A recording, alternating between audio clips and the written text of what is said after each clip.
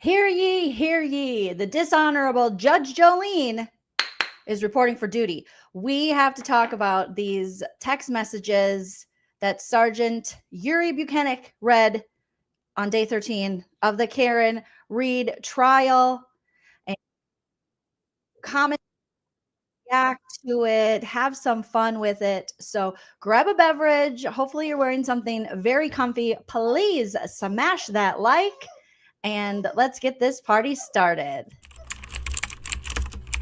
Chen! Chen! Chen! Chen!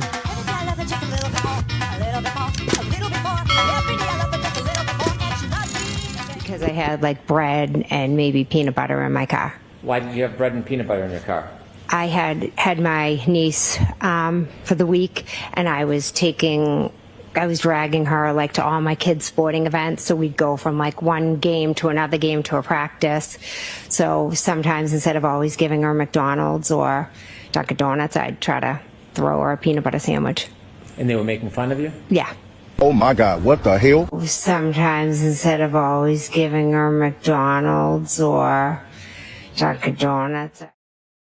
Hello, everyone. Welcome back to my channel, stand-up comedian and sometimes dishonorable judge, Joleen Lunzer, here to talk all things Karen Read retrial, aka trial number 2. You guys, happy Saturday. Let's get some first things, our first little housekeeping things out of the way. Please smash that like if you haven't already. It's a great way to support the channel, and it lets the YouTube algorithm know that we are live and invites other people over. If you think, you know people, enemies, friends, family's enemies that you think would enjoy my commentary and reactions to this, please send them my channel. Hit that subscribe if you haven't already. And if you want to support the channel further, you can always join my YouTube membership where you can get bonus content. You can have access to members only lives and also emojis to use in the live chat.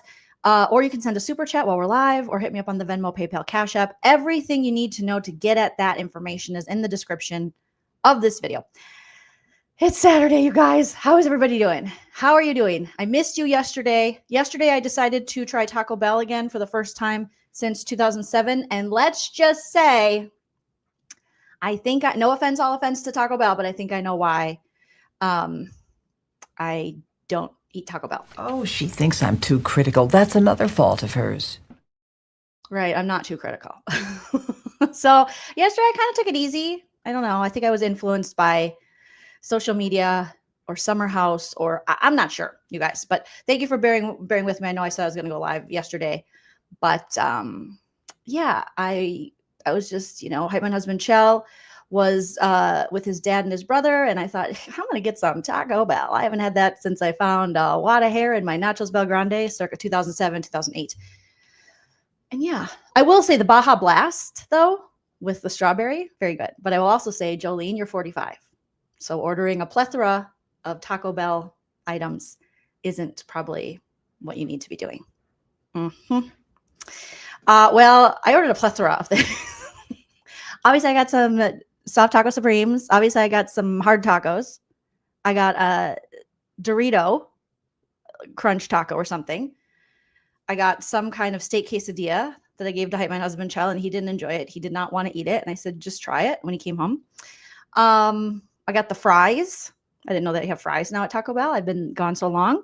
I ordered a bean and cheese burrito, just some classics, and then I tried a couple new things. The only thing I really liked was the Baja Blast. So every decade I'll try that. And then I was like, I don't feel so good. I got to lay down. So I just laid down, and yeah. Anna says Taco Bell breakfast is the only place for me. I don't trust it beyond that. I know. I don't know. I thought maybe I'm just being too judgmental. Judge Joleen. But I think I should just listen to my body. Listen to your heart. The fries they were good, but I didn't need to be eating all those fries. All right, you guys. I went on a little too much fun. All right. Ben, how many likes do we have to get in this live for you to block Taco Bell? Ben is here, and Ben is our channel blocker. So if we hit our like goal, Ben starts blocking. A lot of times it's the Real Housewives, Bravo celebrities from the pop culture stuff, but now we can also include Taco Bell. in that. So, bonjour, digital carnival, ça va? Ça va bien with me. I'm ça va bien. I wouldn't say très bien because of yesterday, but yes. Okay, so smash that like. Remember, you guys, we are going to be having a good time. You know, we find the funny and shit. I'm very opinionated, but that doesn't mean you have to have the same opinion as me. You're welcome to sound off in the live chat in the comments section, and we can agree to disagree. Or in the live chat, we can respectfully agree to disagree and try not to call each other heifers. Oh, half of you got to go. You got to go by noon today. We got the dog. Oh, y'all just set it up. Y'all set it straight to the Yeah, we heard the dog. Ugh, I miss Felicia from Big Brother. Also, everything I say today is true, except for the parts that are clearly false. Everything is alleged and for entertainment purposes only, so don't sue me. Allegedly. But we have to get into this day 13. I'm sure a lot of you have watched the Sergeant Yuri Bukhenik. Yuri Bukhenik. All right, is what I was calling him. He testified over the last 2 days of the Karen Read trial, and all day yesterday, the 13th day of the trial. And it was something, all right. So we're going to just look into, I'm not going to go back to Thursday's cross-examination or testimony or direct or cross. I'm going to start with Friday's cross, which will take us into the text messages. So Yuri Bukhenik, friend and believer in Sergeant Michael former Sergeant Trooper, whatever, Michael Pooper Proctor, was testifying because it looks like there was breaking news that they are not going to be calling, at least the prosecution, the Commonwealth is not going to be calling Trooper Michael balloon knot. She got a leaky balloon knot. No nudes yet, Proctor. So instead, Yuri was supposed to pick up the pace. Yuri was supposed to ring it in for the prosecution. And he was rough. He's been very rough. He's an a-hole and difficult, très difficile, as they say, digital carnival, très difficile. And he wanted, Webster's dictionary, definitions of words. He couldn't quite, it was just so clear that he was being smug and a smartass and evading questions. And then when he was asked about Michael Proctor and if he thought Michael Proctor, his investigation and him as a lead investigator, which he couldn't even admit he was lead investigator. So Alan Jackson had to show him here he is again, and here he is, and signed off of this and this and this and this and this. So is he not the lead? Auntie Bev herself has recognized him as the lead investigator. And he said, do you think that, this was a case that was handled with integrity and Michael Proctor being involved? Was that just full of integrity? And he said, yeah, I do. And it's like, sir, hi, objection. He was fired for the way he handled that investigation with Karen Read and how inappropriate and disgusting of a human he was. Sir, objection. What does Michael Proctor have on you? Did you guys share nudes? No nudes. Yeah, Kelly, exactly. He's like, oh, it was top-notch detectiving. We detectived the shit out of that. Oh my gosh. How did he end up reading those texts in court? It looked like, again, I'm a comedian commenting on this, but it looked as though they needed someone since they might not even call Higgins in. And this way, I think they were able to, with Bukhenik, I think they were able to even read more text messages. So we got all the time. You guys, oh my God. And I have to be honest, I have watched most of the testimony with the text messages because how could I not? Okay, while I was eating Taco Bell, I had to, do something to nourish my mind as well. So I watched that and I was like, oh, I wish I could go live right now. So right now, we're going to jump right into it. Okay, we're going to be playing it. I'm going to be stopping to commentate, make jokes, make fun. I want you guys to sound off in the live chat. Let me know all your thoughts, hopes, dreams, and opinions when it comes to this trial. Let's have some fun because this guy is just an idiot. All right. Shout out to the trial channel. They have already put together both days of Yuri Bukhenik, of his direct examination and cross-examination on their channel. Let me drop the link for the trial channel here because they're just so amazing. I want to give them a like on this and go show them all the love. And what they do, if you guys are unaware, is they remove all the sidebars. No sidebars, which is so nice. So go subscribe to them, show them all the love. You can watch all the testimonies in their full glory with no sidebars and just get right to it. So I dropped a link in the live chat. I'll drop a link as well in the description. Let me just add it here. While I remember, you guys smash that like if you haven't already. Let's set a like goal for 200 and then Ben sound off on the chat. Once we hit 200 likes, will you be blocking Taco Bell? And who else will you block if we hit our like goal? Which you guys have been killing it with the like goals, and I appreciate you so much because it means the world to Judge Joleen. Okay. Poopa Procta, Poopa Bukhenik, the dynamic duo of douchebags. All right. So let us pray.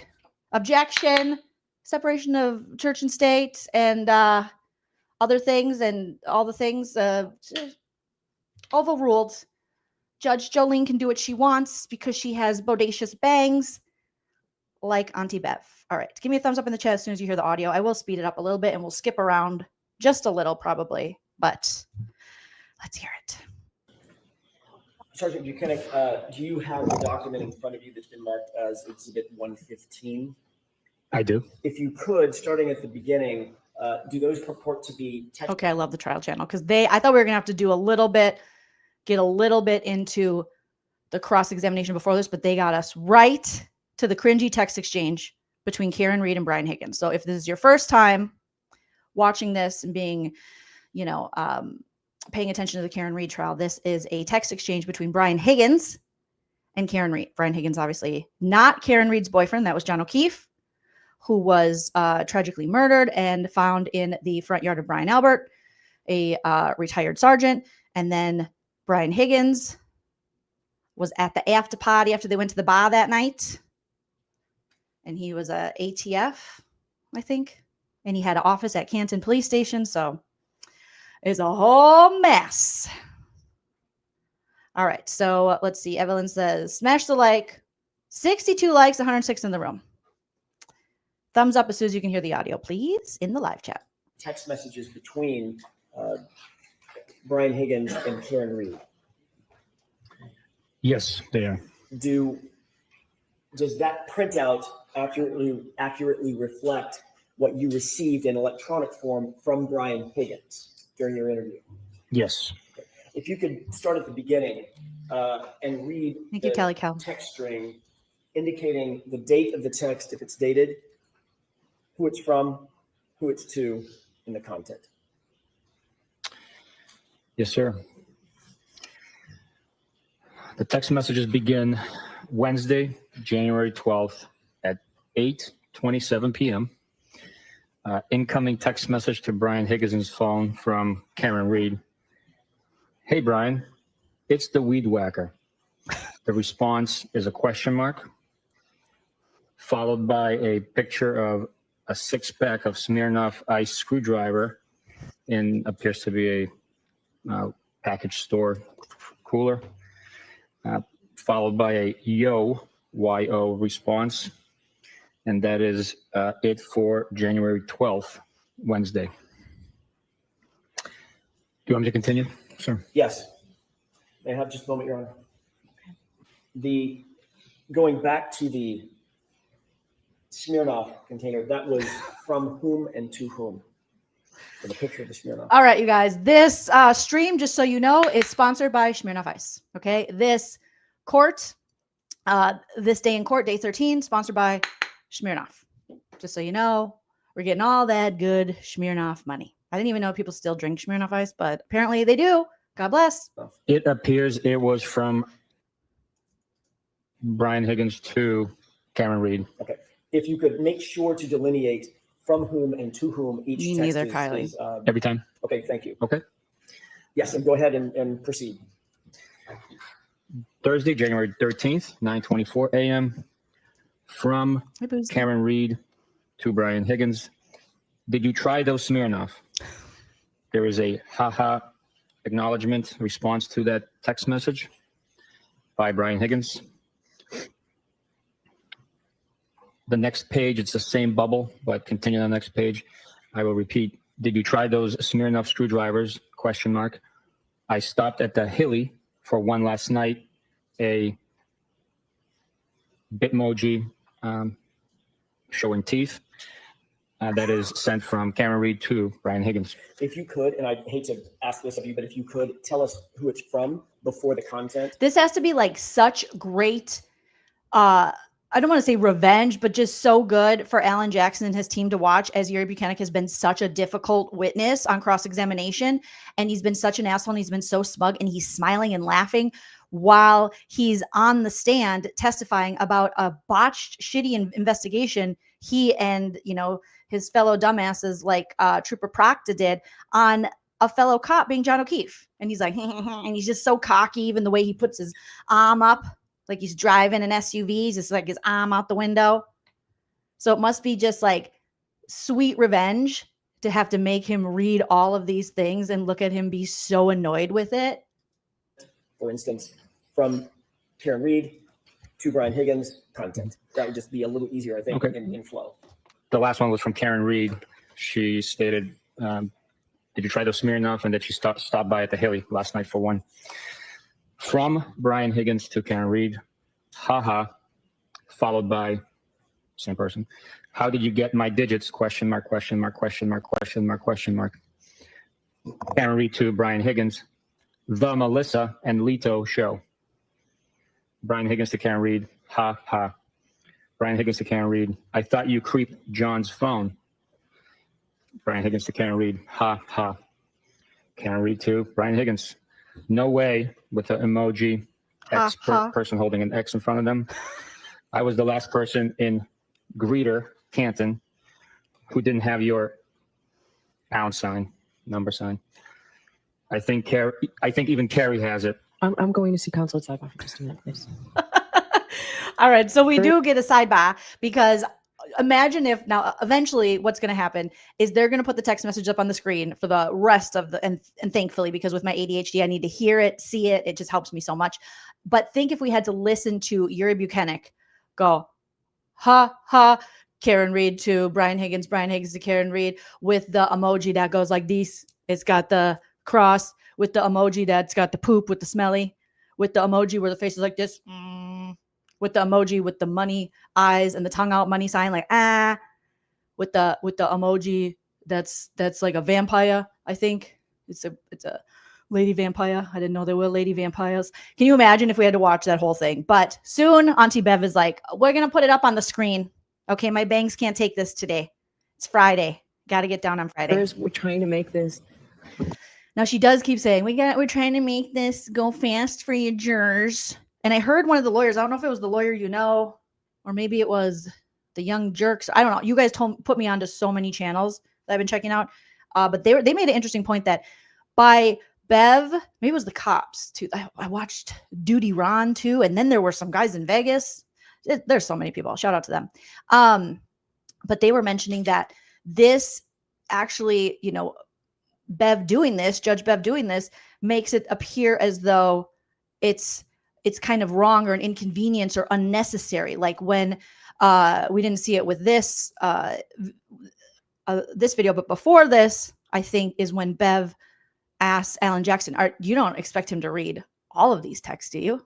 And Alan Jackson's like, yeah, I do. All that stat? Yeah, I do. And I guess, he has every right to ask him to do that with his cross-examination. And Bev being like, oh. And I guess she's done that a few times, and that can definitely influence the jury on how they feel about the information they're about to hear. So I thought that was really interesting, something I didn't think about because, I'm not a lawyer. I'm just a comedian. So let's keep listening. Yes, Sean, Auntie Bev has such beautiful hair. Her bedroom voice cracks me up. Shout out to Bevy. Easier for everybody to either read or listen to or look at. So we're just going to take a minute. We think that we have this document here.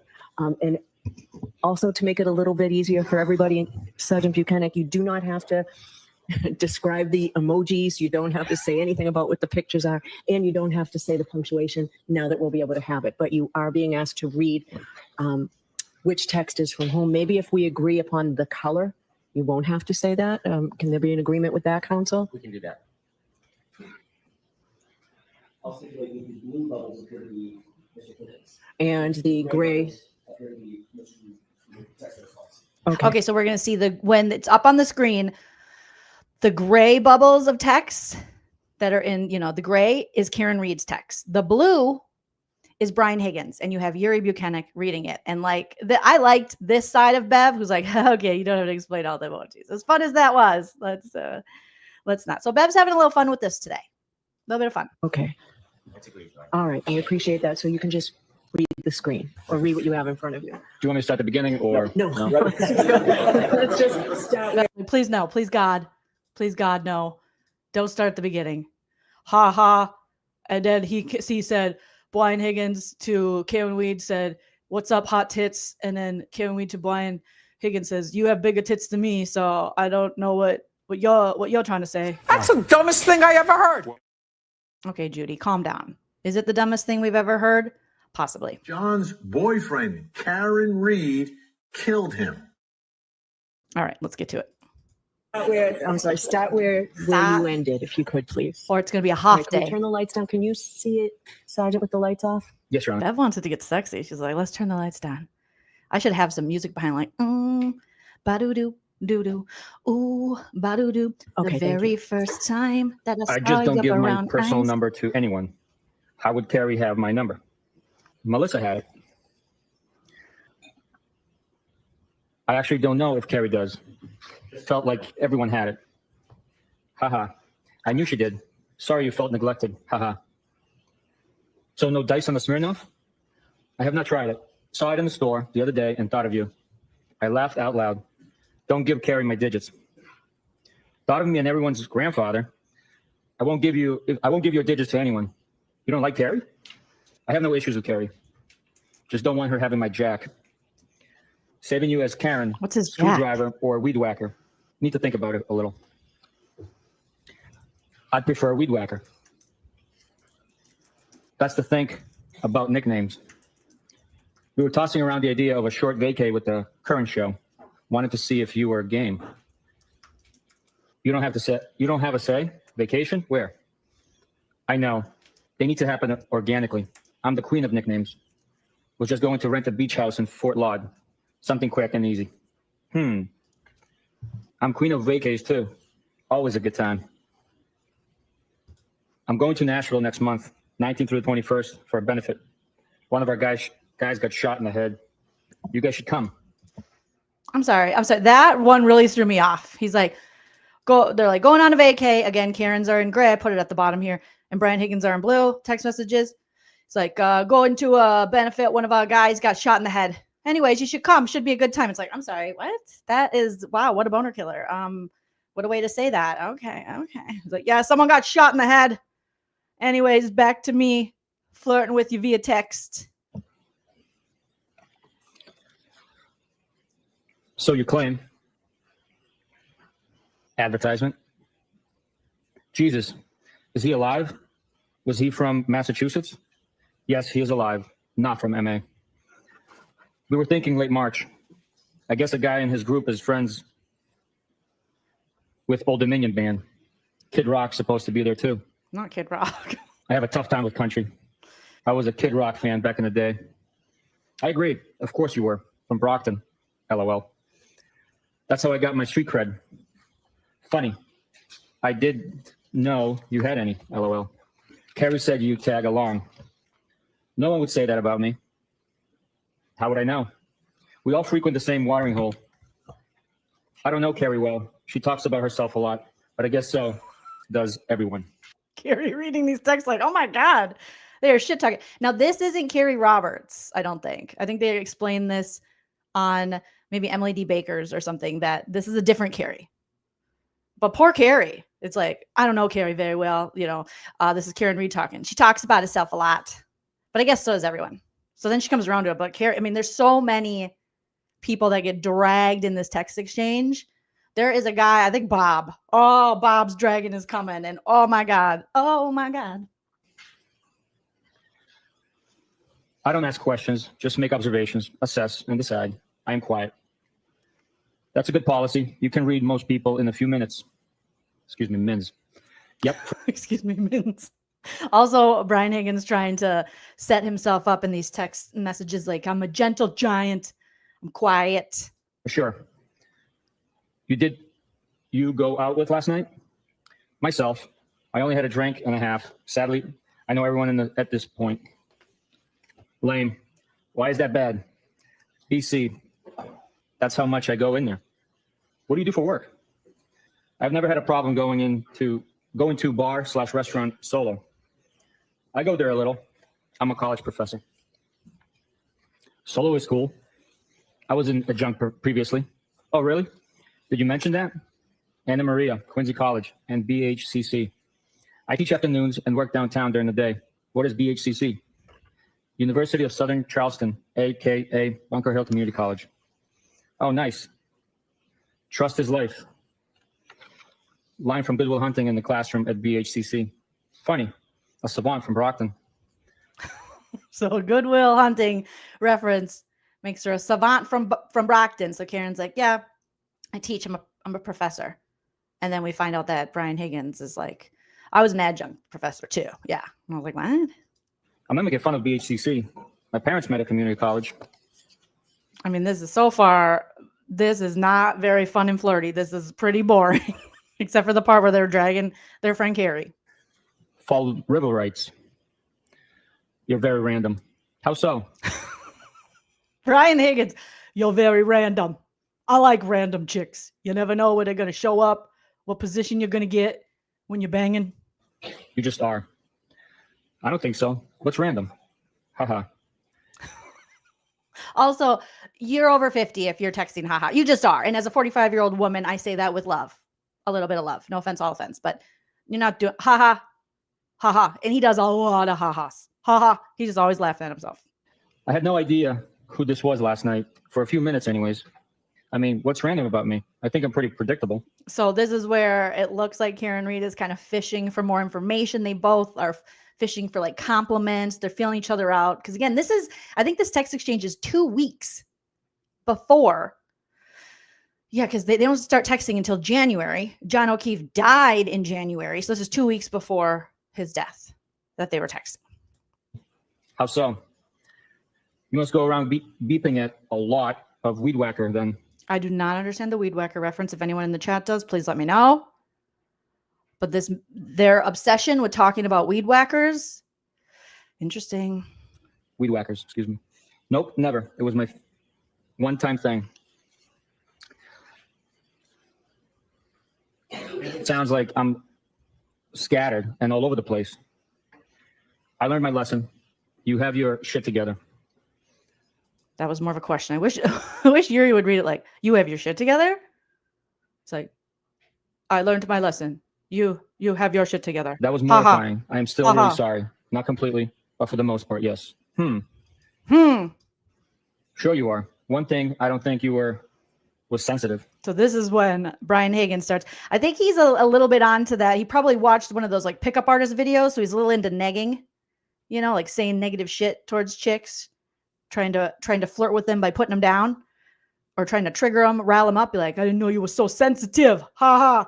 You got sensitive tits. When was I sensitive? To the weed whacking incident. I just snapped when I think guys are being creeps. Can't help it. I'm not a creep. What is this emoji? Is this guy humping the weed whacker? I don't understand it. But now we have some kind of thing with a guy and a weed whacker. Okay. No, you're not a creep. Nope. You're kind of a loner, which I used to be. Not really. I have a ton of buddies, but I only let a handful of friends in that I am tight with. He's the regular Jordan Catalano of the frickin' Canton area PD. So you think you got me figured out? Circle of trust. Yeah, I said loner, not loser. I assume you know a lot of people. You never really can figure anyone out completely. Your dad died? The transitions in this are horrible. Hey, what you doing, babe? Can't believe you text me. Wow, Carrie sure is annoying. Talks about herself a lot. Anyways, yeah, you should meet up with me. I'm going to a benefit. Guy got shot in the head. Okay. Yeah, weed whacker. I'm not alone. I'm not a loser. By the way, I heard your dad died. What? When you were young? Like, who texts like this? I'd be like, stop texting me. Why are you bringing up my trauma? Karen Read is like, yeah, anyways, your dad died? What? I thought, are we not flirting anymore? When you were young? He died in March of 2020. I am so not a loser. You won't figure me out, LOL. No one is a loser. I just didn't mean loner to imply friendless. I'm sorry, that's recent. It wasn't COVID, was it? Well, now we're bringing up the pandemic. I mean, boner killer. Cancer. I know you date girls who don't lock the house behind them, and you arrive private and observant. I'm sorry. What kind? Lung, brain, kidney, and pelvis. God. How do you know all these things? LOL. He's like, how do you know all these things about me? You're funny. Huh? What? Why is she funny? She just talked about your dad's death, and then you were like, yeah, this cancer, that cancer. Anyways, you're funny. Huh? Yikes. Wow. That's rough. Jesus. I'm sorry. We chat a lot at the hillside. Don't be sorry. Life is hard sometimes. I always figure it out. Who chats? Life is hard, but losing people is the hardest. So I'm sorry. We chat. That all you got? We chat? Sure. You're from Brockton. Spit it out. You and I chatted about the girl. Again with the negging. Oh, yeah, you're from Brockton. I'm busting balls here. Idiots. Yeah, because you're an idiot. I don't know where Brockton is. Massachusetts people, feel free to tell me. Is that like a known thing that you just rip on? Like, oh, you're from Brockton. Figures. Spit it out. Today, Junior. Like, I don't know the reference there, but if you do, let me know. Who kept forgetting the door lock. Oh, she has been out of play for like 3 months now. Out of rotation? Nah, just out of play. I am solo, no rotation. I am not a hoe. Solo?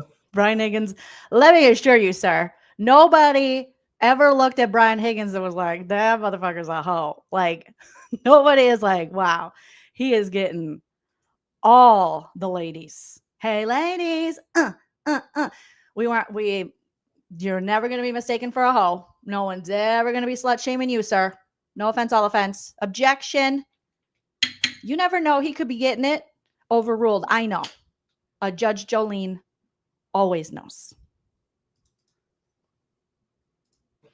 Solo, like no rotation, or woman for that matter.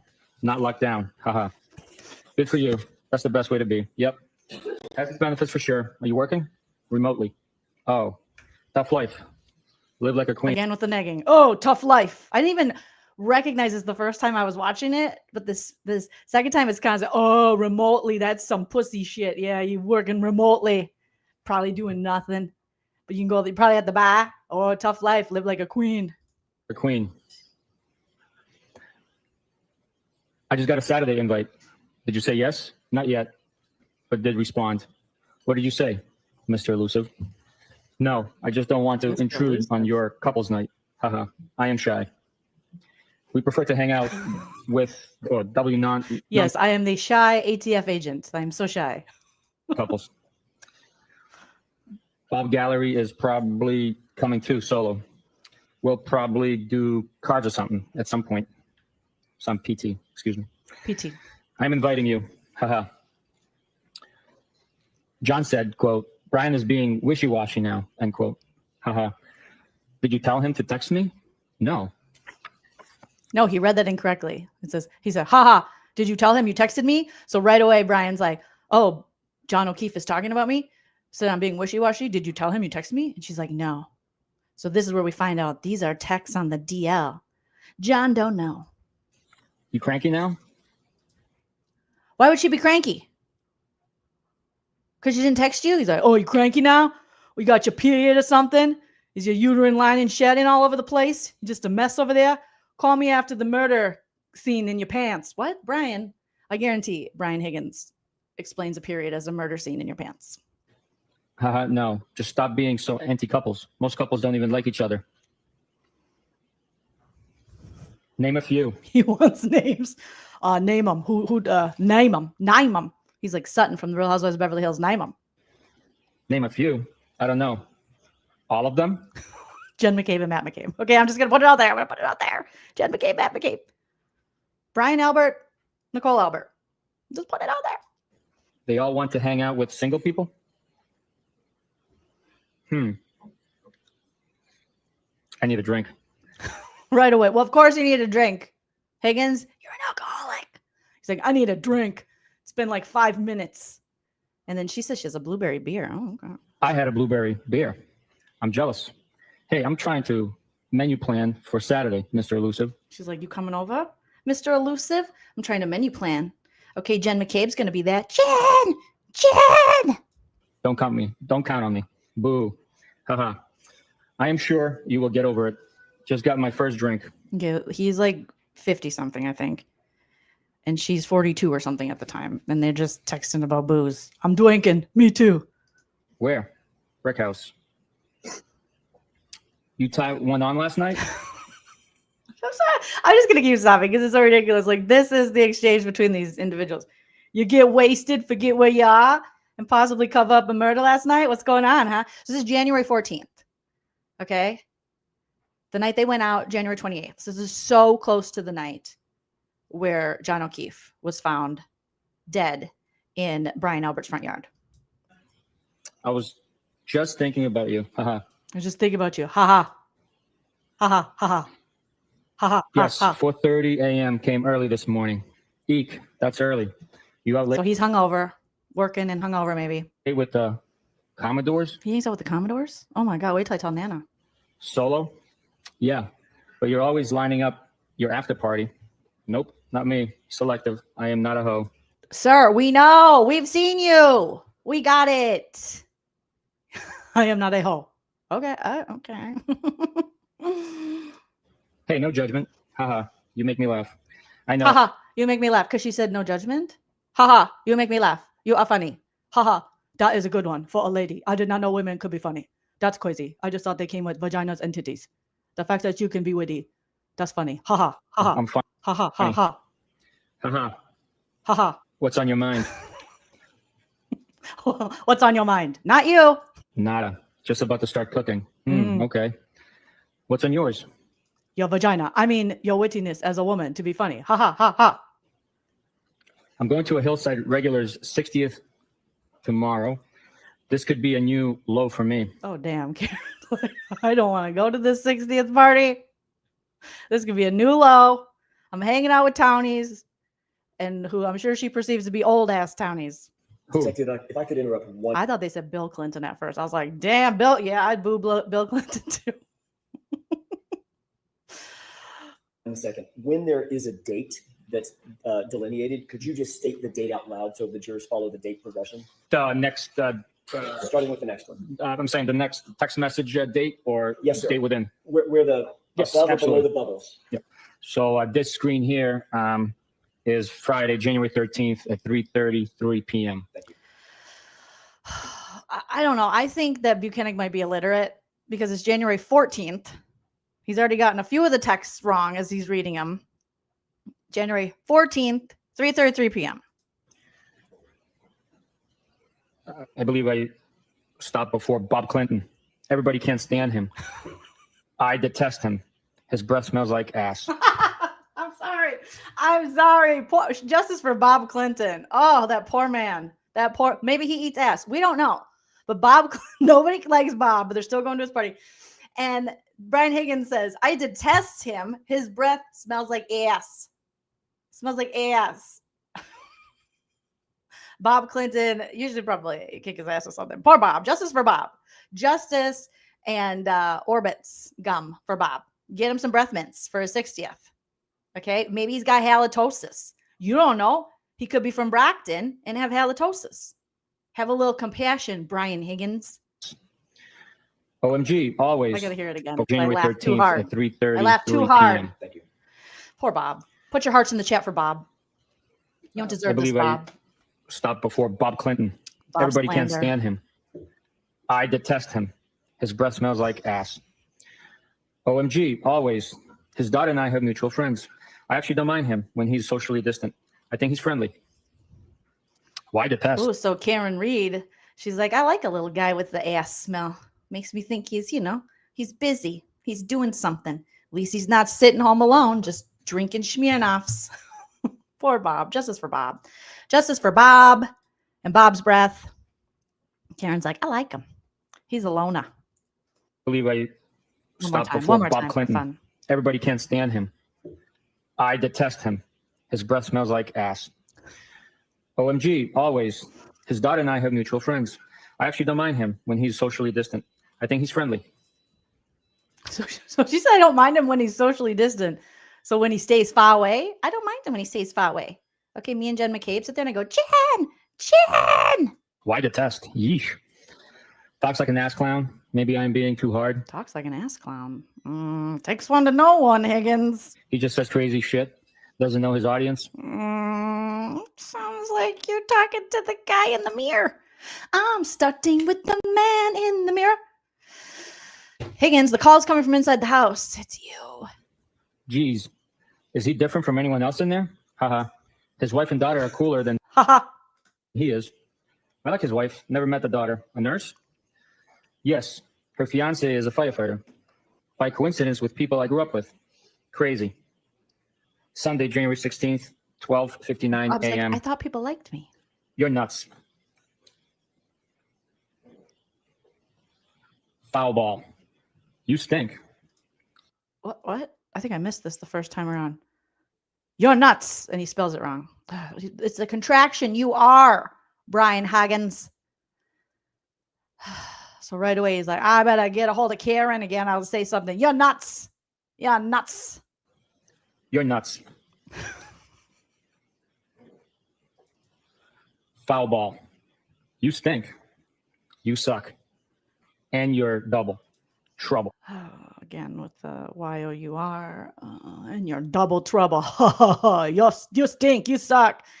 I think she hates him. You're hot. Oh, Karen, now you just made me into a liar. Karen must have had a couple blueberry beers under her belt. She's like, I'm feeling some type of way. You're hot. And look at right away. He's like, are you serious? Me? Brian Higgins? Are you serious or messing with me?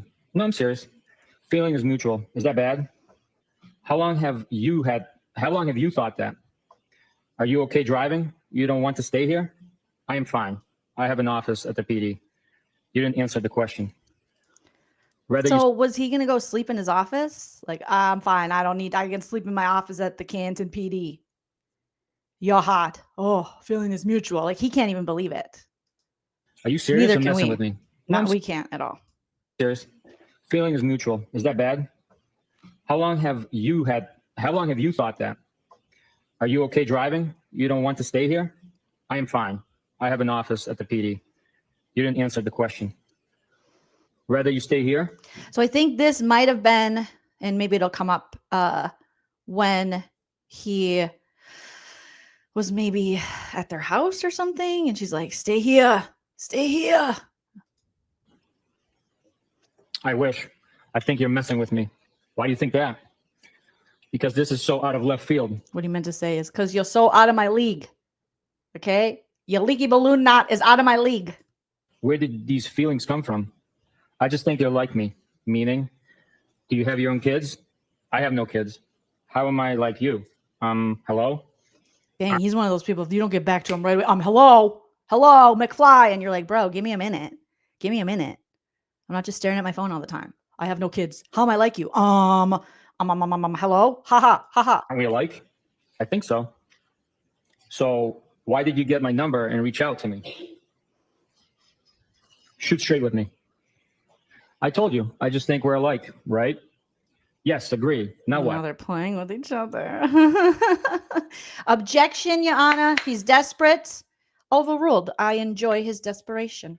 Okay? I enjoy a loser man's desperation.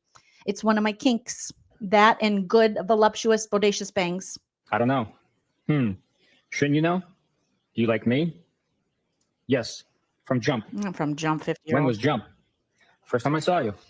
When was that? You can't say from Jump if you can't even jump, Brian Higgins, because I just don't think, and I'm not saying I'm the biggest jumper and just out here doing cartwheels. But I don't think this guy's jumping. So if you can't jump, you can't say from jump. Those are the rules.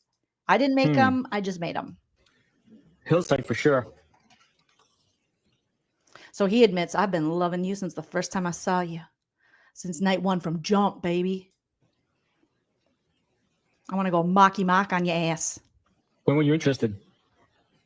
I don't know. You're just my type. Jeez, he's asking so many questions. It's kind of killing the lady boner. If she says you're hot and she likes you, you don't want every detail. He's like, when was it? What was it about me? Was it my eyes? Was it a sparkle? Was it a twinkle? Did you like my jeans? They knew I got them at Kohl's. They were having a deal. Yeah, ever since they shut down Sears. I like to go to Kohl's. I had Kohl's cash, and I got these. They said that Flair's coming back, so I got a little Flair on it. Kendrick Lamar had Flair. Wait, this would have been before Kendrick Lamar, but you know what I'm saying. You think you can handle me?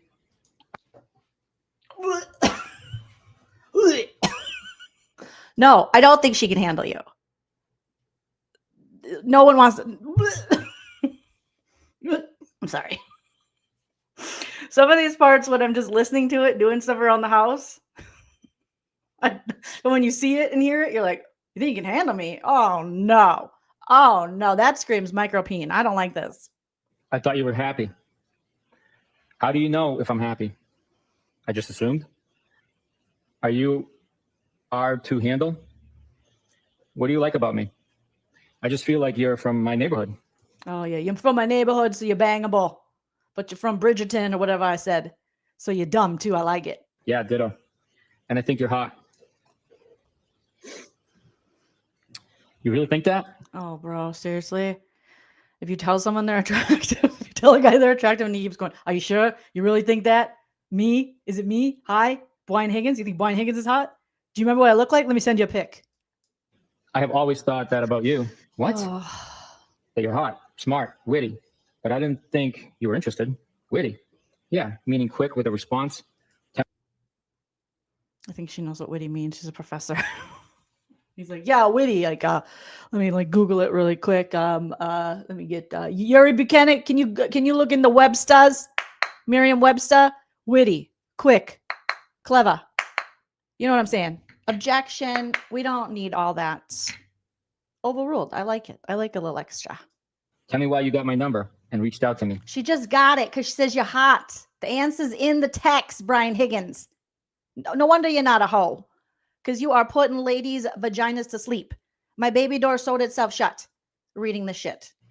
Just thought we were the same, from the same neighborhood. What is with this? Is this a thing in Massachusetts? You're from the same neighborhood, so we must bang. We got to talk. We like it. You're hot. Are you from my street? Did you grow up on Mackenzie Street? Oh, yeah. Oh, yeah. I grew up over on Dropkick Murphy's Avenue. Yeah. Oh, we got to get together. Is that a thing? You're from my neighborhood. So we must be attracted to each other. Are you afraid to say what's in your mind? On? What's in or on?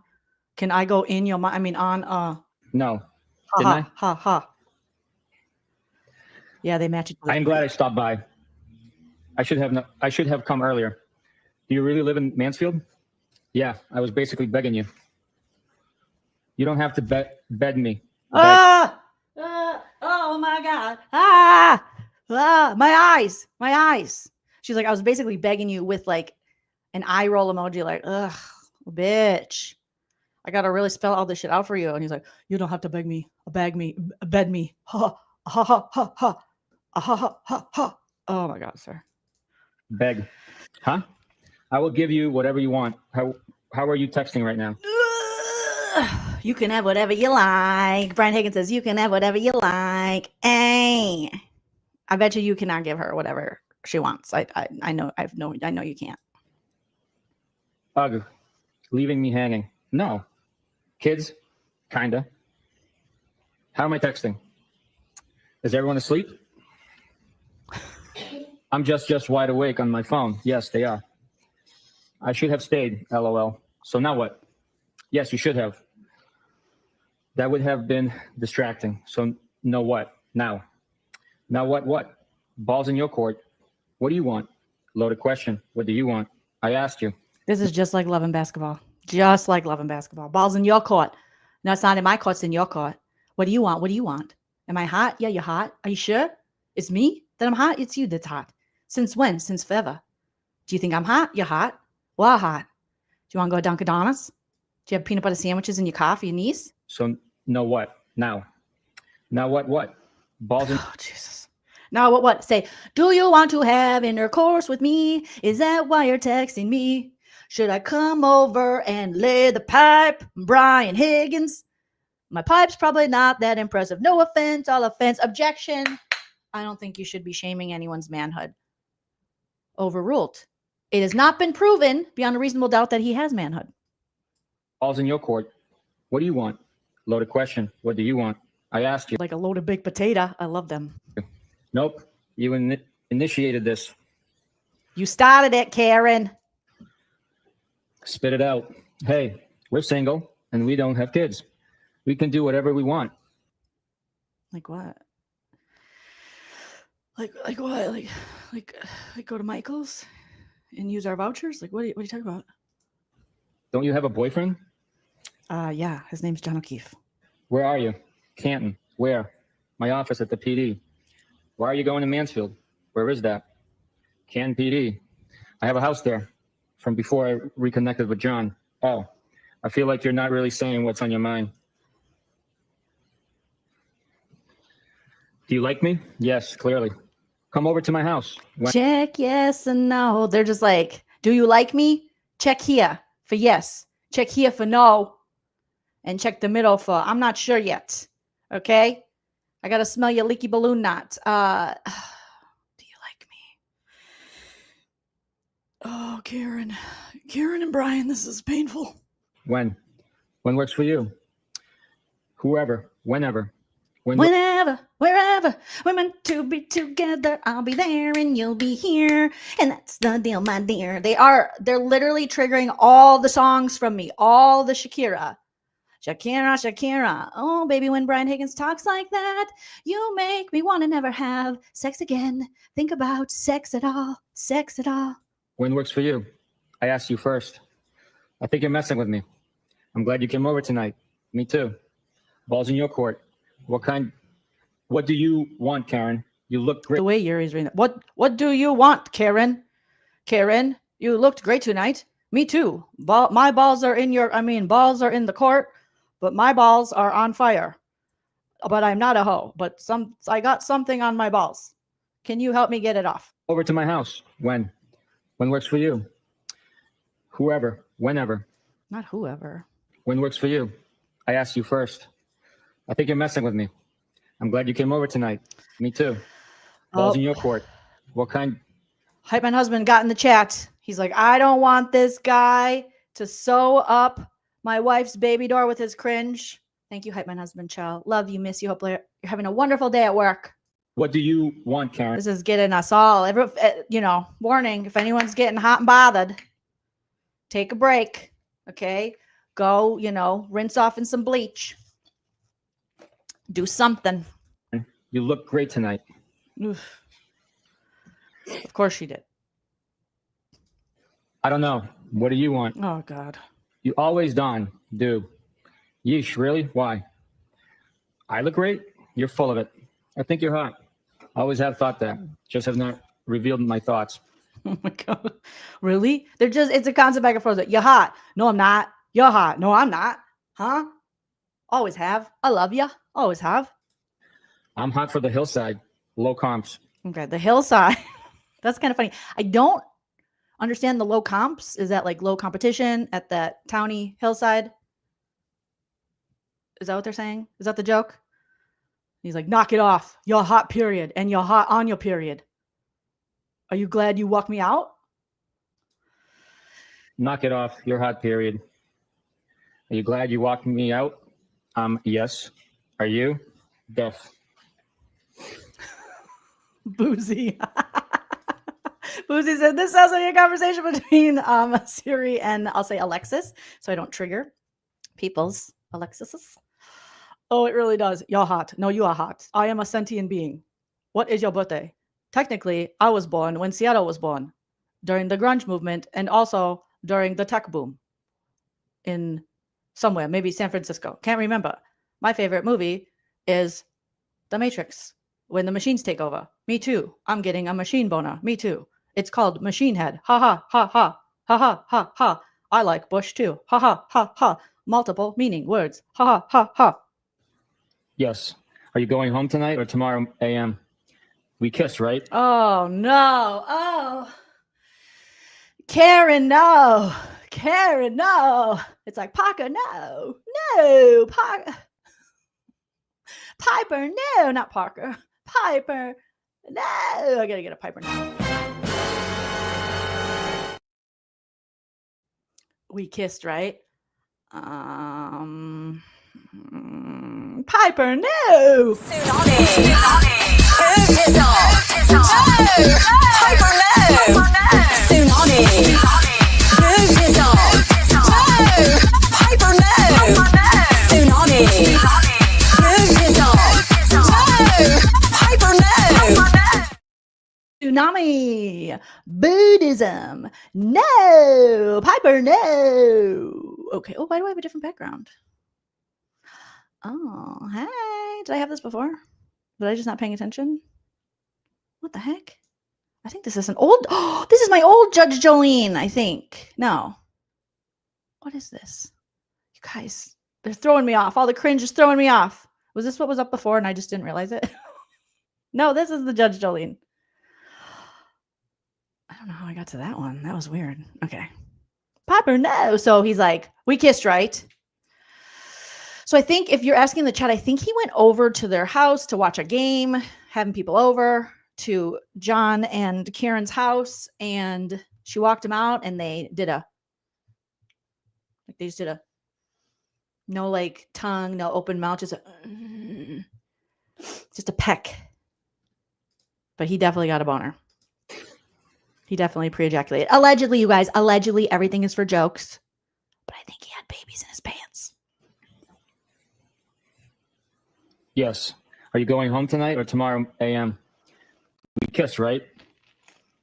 Is this a trick question?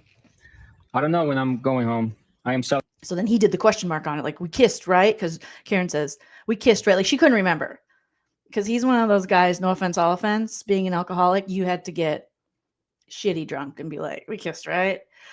Okay, I thought that was a nightmare. That's, whew, okay. We did? Okay, cool. I'm selling my house. What a trick question. We kissed, right? Is this a trick question? I don't know when I'm going home. I am selling my house. What a trick question. Are you moving to Canton? I am following your lead with this. I live here, but I have a property in Enfield. Why my lead? I don't want any responsibility. You started. She just wants illicit smoochies. Following your lead with this. I live here, but I have a property in Enfield. Why my lead? I don't want any responsibility.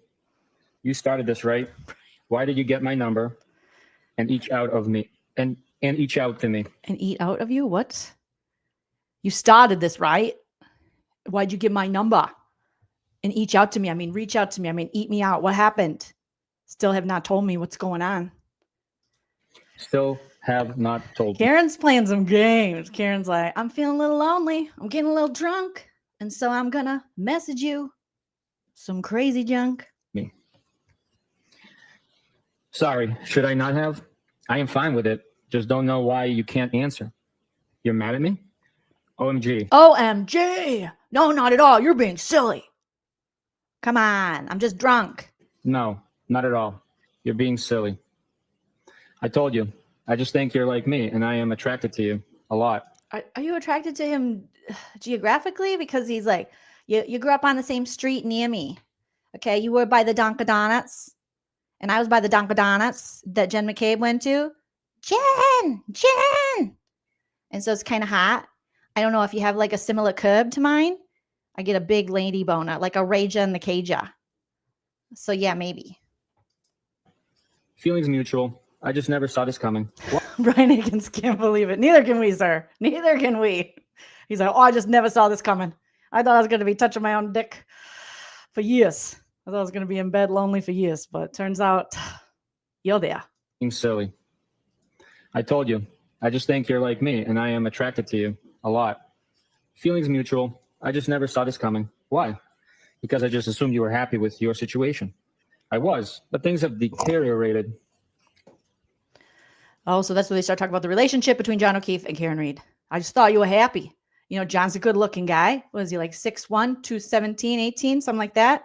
6'2", 6'1", I don't know. Thought you were happy. At the bar, you look happy. Why? How so? What did Melissa say when you asked for my number? It is A very lot of compound questions. Can she answer one question before we get to the next there, Higgy? feelings mutual. I just never saw this coming. Why? Because I just assumed you were happy with your situation.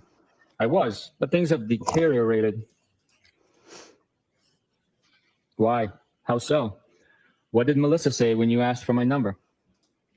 It is very, very complicated. He and I dated when we were kids, and then his sister died and everything got fucked up. He seemed very into you. I just told Melissa that I had your number, but lost it. That's cute. She wasn't suspicious? No, she's great. Does she know you like me? She's a sweetie. We just agreed that you're great. Did you tell Melissa that you like me? Huh? And I love how you guys are saying, just Karen, just get an escort because these guys are losers. Because they're losers. Rumor has it that young woman who was once on Judge Judy is from Canton. Allegedly. Could be a lie.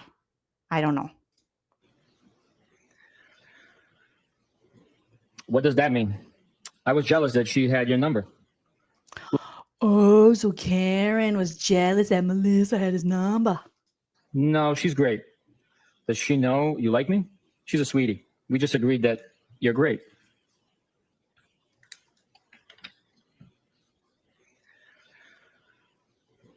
What does that mean?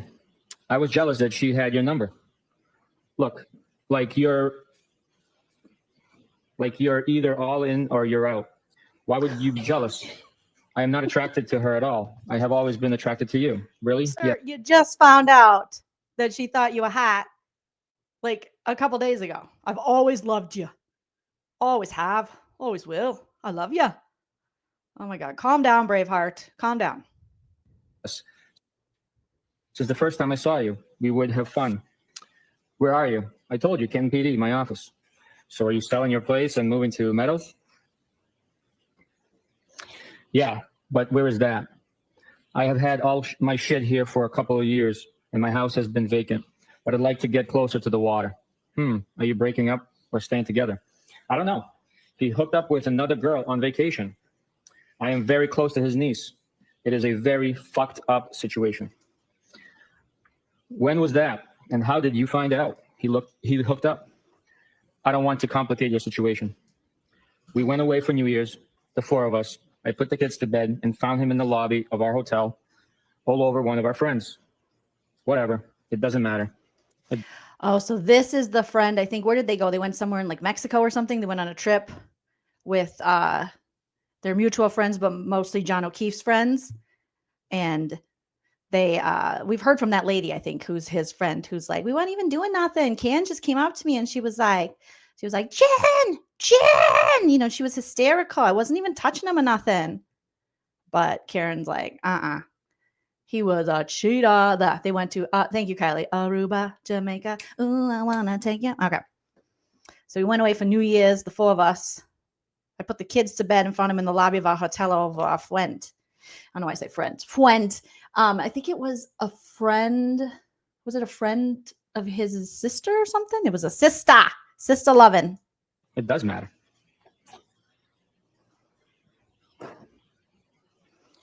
So he was trying to be caring in that moment. Brian's like, I see my in. He's a cheater. I'll slide in. She said, it doesn't matter. It does matter. High five. Empathy. Women love that shit. Whatever. It doesn't matter. It does matter.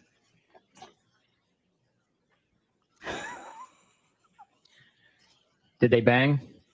Does that matter? And then the empathy goes right out the door when Higgins says, did they bang? Way to approach it very softly, very smoothly, very gently, delicately about her boyfriend cheating and her opening up to you. Did he bang her? Did he bang that other chick? Was she hot? Did she have big tots? The big like Dunkin' Donuts? Sorry, I was just asking. I was just trying to figure shit out.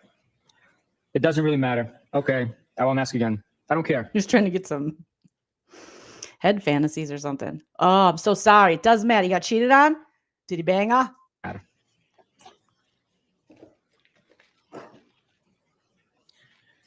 Did they bang?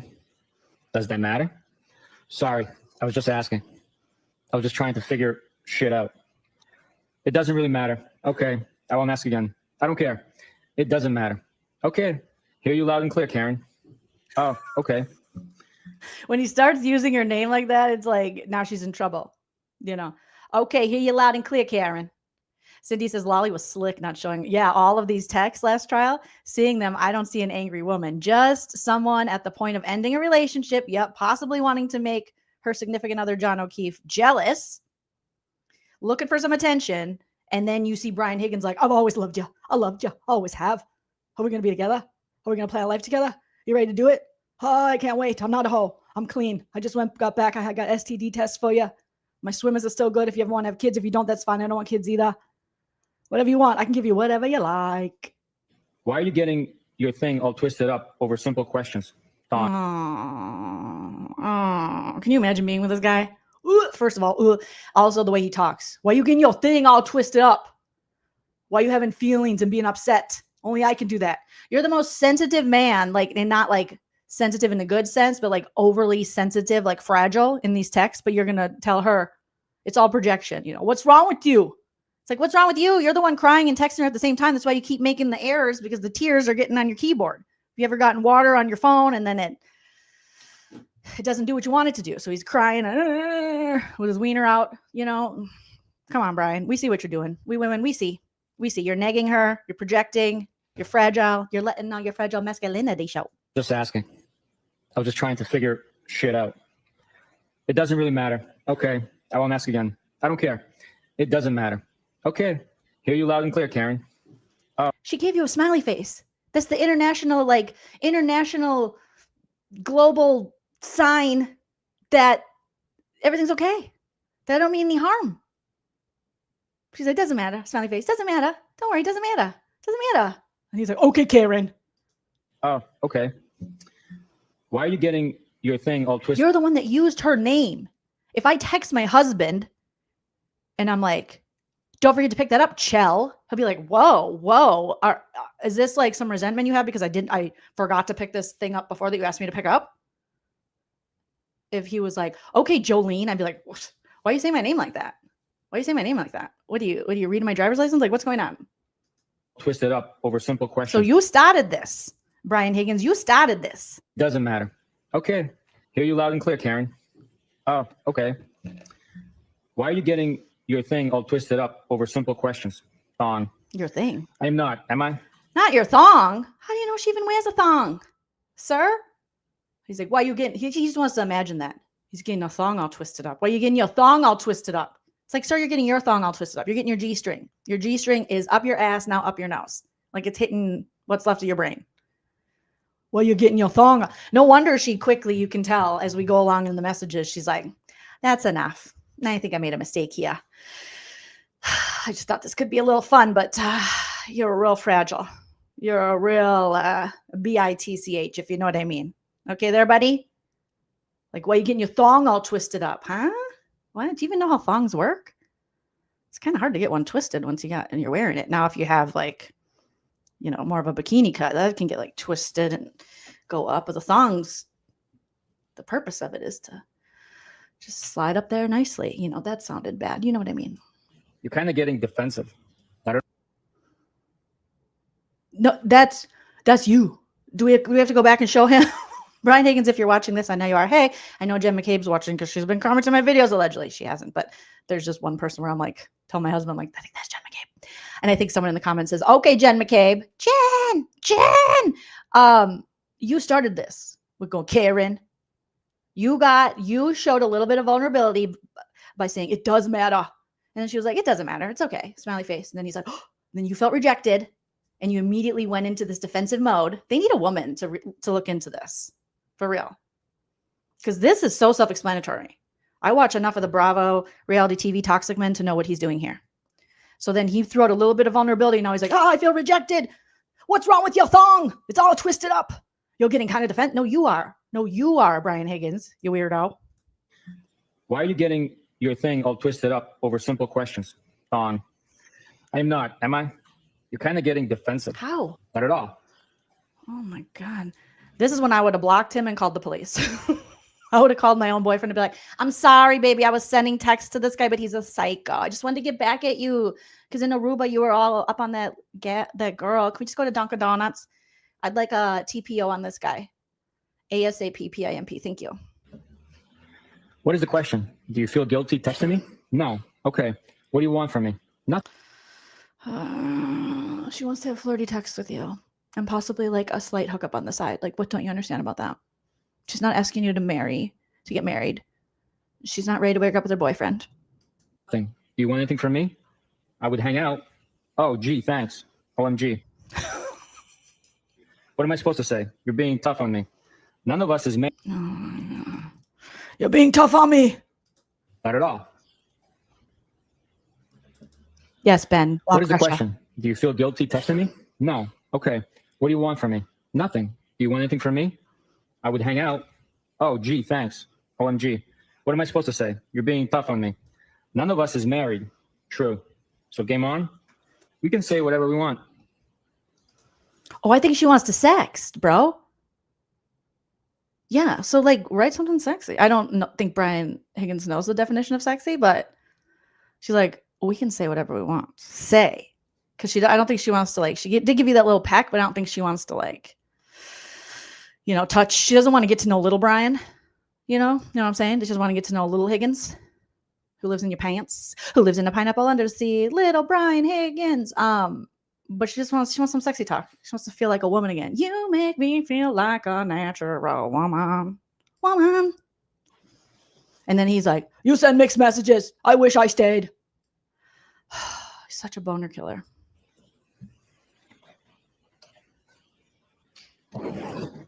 Yuri, what is going on? I think Yuri is like, he's like that kid in school, like when teenagers say they had to, never mind, I'm not going to explain that. That's gross.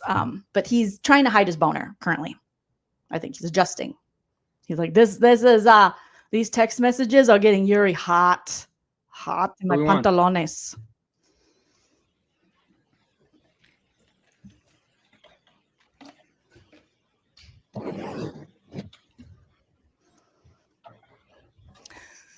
Katie, that is so true because he does start, because at first it's like, haha, what do you want? Do you like me? I am not a hoe. You are a hoe.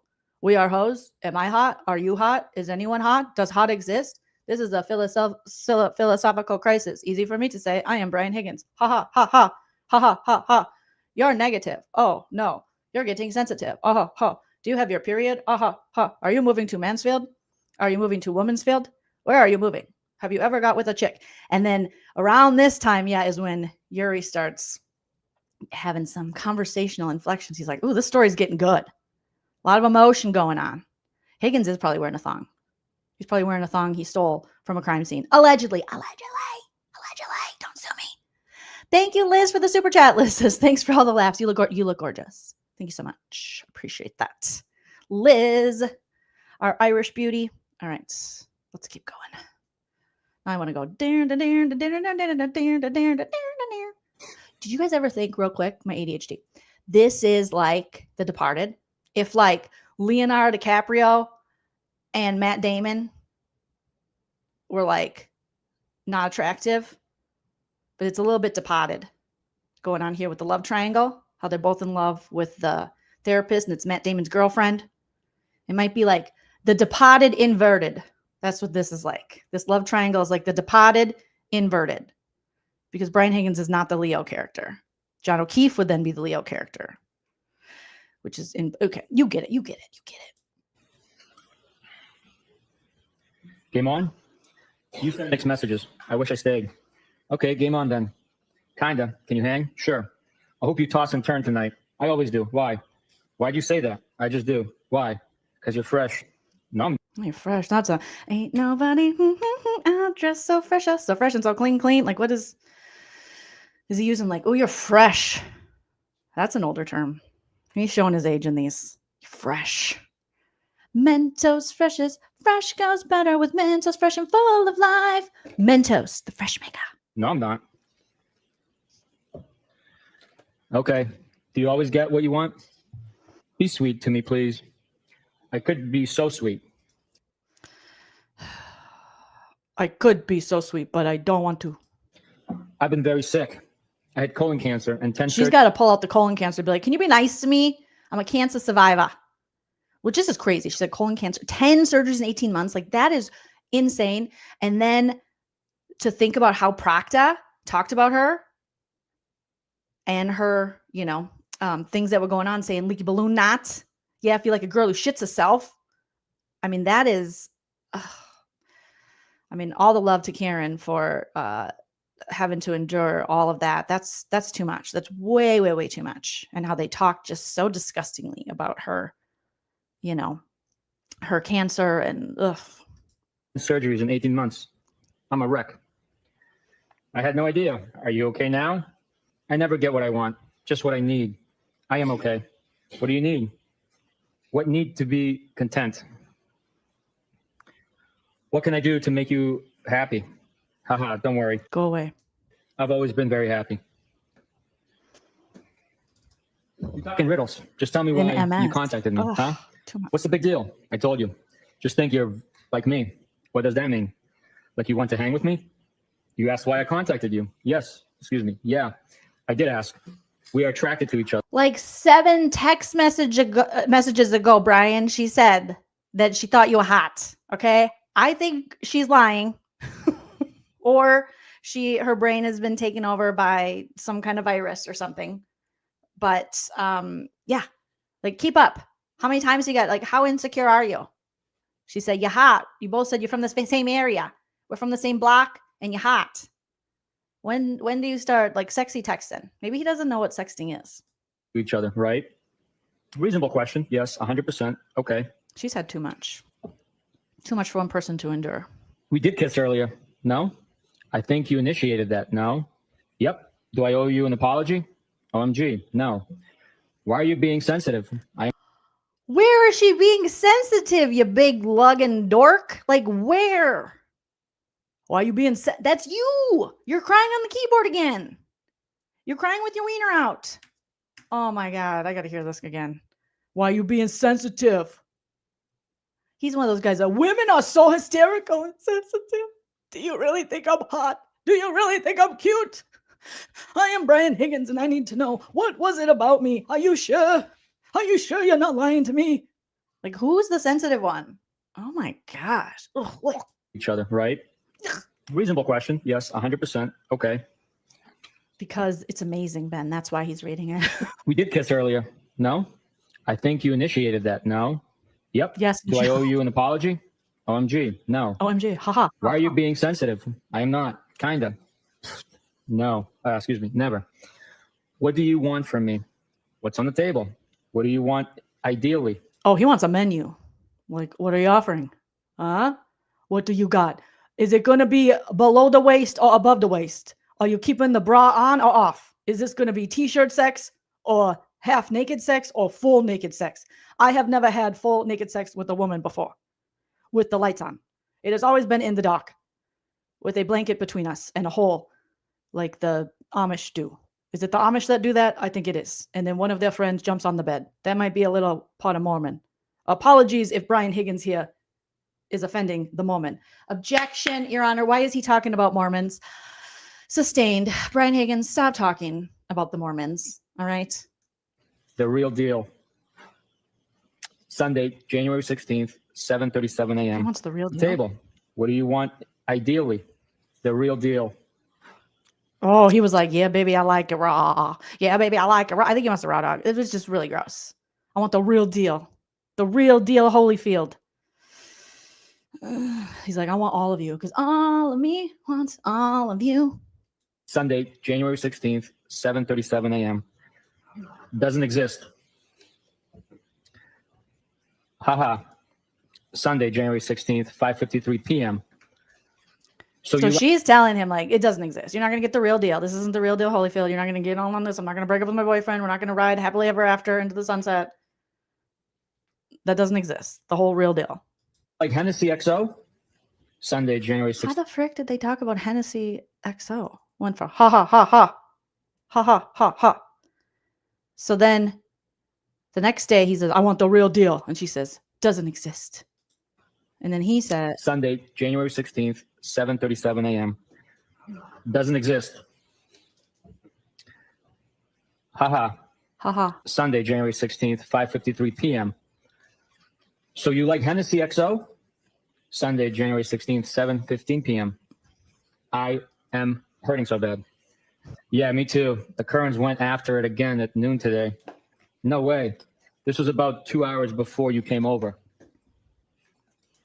So it's a picture we can't see. I think it's of the Kerns, which must be like a family. Are they the ones that, I know there's some people that, there's one couple I think that has Karen's back in this and says they don't believe she did anything to John. But man, these people are just drinking. Just drunk as a skunk all the time. They're like, oh, packed one on again today. Me too. How are their livers?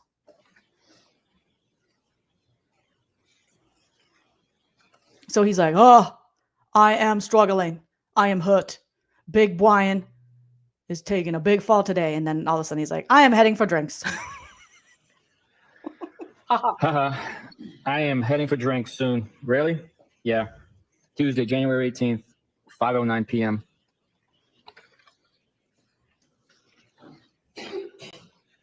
What's on tap? Haha. What does that mean? Usually means, what are you up to? Cute. I just wrapped work. You mean he's never heard what's on tap? Like what's on the agenda? Also like what's on tap for like beer? Like what are you drinking? What's going on? What's the haps and the craps? Old man River's like, what does that mean? Are you being sensitive? You're being a bitch. She's like, no, it just means what are you up to? What do you mean? What am I up to? Are you saying that I can't get it up? No, no one said you can't get it up, Brian Higgins. It feels like you are putting down my wiener and or my balls, and you shouldn't, because they are very big and they get very hard and everybody loves them. What? Stop it, Brian.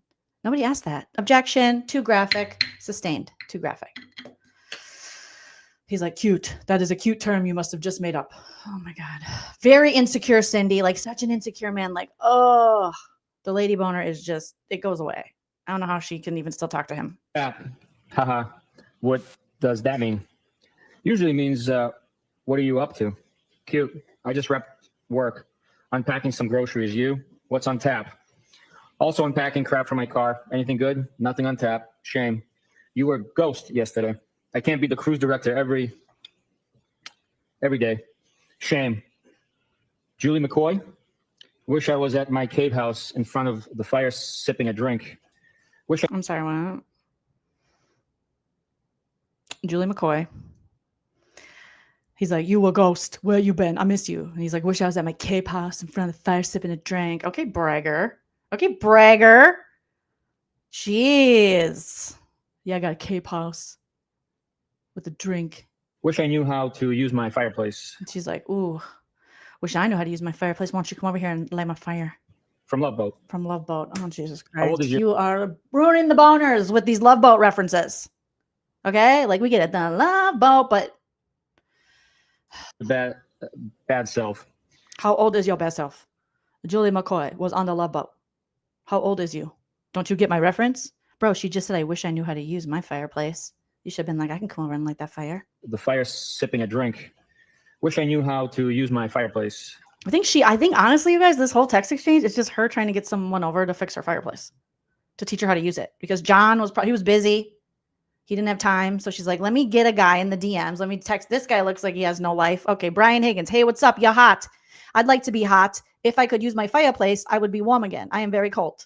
Can you come over? So this is what this is really about.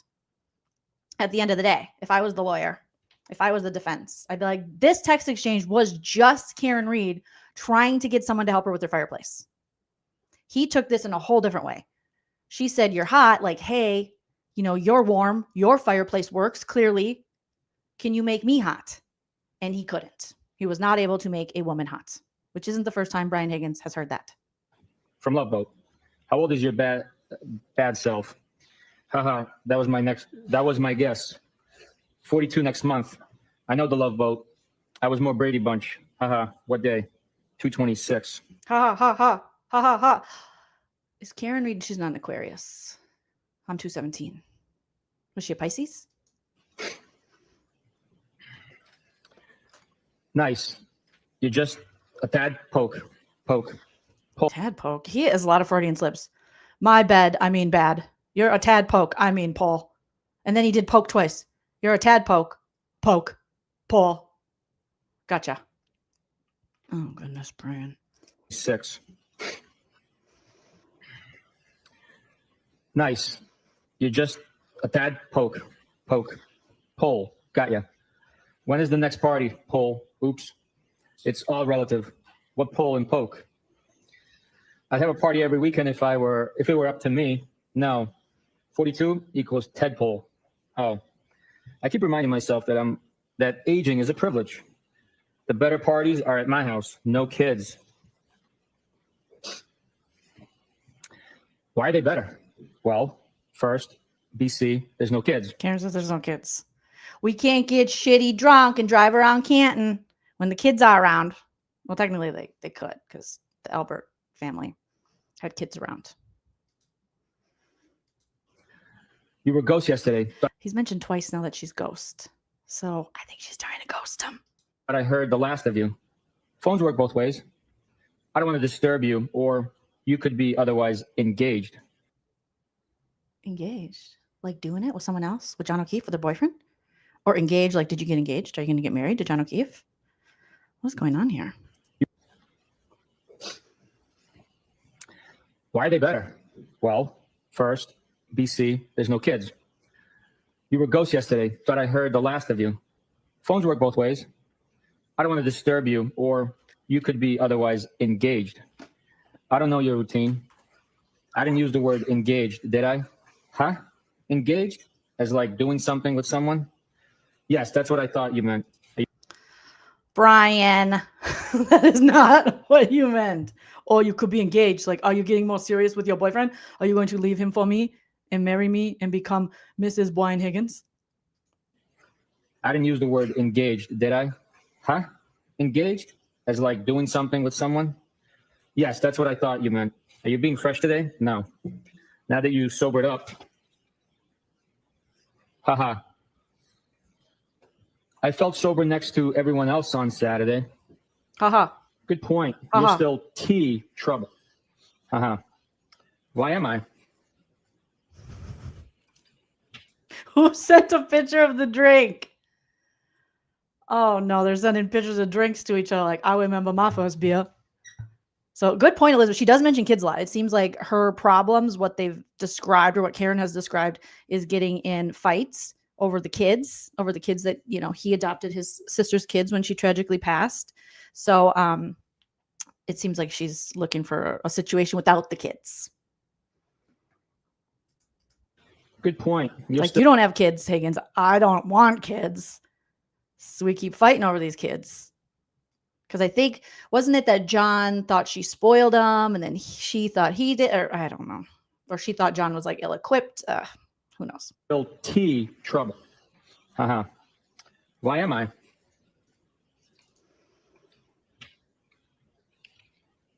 So cringe. Just playing with you. What is that? Whiskey with a big ice cube. Of course, he sent a picture of whiskey with a big ice cube. Wow, big boy drink whiskey out of a little cup with big ice cube. And a whiskey. Jameson, right? Cherry in the middle. Did he just send her a jar of maraschino cherries? You could have just said cherry in the middle. He's like, but these are the original maraschino. I thought it was Massachusetts. Maraschino cherries. I got the same ones as the bar because I'm a big guy. I'm cool. Whiskey. I got the bar big ice cherries. cube. What kind of whiskey?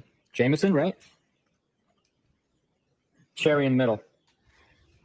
What good does that do? Karen, what good does that do? Oh, okay. Big deal. Right? Can you break it out? Knowledge of big ice cubes is so 2012. Okay. But they're bringing back, like, speaking of ice, the ice bucket challenge is back. My little 10-year-old niece and her friends are running around, and my goddaughter too. Like, I've been nominated. I'm like, oh, I thought we put that ice bucket challenge to bed. I really was like, oh, Massachusetts cherry. No, maraschino cherries. I can't remember. I remember berries. Are you in W Rocks? So good. Yeah. Do you have a 4:30 a.m. bell tomorrow? Why do you ask? Trying to figure out how many whiskeys you're going to have. Depends. I don't restrict myself from having fun. How many? Maybe you should. Maybe you should, sir. I had too much Taco Bell yesterday. You're drinking too much. We have to know our limit. How many Hennessy XOs you having? What the hell is Hennessy? I know what Hennessy is. What's Hennessy XO? Does it come with like little heart flakes or something? Trying to figure out how many whiskeys you're going to have. Depends. I don't restrict myself from having fun. How many Hennessy XOs you having? None. I have none at my house. Haha.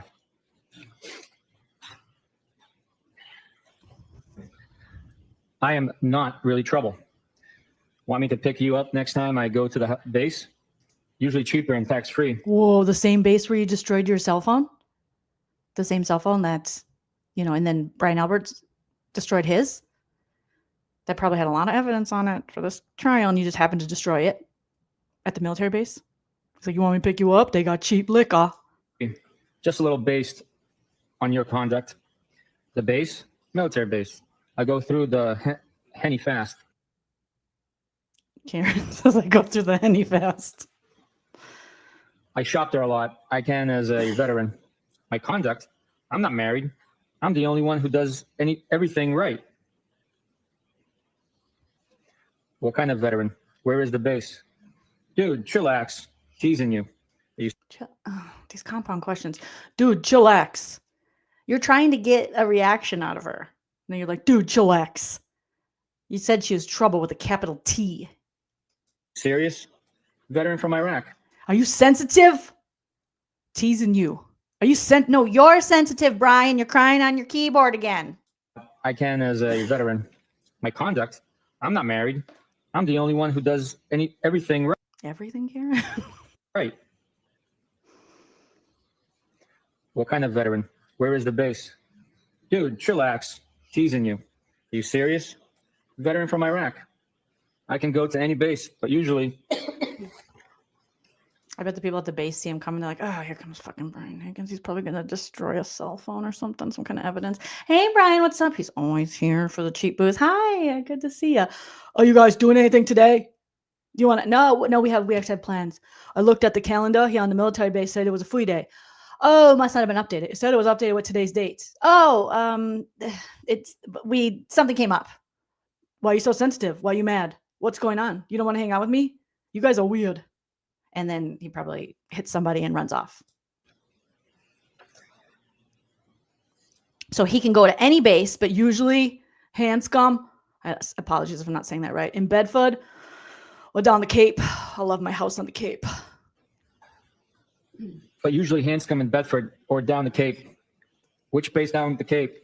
Which branch? Army. I'm not abnormally sensitive. Join base Cape Cod. Yeah, quit calling her sensitive. Like, word to the wise dudes, chicks aren't going to bang you or sext you or any of the above or below, especially the below. If you're calling them sensitive, that negging thing doesn't work. All right, we're getting out of that mindset that we're taught as a little girl. If he's mean to you, he likes you. No, if he's mean to you, he's an asshole. Doesn't mean he likes you. If he's nice to you, that means he likes you. I won't be so hard on you. Oh my God, you're not. You called me trouble. That makes me sound bad. I was just playing with you. You weren't, but that's okay. Stop being sensitive, please. Please stop being sensitive. I'm crying on my boner. I am not. Okay, so what's up? Oh, these two, this text exchange. Ay. Stop being so sensitive. Did you figure out how many whiskeys? You mean tonight? Yes. Not sure. I am flexible and adaptable. Why are you so curious? Are you drinking? I haven't had a drink yet. This is honestly like how I talk to like friends and people I dated. Not even this bad, but like in high school. Like, are we drinking tonight? Maybe a little college, but as grown adults, you drinking? You drunk? You have some drinks? How many ice cubes you using? You got maraschino cherries? It's crazy. Just want to see what you're up. Looking for an influencer. My day was long. I'm an influencer, kind of. A micro influence. You need me? You want me to come in? I can fix this. Okay. Influenced? How? Are you in Canton or Mansfield tonight?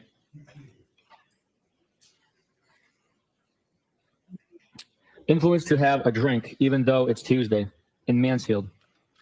How often do you stay there? Is it a nice crib, house, or Not condo? a crib. I stay Okay, here MTV cribs. Calm down. Is it a nice quib? Haha, I'm cool. I use cool terms like quib. I wear oversized hoodies to the bar with flare jeans. Well, maybe a little more boot cut. Have a drink, even though it's Tuesday, in Mansfield. How often do you stay there? Is it a nice crib, house, or condo? I stay here once or twice a week. House. I guess it's nice. I like it. How long have you owned it? How many beds? Rooms? 2017 or 18? 5 bedrooms.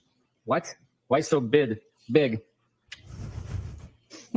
Brian Higgins doesn't like when women talk about big things. He's like, why you like it so big? Why is it so what? How come? Why you like it so big? What's wrong with this smaller? More believable, more economic. What's wrong with that?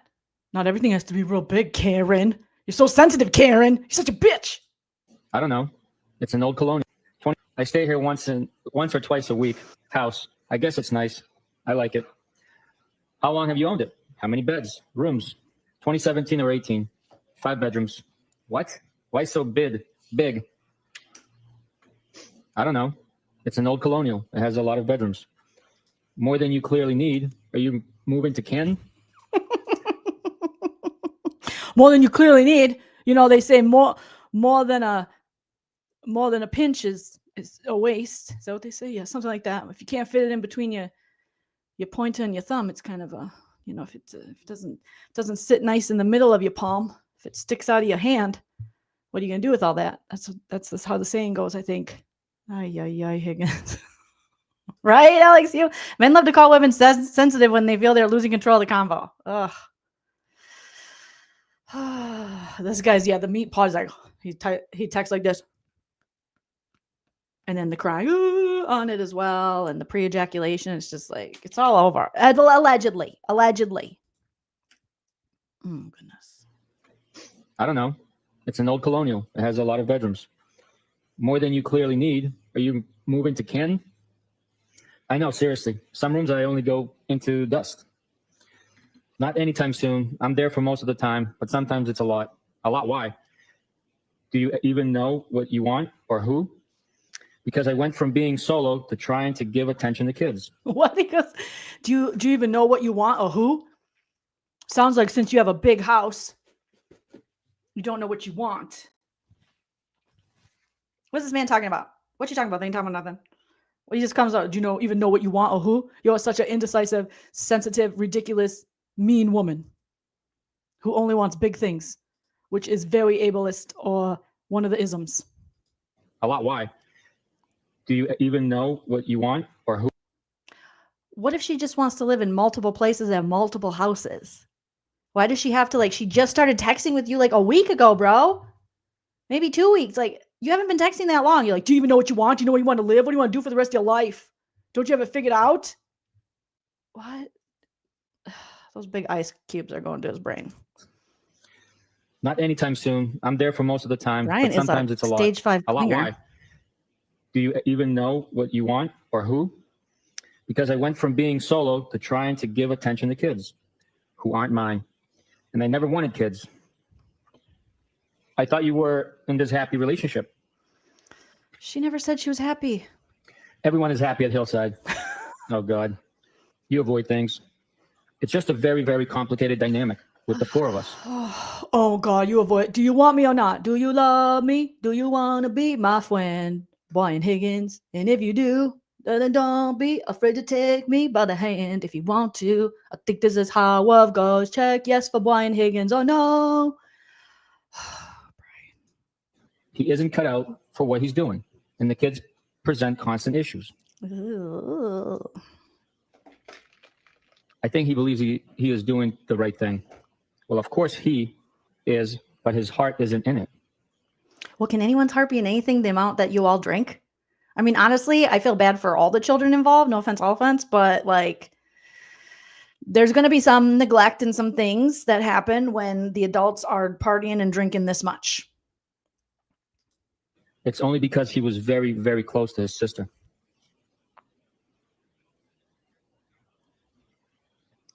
I know how you feel, kind of. I was married, and when I met her, she had a 2.5-year. This dude screams 90 Day Fiance. I guarantee. She was from the Philippines, and I never got to chat with her because her camera was always broken. And then when I did get to talk to her on the phone, it was a guy's voice, but she said she just had a cold. But yeah, and then we got married, and then I just sent her $40,000, and it was all the money I had. And then it was hard. Yeah, and then she sent the kid over for me to raise, but I've never really met her, so we never consummated the relationship. But I'm pretty sure it was true love. Half-year-old. I went from being single to being a dad. It's hard. I am divorced since 2017 and have no kids. I try very hard, but they are very spoiled, and they're not my family. My parents keep telling me I'd feel different if they were mine or my own sisters. Then I told you he got drunk and sloppy on New Year's Eve while we were away, and that has really affected me. What did he exactly do? I never got married, and now somehow I'm arguing with someone about raising kids. Why won't you tell me?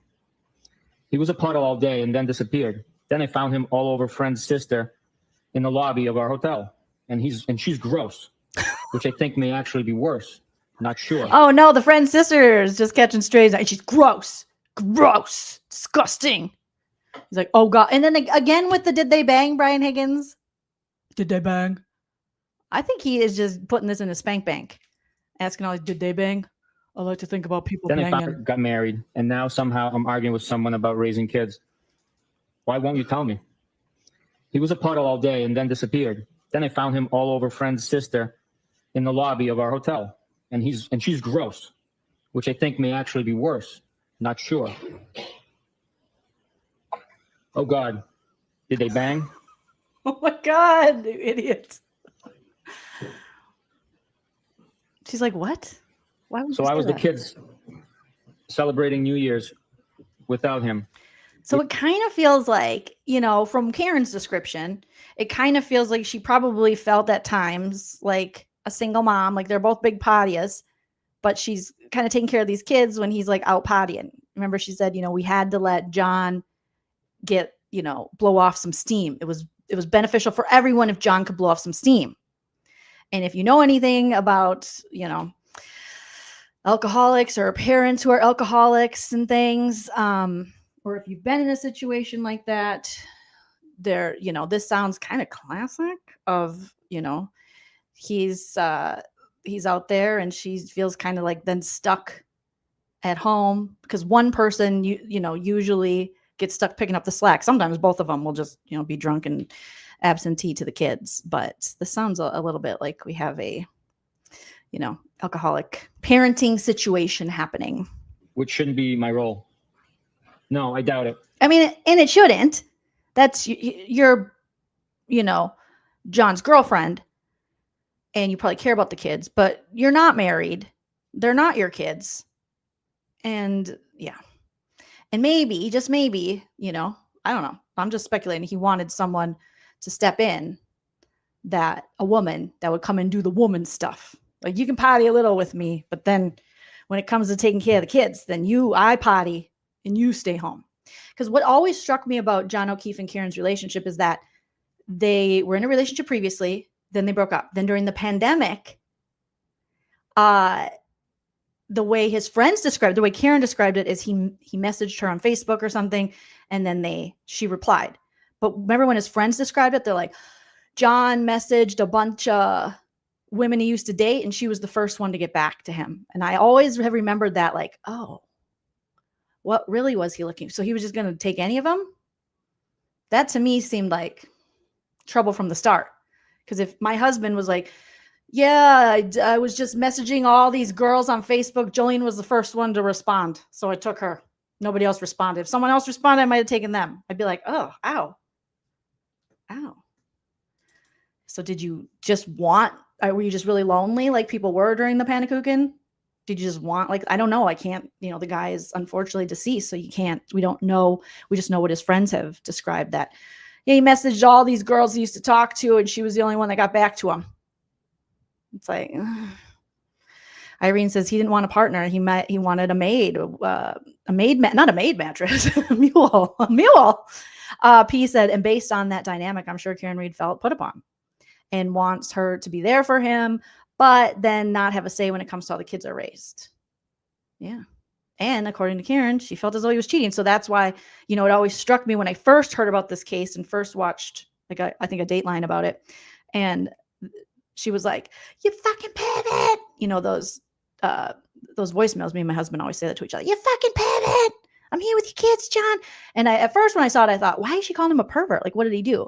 Well, I think it's a pervert because she feels like he's out there canoodling with ladies and stuff. And then she's back home, which makes more sense than why she would be like, all right, let me reach out to Brian Higgins. I'm not saying it's right to reach out and have, a little affair on the side or whatever's going on here.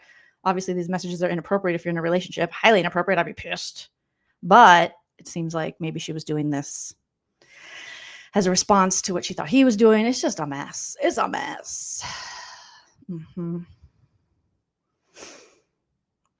Cammie says some men get to a certain age and take the first woman who shows up. Like they're waiting for the first bus that stops. And that's so sad for the woman. Leotard says yes, but Bukhenik is definitely doing a character voice when reading Karen's part, but not Brian Higgins. Ooh, interesting. So he's definitely judging her. Oh, you know it. These men hate her. They think she's a see you next Tuesday. And they want to pin it on her. But yeah, messy boots, this relationship. So He was a mess. Was it the first time with her or? let's listen to that again. So I was the kids celebrating New Year's without him, which shouldn't be my role. No, I doubt it. He was a mess. Was it the first time with her or do you think there were others? I don't really think there were others. I'm with him all the time. He never seems to want to go anywhere without me. But honestly, the issues with the kids bother me more than him actually cheating. They're constant, and it feels like that's very telling. That is very telling. The issues with the kids bother me more than him cheating. That's like that dynamic's been messed up for a while. So maybe that's telling. That she'd be more bothered. Because I mean, obviously that's a big deal, but I would be equally as bothered. Like you're cheating on me? No. I almost feel as though Karen would have, from that statement, just speculate that she would have maybe stayed, obviously, even if there was cheating, if they could fix this issue. That's what it sounds like. Lose. Bother me more than him actually cheating. They're constant, and it feels like lose. Yeah, I could see that. I can see what she's saying. I mean, it's dysfunctional, it's messy, but if it's just constant arguing about the kids and her feeling like she doesn't have any authority in that matter, but her also being expected to like take care of them and show up for them. You clearly have a lot of feelings swirling inside you. Oh, thank you, Mr. Sensitivity. Thank you. Wow, you clearly have a lot of feelings swirling inside of you. I would like to be swirling inside of you. What? Yeah, it's very complicated. Sorry for the rant. You can vent, babe. He is already in a relationship with her in his mind. You can vent, babe. Why are you calling her babe? Babe? Baby, babe? Me and my husband, we call each other kitty, kitten, kitty. Huh? What? Babe? Bro. So far, she's like venting to you. You're not picking up on the clues of like, hey, maybe we could sext. And you're like, what is the matter? Why are you so sensitive? Ha, ha, ha, ha. Here's a picture of my whiskey. Ha, ha, ha. Why is your house so big? You're sensitive. Why are you angry? Don't do that. Oh, babe. No way, not swingers. I've heard that. I've been the rumors, allegedly, obviously. Babe.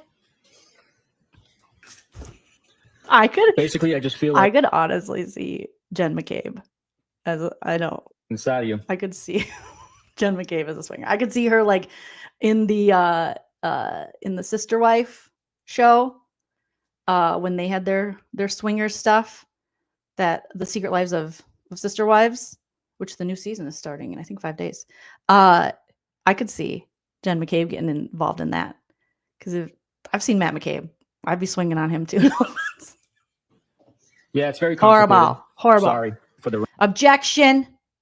Inappropriate, Judge Joleen. Overruled. I can get sassy and sick and sassy. rant. You can vent. You clearly have a lot of feelings swirling inside of you. Yeah, it's very complicated. Sorry for the rant. You can vent, babe.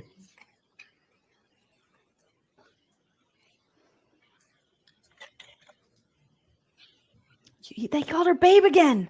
What is with Yuri's pauses? I have it at 1.2 as well. You can vent, babe. You can vent in these pants. Ha ha ha ha ha ha ha. You can vent on this dick. Aha ha ha. You'll allow it. Thank you, Elizabeth. Thank you. Aha ha. I was, because Jen McCabe isn't. I think Jen McCabe is pretty.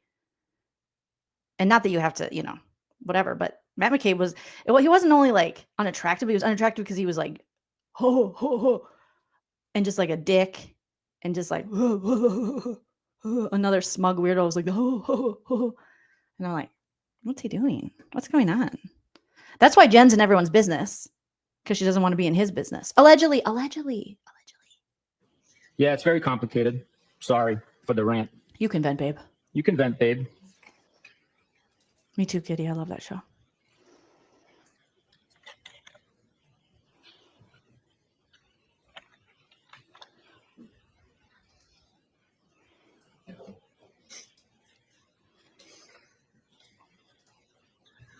Basically, I just feel like I spread myself too thin, and sometimes it's thankless. You probably felt that way too. Ugh. Welcome to the world of being a woman. I did at times. It was one, not two, thankfully. Want to grab a drink? Now they're right back. Want to get drunk? We shared enough feelings. Let's get drunk. If you gave me some notice, I could have. Brian, do you want to get laid or not? Do you want to make this the real deal Holyfield or not? I need more notice to wash my balls. You said you were adaptable. I am. Ooh, call his ass out. Karen, call him out. But I have my work truck with me and not my personal. Do you get angry when you don't get your way? Again, this is also like a word. Not that anyone's like looking to hit up Brian Higgins after this, but don't date this man. This man right here, don't date this man. And everything he's doing and saying, stay away. Yuck. The way he's talking, the way he's like, oh, you get angry? The way he's putting all this stuff on her, the way he's negging her. Ugh. Yuck. Gross. Ew. No, thank you. Objection. He's just a man. Overruled. That's a lame excuse. He needs to be a better human. Okay? Yes, mom talk 20 years later when the swinging gets ugly. All right? When you're all like young and hot and in your 20s, and then, life happens and you got all these entanglements and it's not so hot anymore. That sounds like an excuse. I rarely get my way. You get mad. I don't make excuses. Excuses. If I don't want to deal with someone, I tell them. Then I am a ghost. Why do you even want to hang with me? Oh, Jesus Christ. Because she thinks you're hot and you're from the same neighborhood. How many times we got to spell it out? Don't we already hang out? I don't make excuses. Work truck. You just made an excuse. You can't go out because you have your work truck. That's an excuse. Go trade your work truck. Drop it off. Get your real car. Don't you got a real car? Personal truck. What does that does? Thank you. That doesn't sound like a massive problem. If you really want to see her and you really want to, let's get it on. Jen. If you want to hear her go, Jen. Go get your personal car. Doesn't sound like a massive problem. I end up drinking with you at least once a week, I'd say. Oh, in group settings. I can't use my work truck for transportation to go drink. So use your personal car. You think so? What makes you so sure? Probably would be fun. I think he's afraid. I think someone in the chat said he's afraid to meet up with her. He's scared. He's like, I don't know if my boner will work. I'm not sure.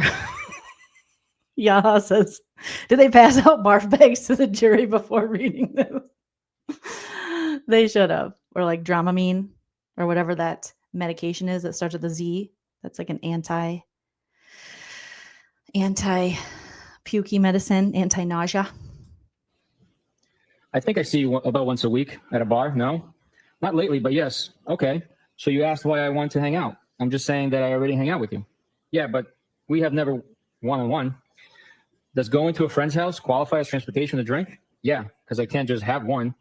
Can't drive that banged up. Are you sure? Everyone else does. Have none then. There's 5 bedrooms here. Does mine have a lock on the door? Oh shit. Karen's like, there's 5 bedrooms at my house. She's basically inviting you over, dumbass.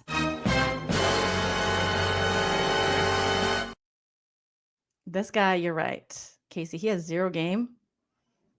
He makes this guy look like he has a lot of game. This guy's got a better chance. And this guy is gross. When they were talking about the friend's sister being gross, this guy's gross, allegedly.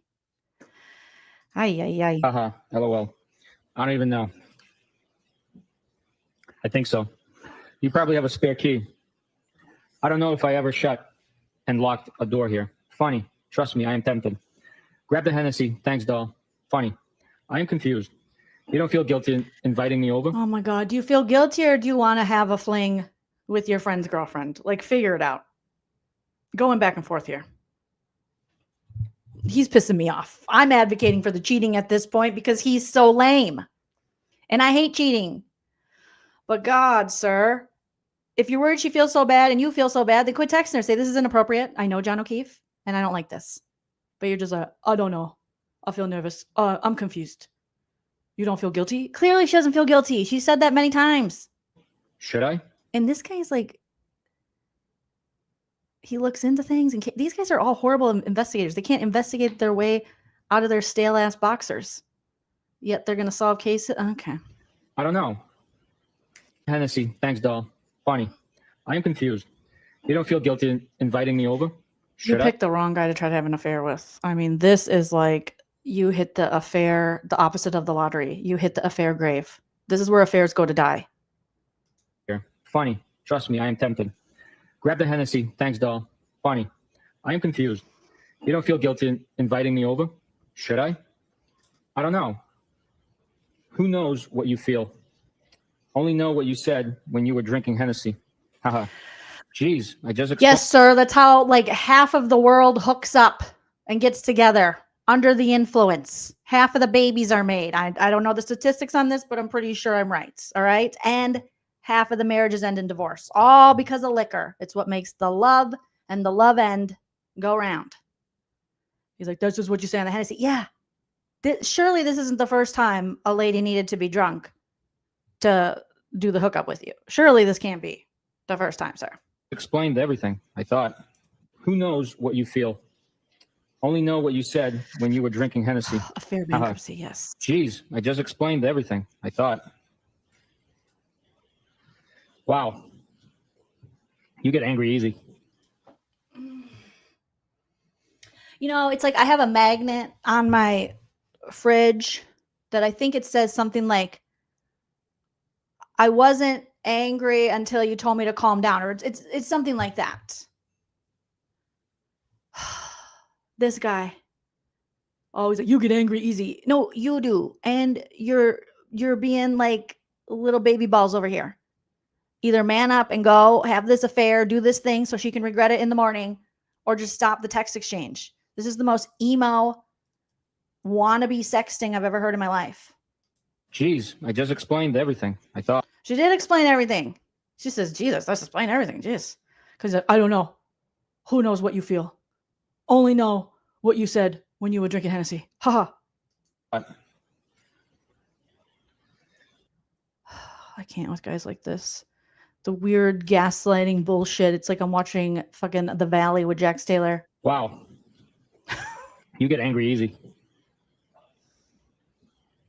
What are you talking about? I'm not angry, at the least. Okay, good. And I haven't had a single drink today. Okay. What do you want, a medal, Karen? Come on. That's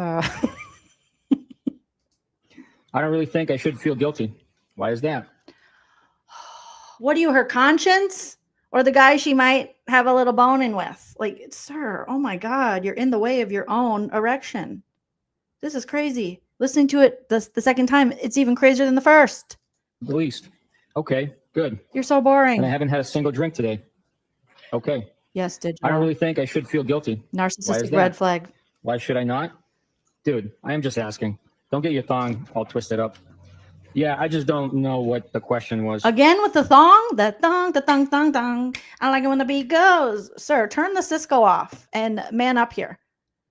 Don't get your thong all twisted up. Oh, God. Karen, I can't believe you're still texting with this guy. Desperate times, I guess, call for desperate measures because this is insane. I'm getting physically ill and now angry. Now I'm angry. Oh, God, not the thong again. You have no impact on my thong? She said, you have no impact on my thong. And he did the, like, whoa. She replied back that I have no impact. Yeah, you're not going to make the thong come off. The tong, ta-tong, tong, tong. I don't like it when the beat goes. He did the exclamation points.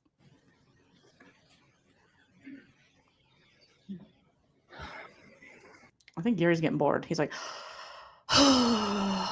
he's mad. Even Yuri's like, fuck, I might just start telling the truth about this guy. Yeah, I should have looked into him. I should have investigated him. I should have interviewed him. I should have went inside the house. This guy is the worst. I think I try my best to do the right by people, and sometimes people suck. And I'm not married, nor do I have kids. I agree, but you kind of have a live-in boyfriend. You act like I ask dumb questions. Yeah, kind of, but it's been a long time, and there's ups and downs. So at some point, you have to think more rationally. Do you plan on leaving him? He really wants to know. Are you gonna leave him for me? Am I your man? 'Cause I'm your lady. Okay, stop it, Jolene. I'm sorry. I don't think they're dumb. It's just hard back and forth on text to understand the question. Yeah, why didn't they ever call each other? Why don't they ever like FaceTime or something? And then he could show a little balls and she could show a little boob and maybe we could get through this. When you ask what day earlier, my birthday, I thought for a full minute that you meant what day did I use to watch the Brady Bunch. And I had typed a text every school day at 4 and 4:30. I meant what day was your B-day. I don't have any plans at the moment in either direction. Sometimes I go back and forth. Yeah, I figured that out. What's your interest in me? I assume people have been. How many times are you going to ask this, bro? Like, how many times? What's your interest in me? She said she thought you were hot, which I'm sure she regrets. And you're the same. You don't have kids. You're from the same neighborhood. Interested in you before. True. First, I think you're fun to talk to. I like sizing other people up. And you seem to be private. Oh, she's like, you seem to be private, which I like, which means you're going to keep this a secret. You're going to keep this on the down low. Which I also like. And probably pretty independent, too. And you seem like you have your own money, because I got my own money. But you did question the rooms in my house, and that's weird. So, I am a ton of fun. Ton of fun Higgins over here. I am super private. Not private enough, sir. And do not talk out of school. I'm sorry?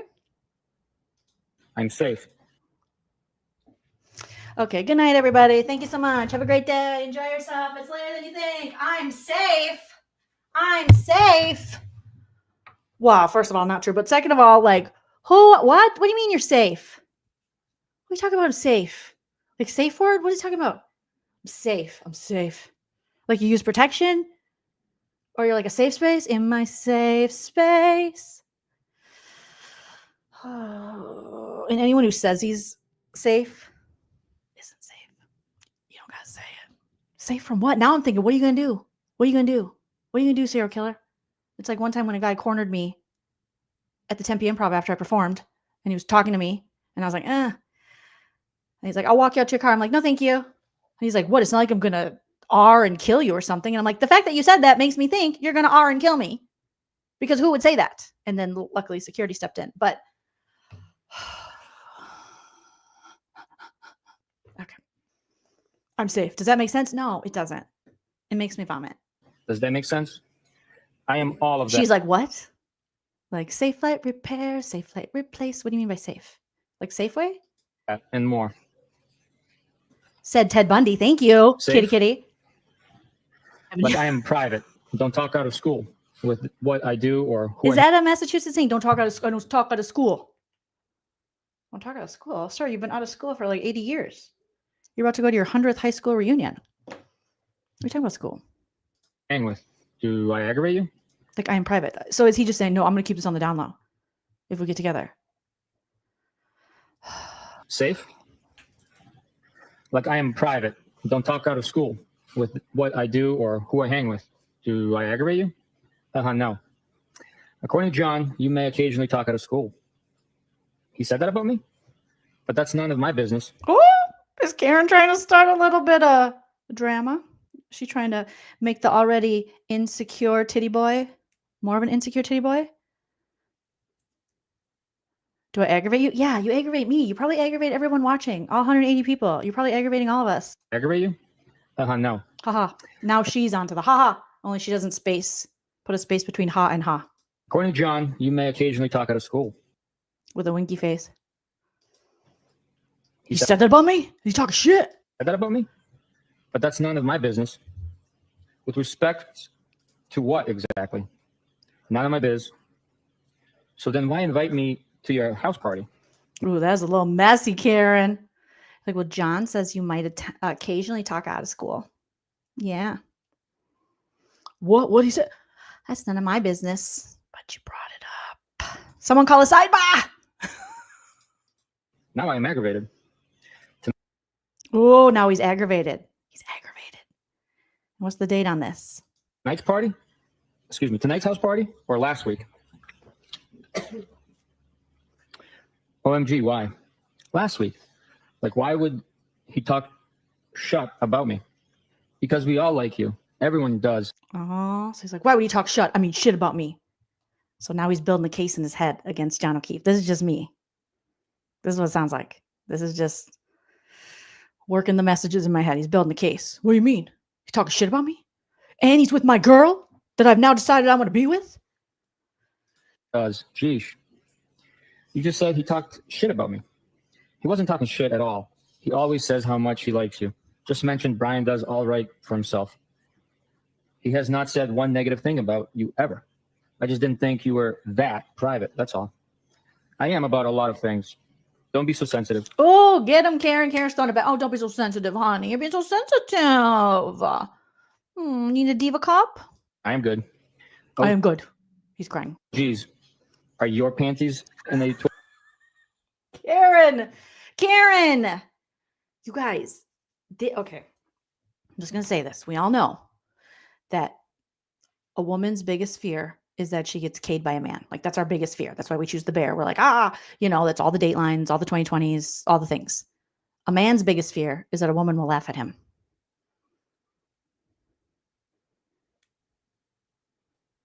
That he'll get rejected. All the schmurder shows are about rejection, men being embarrassed, someone laughing at them not getting what they want. All of this is in these text messages, in my opinion. You twist now? Stop. Because he can throw all that at her, and women, we're used to it. We're like, oh, Jesus. We don't love it. We hate it, but we're used to this. But men are like, what? Not me. I'm not sensitive. I'll show you I'm not sensitive. Stab. Nah, my boxers are just fine. No, she said, your panties, sir. Your man panties, she said. Your diaper briefs. Are your panties in a twist now? Stop. Nah, my boxers are just fine. Okay. You're not going to run your work truck through the gears tonight? I thought you were tons of fun. No, I am not. Much as I... She's dragging him. Your panties are in a bunch. Why are you so sensitive? Oh, you're not going to run your work truck through the gears tonight? I thought you were tons of fun. Tons. I know, Michelle. So I'm dying that this trooper has to read all this garbage. It does seem like that. Hey, Meg, when you get caught up, good to see you. Karen is reading his ass, as they say in the housewives world. He's getting read. He's getting dragged. My boxers. Sir. We know you're wearing ladies undies. You bring up thongs way too much to not be wearing them. I would like to. Moving on to the next call. Huh? Will you stop? You sensitive again? I can't really follow. Now he throws it back to her. My boxers are just fine. Okay. You're not going to run your work truck through the gears tonight? I thought you were tons of fun. No, I am not. As much as I would like to. Moving on to the next call. Huh? Will you stop? You sensitive again? I can't really follow your thought process. You keep kind of insulting me a little. I am still confused why you want... Thank you, Karen. Yeah. You've been insulting her this whole time. You've been negging her this whole time, bro. What I guarantee, check his podcast subscript. Check it. Andrew Taint fan. Andrew Taint fan. Brian Higgins loves Andrew Taint. Loves him. Stop. You sensitive again? I can't really follow your thought process. You keep kind of insulting me a little. I am still confused why you want to hang with me. It's also out of left field. No, I am not. Are you single? Yes. They're just having the same conversation. I don't think it's out of left field. Wasn't I already begging you to come over last Saturday? Yes, she was. You getting my number from Melissa and reaching out to me. And then on vacay and probably a few other occasions. You didn't really beg. I asked at least twice. How do people usually reach out to each other? Why would I have thought you had any interest in me? Usually do it when they do live with someone. Do not. Maybe, maybe not. So you have sent me signs before? Did I miss them? John and I have had a lot of ups and downs, and we already did this nearly 20 years ago. And there's kids involved that get attached and things get muddy. I don't know what the answer is, but I feel very strongly that I've put my best effort in with all three of them and the extended family too. At some point, it gets frustrating and my actual feelings take precedence. I get it. I am not denying that or that it gets tough. Do you remember anything you said to me the other night? I'm just trying to explain where I'm coming from. Yes. I get it. All right, you guys, I need a commercial break. We need to hit a quick commercial break and we'll get right back into it. All right, so smash that like if you haven't already. Let me see what I got for commercial breaks here. Okay, that's a photo. I didn't mean to click on that. Sorry. Okay. I gotta grab a beverage and I'll be right back. After this commercial break, we'll do the don't be a dick. Be right back. Smash that like. I think we're sitting at 153. Can we hit 200 likes? Don't be a dick. You're being a real dick. Stop being a dick. You're being a dick. Don't be a dick. That's what you're being right now. You need to stop, check yourself, and calm the fuck down. Don't be a dick. You're being a real dick. Stop being a dick. You're being a dick. The things that you do, you're obviously very hurt, and that's why I think that you're a big fucking jerk. Don't be a dick. You're being a real dick. Stop being a dick. You're being a dick. Don't be a dick. You're being a real dick. Stop being a dick. You're being a dick. Don't be a dick. That's what you're being right now. You need to stop, check yourself, and calm the fuck down. Don't be a dick. You're being a real dick. Stop being a dick. You're being a dick. The things that you do, you're obviously very hurt, and that's why I think that you're a big fucking jerk. Don't be a dick. You're being a real dick. Stop being a dick. You're being a dick. Don't be a dick. You're being a real dick. Stop being a dick. You're being a dick. Don't be a dick. That's what you're being right now. You need to stop, check yourself, and calm the fuck down. Don't be a dick. You're being a real dick. Stop being a dick. You're being a dick. The things that you do, you're obviously very hurt, and that's why I think that you're a big fucking jerk. Don't be a dick. You're being a real.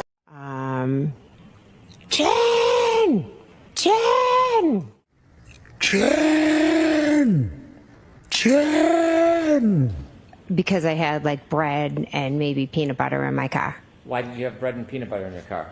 I had my niece for the week, and I was taking I was dragging her like to all my kids' sporting events. So we'd go from like one game to another game to a practice. So sometimes instead of always giving her McDonald's or Dunkin' Donuts, I'd try to throw her a peanut butter sandwich. And they were making fun of you? Yeah. Oh my God, what the hell? Sometimes instead of always giving her McDonald's or Dunkin' Donuts, Jen! Jen!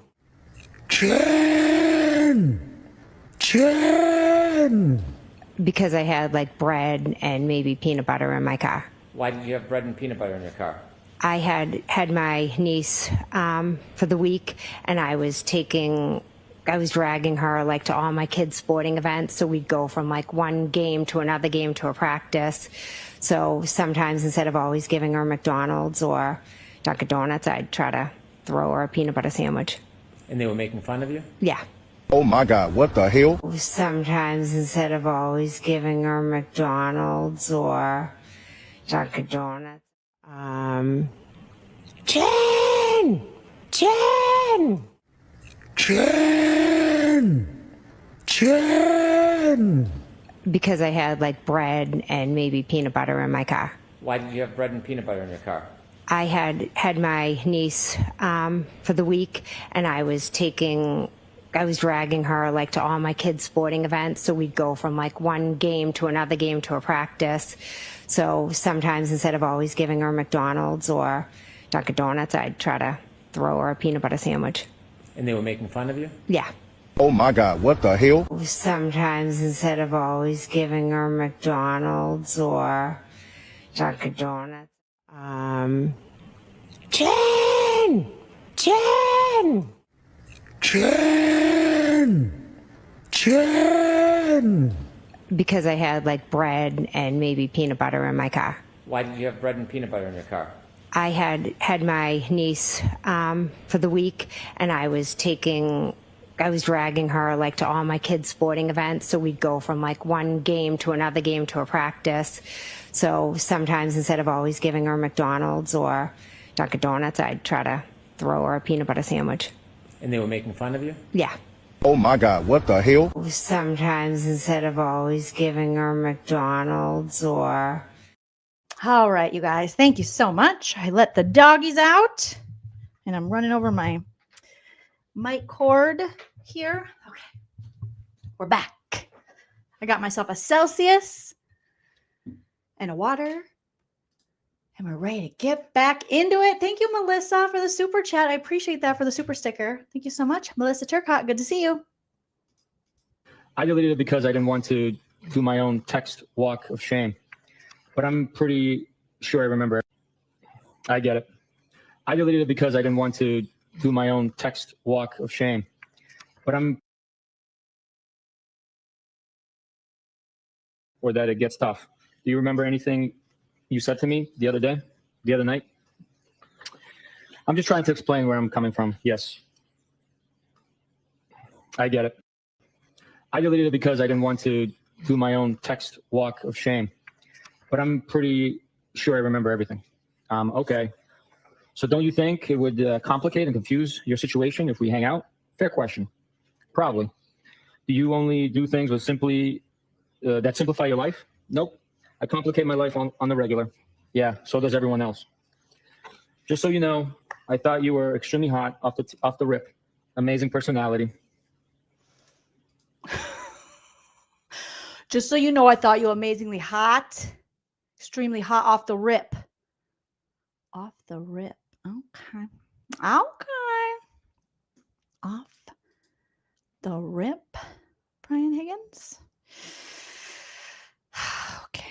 Oh, half of you got to go. You got to go by noon today. We got the dog. Oh, y'all done set it up. Y'all starting straight to the office. Yeah, we heard the dog. Oh, half of you got to go. You got to go by noon today. We got the dog. Oh, y'all done set it up. Y'all starting straight to the office. Yeah, we heard the dog. Heifer, you gotta go. You gotta go by noon today, says Miss Felicia. From the rip. Thought you were hot. I like your boobs. From the rip. So does everyone From else. the first time I ripped it.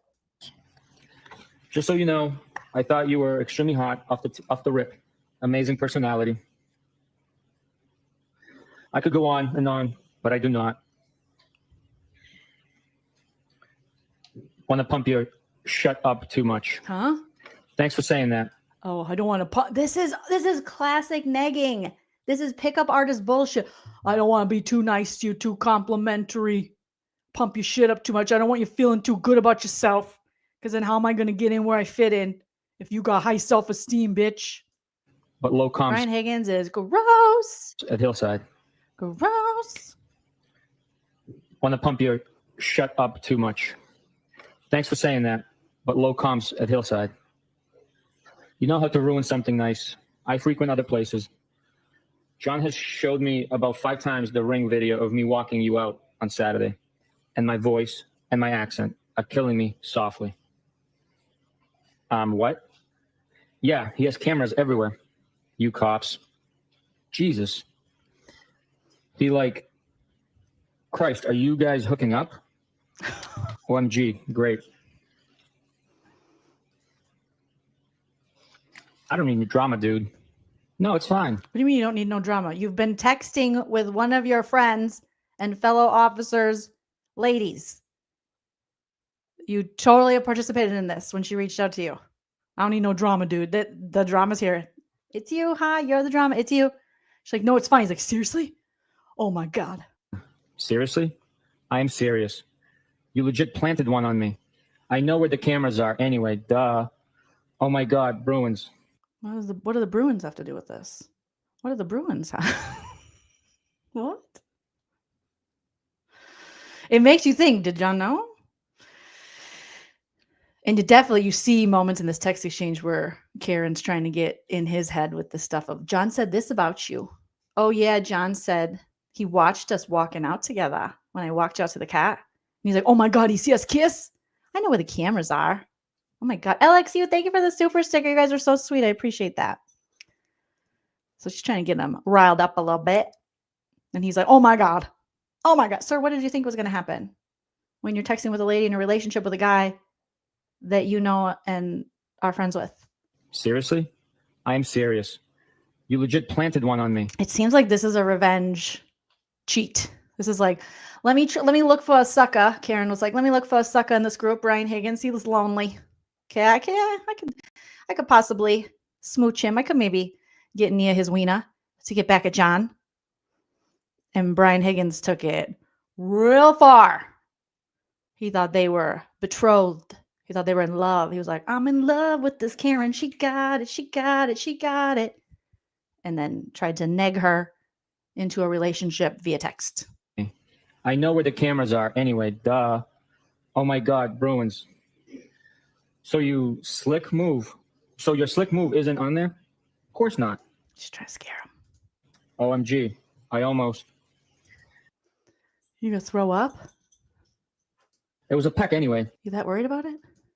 I kissed Carrie and Gay Jeff too. Not Gay Jeff. Of course, these people. Of course, this friend group with the Dunkin' Donuts, Leaky Balloon Knot would call their friend Gay Jeff. They're like, we know one guy. He hasn't come out yet. We call him Gay Jeff. We assume as long the more we call him gay, the more he'll come out. Come out wherever you are, Gay Jeff. That's what we text him when we want to hang out. Gay Jeff. So Gay Jeff too is getting dragged in this, and Jeff's like, oh my God, is that what they call me? They don't just call me. My name is Jeff. I'm also gay, but why are you calling me Gay Jeff? They're like, nah, he's Gay Jeff. And I bet all these straight guys like to play touch butts with them. You know how those guys do that? They're like, oh yeah, it's gay. But then they're like, Move isn't on there? Of course not. I almost named the stream. I kissed Carrie and Gay Jeff. OMG. I almost. It was a peck anyway. I kissed Carrie and Gay Jeff too. Shout out to Gay Jeff. You're our favorite, Gay Jeff. I'm so sorry that you're in this friend group and that you're probably the token gay guy. Gay Jeff. Also, what Jeff isn't gay? You know what I mean? Like, gay Jeffs are great. And Gay Jeffs are even better. Gay Jeff, straight Jeff, crooked eye Carl, you know, all of our friends. Okay. Lesbian Liz, we only call her that because she doesn't want to touch any of us. So we assume she's a leslie, you know. Oh God, these guys. Michelle says Higgins wanted to be best alpha on the DL, but as soon as the alpha found out, he cowered and turned on the woman. Yeah.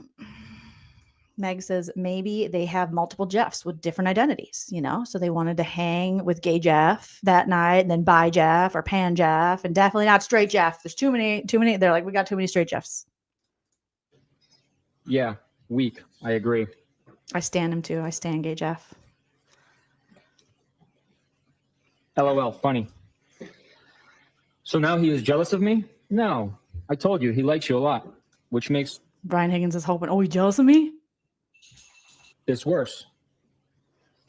You said or did something at the bar last week, and he goes, I like Brian more and more. I think he is a good dude, too. Oh, is she testing the waters for a threesome? Yeah, he is. Funny. What's your end game? A threesome. What do you want from me? A threesome. You will just confuse the shot out of yourself. Shit. Because I am a lot of fun. In a threesome. So am I. I'm sure I'm more fun than you. Yeah, I think you are, Karen. How so? Details. How so? Details. He ruins every moment. I don't know. I hate people on the whole, but does it surprise you that Karen Read's like, I hate people? I've been told by many people that I'm a lot of fun.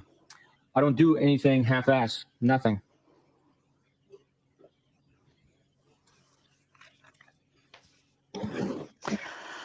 Oh, we're back to so what do you want from me? Oh my God, just go to gay Jeff. I feel like gay Jeff is going to come over and touch your tots before allegedly straight Brian is going to at this point. Gay Jeff is going to be more fun. He's going to know how to please a woman. Go to gay Jeff. Believe me. Believe me. Explain to gay Jeff what's going on. If he's not willing to, take it further, he's got a friend. So what do you want from me? I don't know. I just like you so I reached out. You have zero idea? Nope. Oh God. Brian. How many, you guys, has anyone counted how many times she's had to explain to this man the same thing? God. What now? Why, oh God? Because I need some direction. Well, Then go on Waze. Go on Google Maps if you need directions. Oh God. Oh God. Oh my God. What now? Why, oh God? Because I need some direction. Well, I'm not an FG Oracle. Sorry. That's actually funny. Do you eventually get... I'm not an effing Oracle. Okay, she's a fan of the Matrix. I know what's up. I see. We see each other. He goes, that's actually... What do you mean actually? She's the only one that's been like funny in this conversation. You've been like funny, haha, laughing at you. Good God, Brian Higgins. Ugh. This man is not alone by choice. This is incel territory. Why, oh God? I would have looked into him right away because this incelness, and remember, Yuri and Proctor saw some of these texts, but obviously they can't see outside of themselves. So, but had a woman looked at these texts, oh, he would have been investigated. Because I need some direction. Well, I'm not an FG Oracle. Sorry. That's actually funny. Do you eventually get what you want? I told you, rarely. So you're a quitter, a realist. So you reached out to me, a ballsy move. Now what? This is like what he should have said. It's the same conversation because it's what you should have said in the beginning. So you reached out to me? Yeah, like 2 weeks ago, bro. That worked the hardest for have meant the most. Does Melissa know you dig me? Ballsy? Not really. I already know you. True. But you have a man.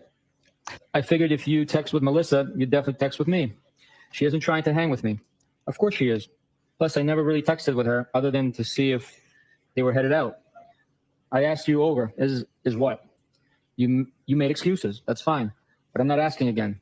She doesn't like me like that. I'm sure she does. What makes you so sure? BC, she said, I'd love to set Brian up with my sister. She deserves such a good guy like him. That doesn't mean she wants to. Oh, Brian. Bang me. He's self. Again with the banging. This dude needs to go to therapy. And I think Lido is kind of a dink. Who's Lido? So I'm sure Melissa likes you a wee bit. Oh, I think that's her husband. Oh, justice for Lido. Justice for gay Jeff. Justice for Bob with the ass breath. Justice for Carrie, who only thinks and talks about herself allegedly.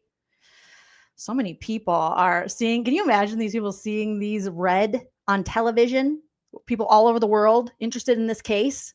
It's like, yeah, Lido's a dink. And Bob, he's got ass breath. Freaking gay Jeff. We're kissing gay Jeff over here. Oh my gosh. He loves the word bang. Yes, he does, Otter.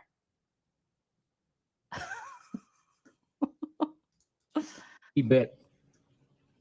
Herself.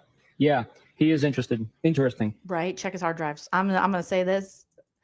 I know he's already hidden so much, but I would have been checking them hard drives too, because there's some not right shit. Allegedly. Just my thoughts. What do I know? Is kind of a dink. So I'm sure Melissa likes you a wee bit. Herself. Yeah, he is interested. Interesting. Have you always had trouble accepting compliments? Yeesh. Yeah. No. Yes. It at all. All yours came to me after a day of drinking. You were way more. He's so insecure. Yes, sir. Women are going to be more receptive to a guy like you when they're drinking. Just, you're in your 50s. This can't be new news to you. All over me that day. So, no, it at all. All yours came to me after a day of drinking. You were way more all over me that day. So what? Don't most compliments come that way? Like all over me with compliments and how you felt. It was 3:30 a.m. Sir, you're the other woman. You're not the main chick. I don't understand what you don't understand about that. You're the trick. You're the side hoe. So yeah, at 3:30 in the morning is when you're going to hear nice stuff. When she's drinking is when you're going to hear nice stuff. She's going home with John, but she's texting you. Men do this all the time. How do you not understand? Like, you're the trick. You're the side hoe. You're the side piece. They don't want to be seen out with you. You're on the down low. You're hidden. Ay, ay, ay. He's so new to this. It was fun. I've complimented you today, too, and kicked my nuts in. Well, let's be fair. Your nuts are inverted. They are already inside of your body. Okay? And we don't have any proof you have nuts. Objection. Again, with the body shaming, Jolene, about his genitalia. Overruled.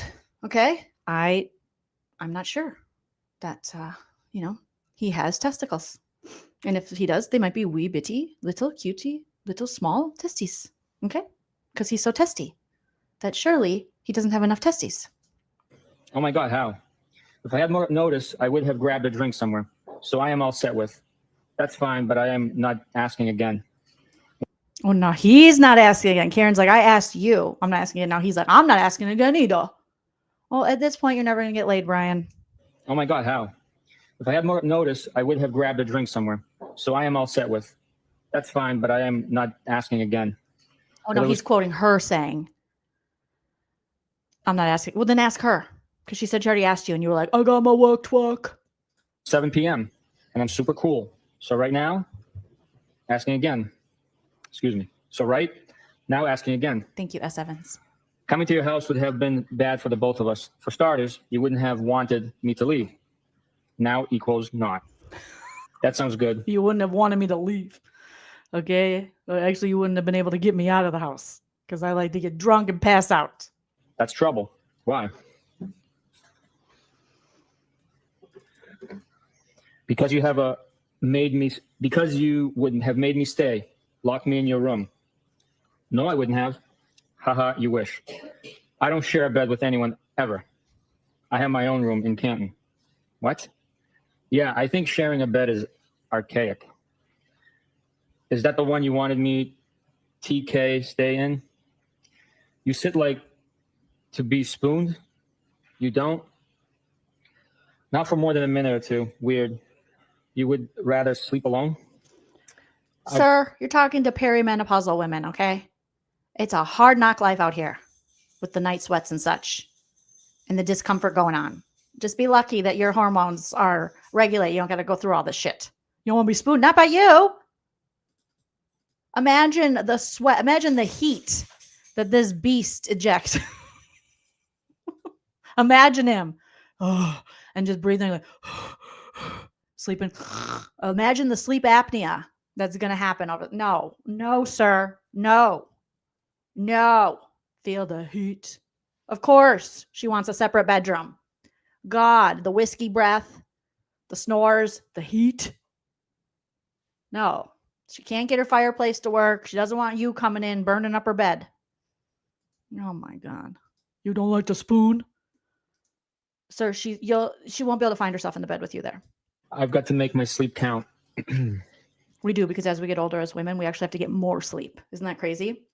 And during these times too. You know, people don't know. We don't talk about this, but men don't need as much sleep as we do. We need a lot of sleep. We're going through a lot of things. Have some fucking empathy. So doesn't everyone? Honestly, I am the world's lightest sleeper. I can hear an ant crawling across the floor, and I wake up almost hourly, which isn't fair to whoever I'm sleeping with. Okay, bet Melissa isn't like that. Oh, now he's throwing Melissa back in her face to try to make her jelly. Oh, bet Melissa will sleep next to me because Lito's a dink. Justice for Lito. Lori wouldn't like that.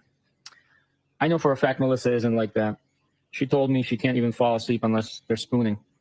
Lito rolled his eyes and pointed a gun at his head. What? Oh God, Lito is a dink. So Melissa was like, I can't fall asleep unless I'm spooning with my man. And he was like, oh. I take back justice for Lito. I know for a fact Melissa isn't like that. She told me she can't even fall asleep unless they're spooning. Lito rolled his eyes and pointed a gun at his head. What's with these people? You've probably got to go to work on your truck. Talk soon. Whatever. Karen is dragging. You probably gotta go work on your truck. Bye. Talk soon. Maybe never. Bye.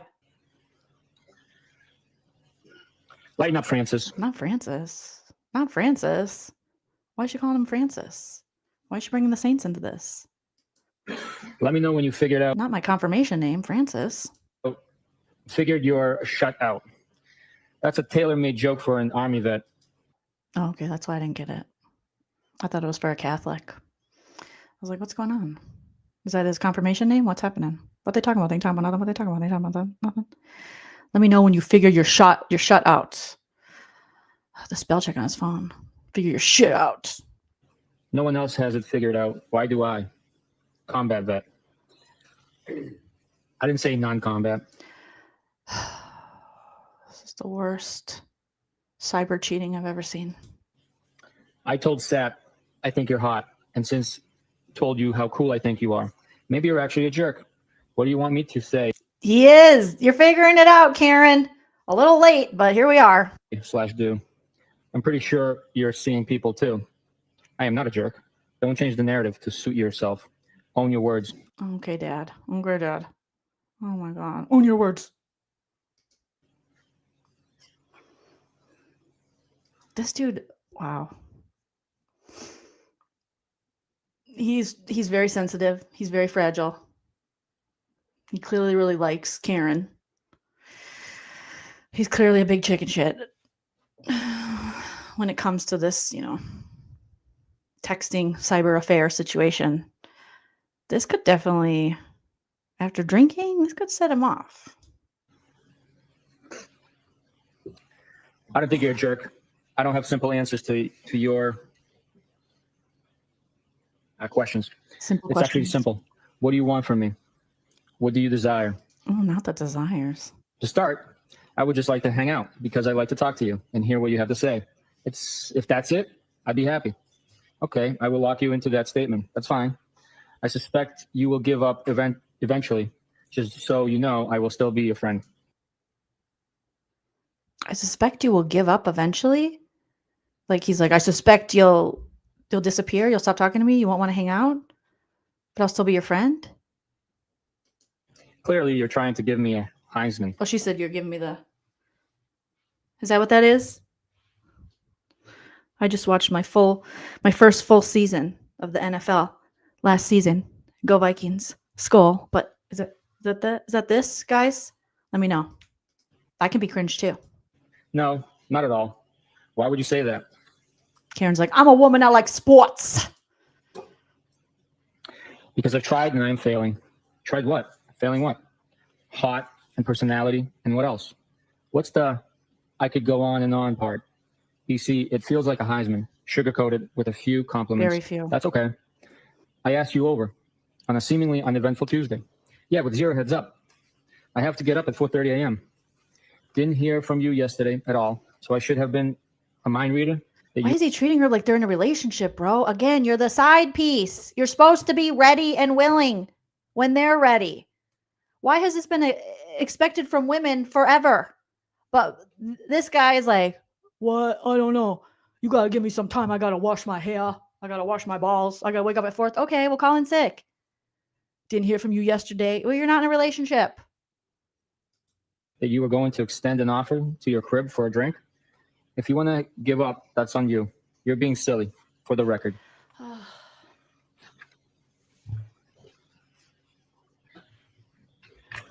No, I'm busting your chops. It's okay. No, you're sensitive. Nice try. You don't think if I came over for a drink, we would have got carried away? You said you were adaptable and tons of fun. I took that as an invite for an invite. Oh, okay. I'm 42. I know what happens when you invite someone for a drink. You're the master of avoidance. So you think I would just give it to you? Give yo to you? Give it up. Oh my, you think I would just give it to you? My coveted virginity, Brian Higgins. He's saying, do you think I would just give it to you? My manhood? You think me being, for the first time, being with another human, doing sexy stuff, just going to give that to you? Okay, you better put a ring on it, Brian Higgins says. Put a ring on it. Oh my God. This is too much. Was Emily D. Baker looking like this yesterday? Because it was funny, but I didn't watch it all like in a row. I like took a break. I was doing stuff around the house. I just had my AirPod in. I wasn't like necessarily reading all the texts, but like sitting down and having it all in front of me is like, I think I had I think it's giving me a lobotomy. Yeah. I just would never do this for that long. Up. I've been a lot in my life. I have a little. Now I dislike both of them. I'm over it. A little bit of a carpe diem mindset. Been through.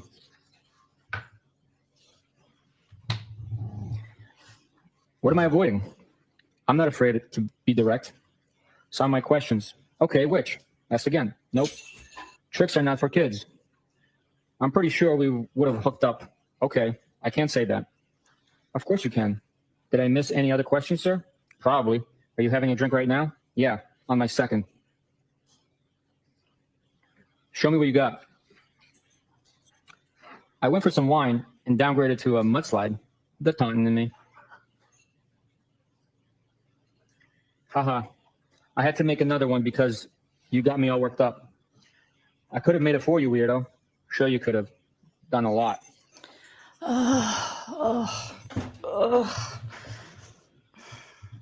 And you got yourself worked up, buddy? Yep, I am. What a crime? Excuse me. That a crime? Are you annoyed? Kinda. Why?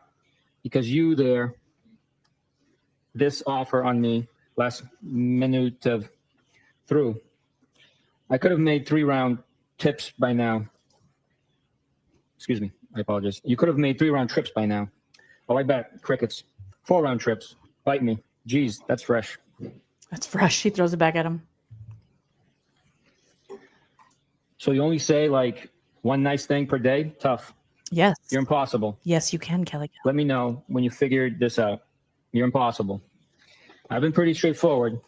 You're wishy-washy. What do you want from me? Doesn't matter. Okay, then. Wednesday, January 19th.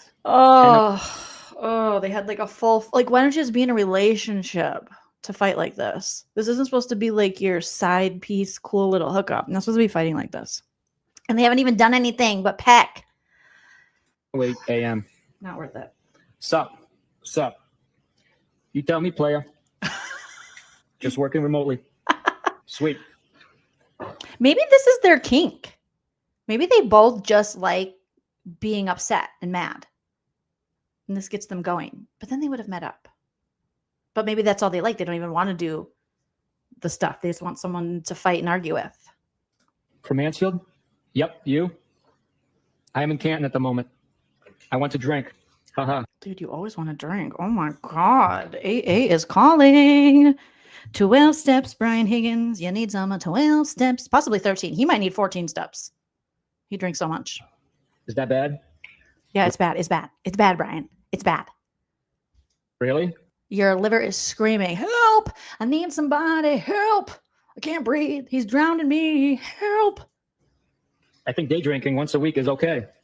Yeah, Karen's like, even I think that's too much drinking. And I love to drink, she said. They'll celebrate the 20th anniversary of the Tuck Rule. What's the Tuck Rule? Is that a Massachusetts thing? Is that a Dunkadonis? I can't wait until tonight. It is a strange type of foreplay. Wednesday, January 19th, 1:07 p.m. Where are you planning on heading? Not sure. Not sure. Oh my God, get a clue. Wednesday, January 19th, 3:34 p.m. I'd invite you over here, but you probably have your work truck. Here we go. I assume that's a pass. No problem. What's wrong with you? Excuse me? I didn't answer fast enough? Huh? Where'd you get that from? You're tough to make plans with. I'm headed out shortly. I tried. Where to? I'm meeting my friend in town until about 7, and then likely make my way back. Okay.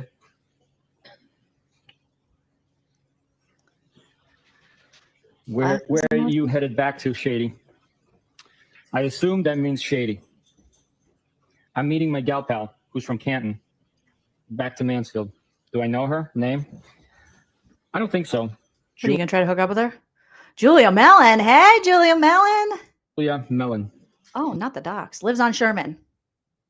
1212 FU Road she lives on. Lives on Sherman. I'm not trying to be difficult. I just don't want any drama for either of us. It's too late for that. Like, we're way past that. I don't want to be difficult. First of all, you are difficult. Second of all, the drama has entered the chat a long time ago. I don't either. Okay. Trust me, I am tempted. I don't think it's a big deal. What? You coming over to my place? Or are you coming over to mine? There's another invitation, Higgins. Okay.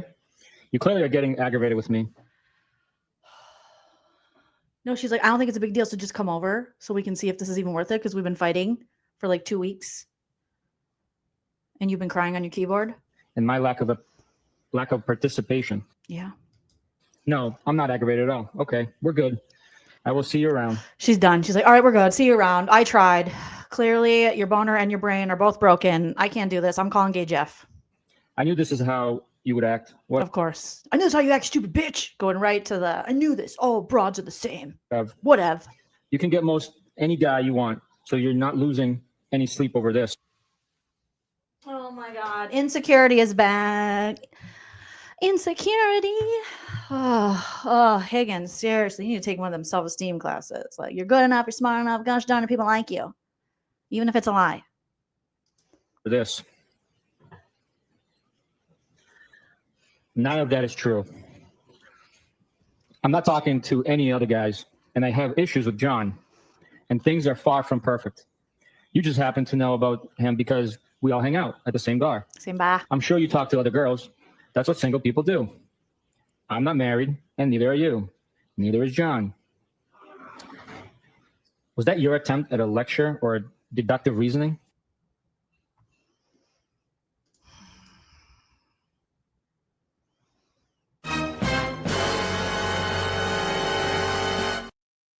I would be Googling hose long to die in the cold for him right now. Jen! Jen!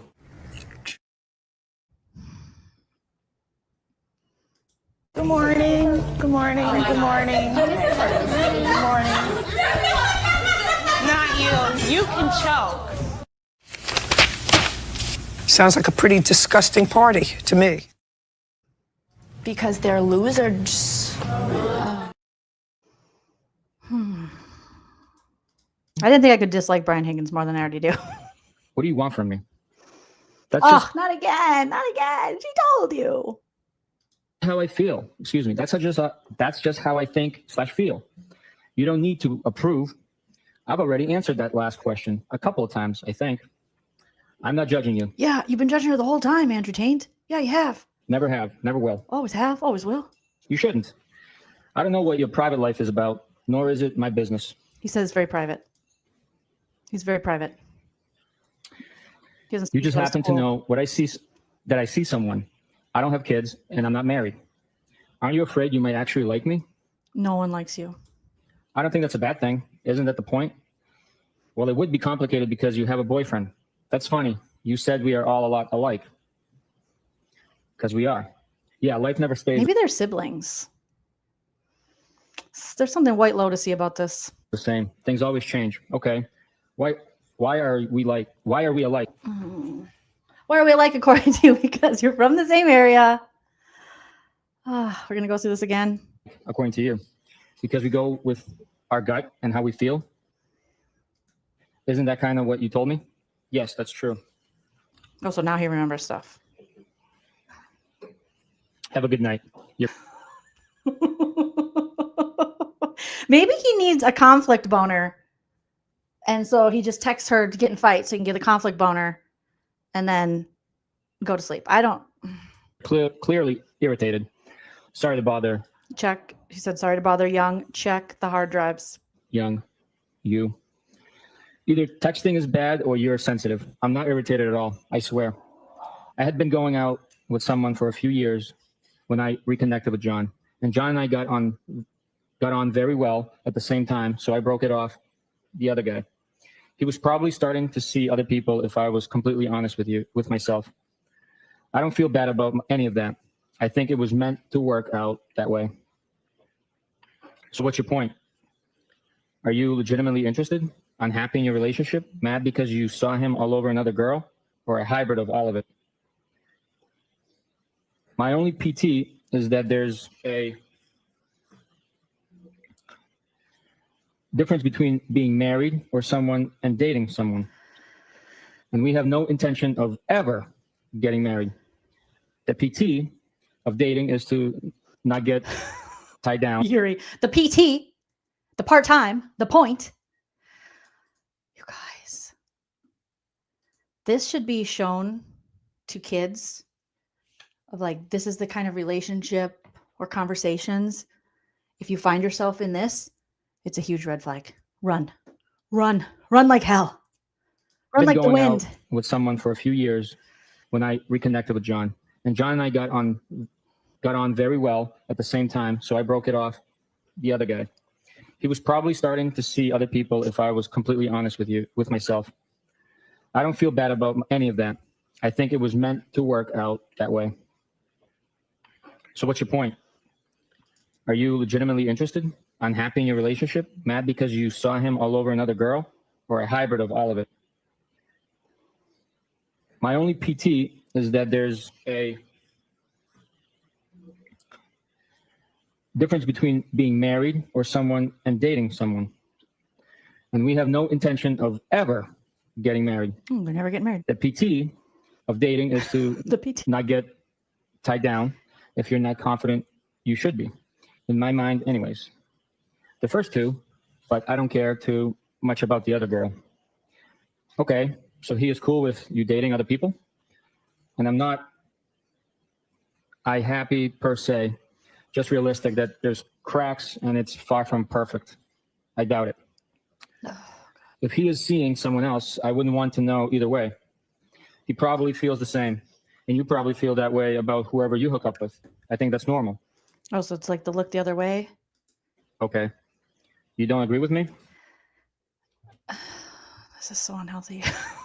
He probably feels the same. And you probably feel that way about whoever. If he's seeing someone else, I wouldn't want to know either way. He probably feels the same. And you probably feel that way about whoever you hook up with. I think that's normal. Whoever you hook up with. I think that's normal. Okay. You don't agree with me? Okay.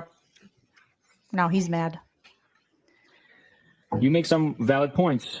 No shit, Sherlock. This is like, no shit, Sherlock. No shit, dummy. Middle finger to you. Come on, I'm funny. Sit and spin. Oh, not sit on that and spin. Ay. Is this real? I mean, other Massachusetts people, is this what we're doing? Is this an Come on, aphrodisiac? Sit and spin. Funny. Sit on that and spin. See? Now you have to go below the belt. Love it there. Do you wear belts? We were getting somewhere. It was gross, but we were getting somewhere other than fighting.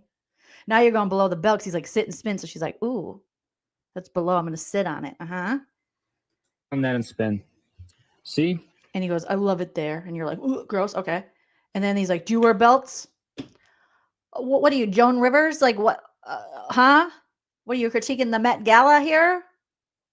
What? Why? Now you have to go below the belt. Love it there. Do you wear belts? Are you going to borrow her belt? Who wears her belts?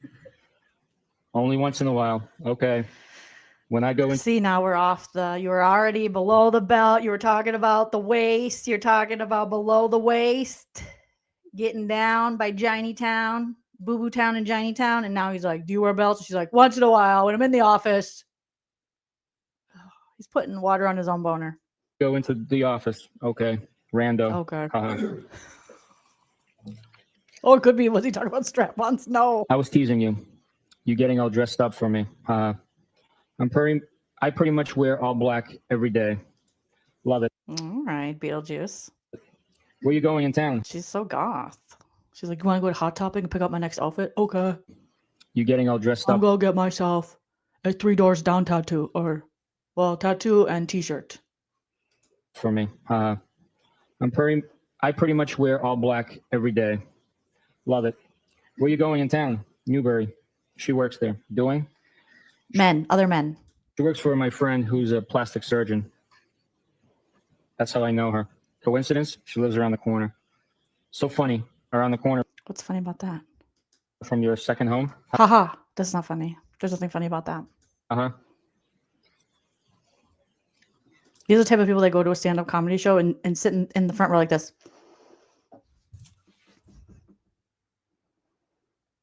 And they're the only two you can remember after your set. You're like, what the fuck is wrong with those people? Like, don't sit in the front row.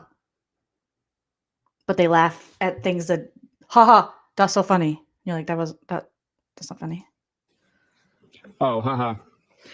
I had to come downtown earlier, so told her I'd meet her for a drink. You there now? Why? You're not going to go? You would like my spot at the Cape. Oh, he's bragging about his spot at the Cape. I have a great spot for dinner and drinks down there. Oh, are we getting a date? You there tonight? I'm a beach worshiper. Yuri, I'm a beach worshiper. Haha. Did she send a picture of her drink? No? Oh my God. It's like the people that were posting their food. Yeah. Where's that? Oh, he's sending more pictures of his alcohol. I mean, at least we're not having to look at dick pics, I guess. I'm in West Roxbury, a spot in West Rocks that I'm... Oh, is that Night at the Roxbury? Is that where that comes from? Am I so stupid? Like that? You guys, I'm dumb. Is that Rocks? Okay. Fine. I have a pass to drive my Jeep on the Or was that in Los Angeles? I can't remember. beach. Lots of fun to be had. You have a pass to drive your Jeep on the beach? Wow. Ooh. Ooh. Don't give her an organism with that. Like, ooh. You can even speed on the highway. Ooh. Drive Where's drunk. That? I'm in West Roxbury, a spot in West Rocks that I'm flying. Thank you. I don't know how I have a pass to drive my Jeep on the beach. Lots of fun to be had. I heard. I used to rent with my friends on the beach for 7 straight years. I miss it. I've been thinking about moving to Tiverton. Oh my God, Karen Read on the next summer house. That would be hilarious. She's done a beach rental, a summer rental with her friends. Karen Read for summer house next season. I can give you all the beach life you can handle. Stopping for a drink later? By where? My spot in West Rocks. Probably not for a bit. Okay. At a bar? I wasn't suggesting anytime soon. I know you're with your friend. I meant my house. Probably after 8. Okay. If you don't want it, that's fine. No pressure. I will. A drink?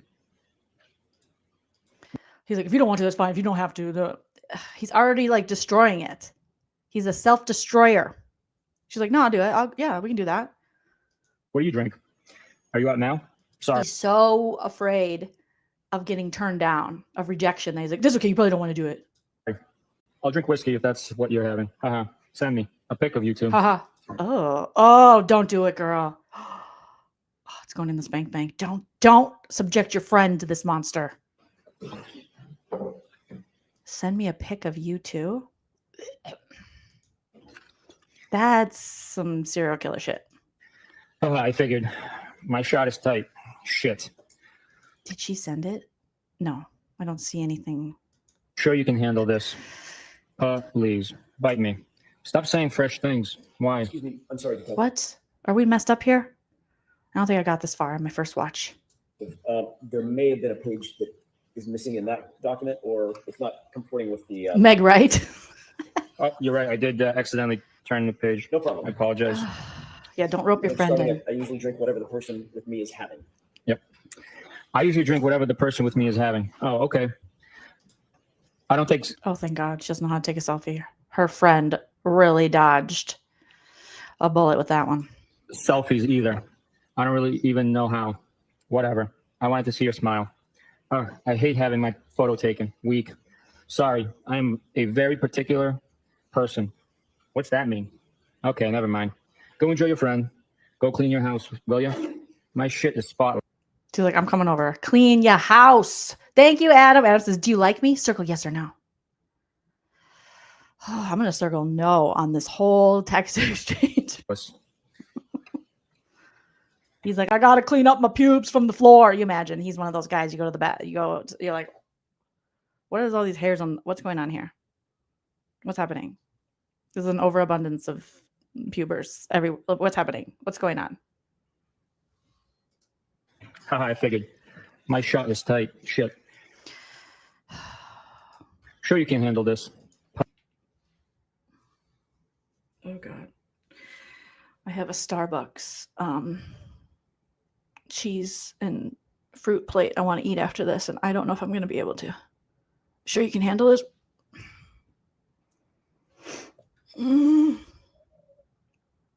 Oh, I can't even picture them together, and when I do, I just picture Karen not surviving.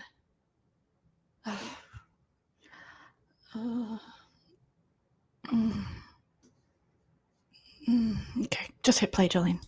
Please, bite me. Stop saying fresh things. Why?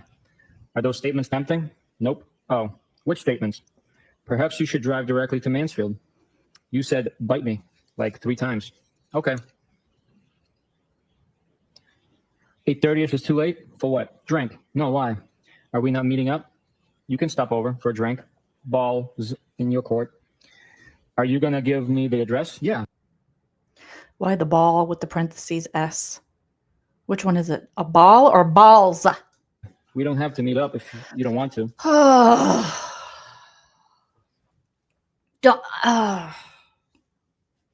We don't have to meet up. Yep, don't meet up then. But I'm leaving town now. I'm up for a drink. Okay. Should I drive around? The Roxbury? Should I drive around W. Roxbury? I assume it says yes. Ryan soaks the sheets with sweat. My husband in the chat saying, haha, I'm infatuated with Jolene. Haha. That is funny. It's okay, Chell. Are you mad? Why are you so sensitive? I think it's clear. If you don't want to meet up, or if you don't think I'm nice or fine, tell me. Does that mean you're not infatuated with me? Haha, haha, haha. Is yelling your name? Question mark. Okay, should I give her your address? Okay, should I drive around West Roxbury yelling your name? Haha, no. Where are you now? Give her your address. It's cut off. Drop a pin, bitch. Are you going to give me the address? Yeah. We don't have to meet up if you don't want to, but I'm leaving town now. All right, it repeats itself. I apologize. So, okay, should I drive around W. Roxbury yelling your name? Haha, no. Where are you now? Newbury. Do you really want to come over? Only if you want me to. Can you take charge? I thought we already settled this. Oh, can you take charge? She's on her way over. She needs you to drop the pin for the Addy, bro. Can you take charge? Yeah, I guarantee she's a lady on top. This. Haha. She says, I thought we already settled this. Aren't I coming over? Like, give me your address. He's like, ha ha, ha ha, ha ha. Okay, well, I am in my car and now getting on the highway. This feels like I am forcing you. Not at all. I am game. Then where's your fucking address? Okay, well, I'd like to know where the hell I'm going. Pike or 93? You just want to meet me at the crib, or do you want to come over? Pike, I would say. You decide. I don't know either. Whatever you want. I don't either. Play so wherever you're comfortable. You know anyone in West Rocks? I don't think so. Ha ha ha. Then just stop by for a drink. Up to you. No pressure. Just give me an address. I hate texting while driving. Bryant Road. Text me when close. Objection. This is too much work for mediocre dick. Sustained. Sustained. Okay.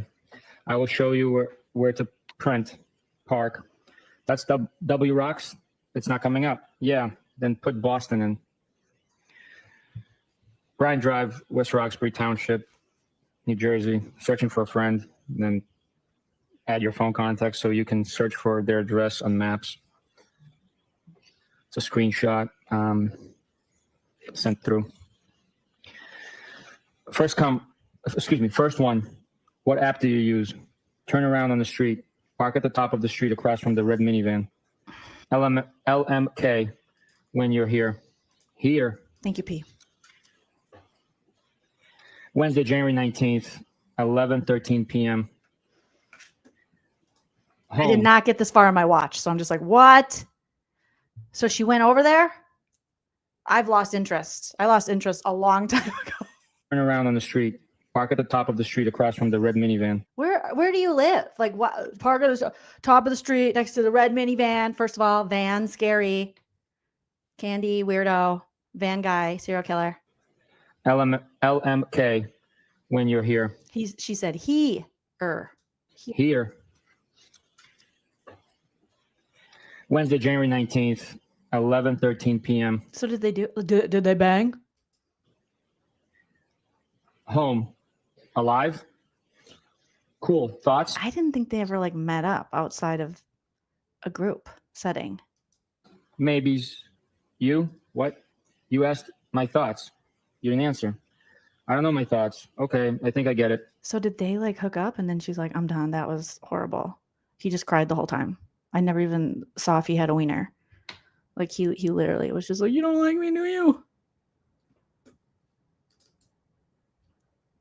I fell out of my chair. I had to. I was just like, what? I needed a break. Yeah, I try not to date guys with fans either. Mm-mm. You have any? Thursday, January 20th, 12:27 p.m. Hi. How was your... I'm confused. So after they meet up, so she goes to his house. We don't know what happens. Then January 19th, she gets home. Is that the same day? At 11:13. Like, okay, now she went home. I got home. She stopped at his house, stayed a drink. God knows what else happened. He probably just cried the whole time. Cool. Thoughts? Maybes. You? Like thoughts on what just happened when they met up? Alive? Cool. Thoughts? Maybes. You? What? You asked my thoughts. You didn't answer. I don't know my thoughts. Okay, I think I get it. You have any? Thursday, January 20th, 12:27 p.m. So was the last text saying, do you have any? She said, did she say, I don't think I have any thoughts? I don't know my thoughts. Oh yeah, that's not good. That's not good, Brian. You didn't answer. I don't know my thoughts. Okay, I think I get it. You have any?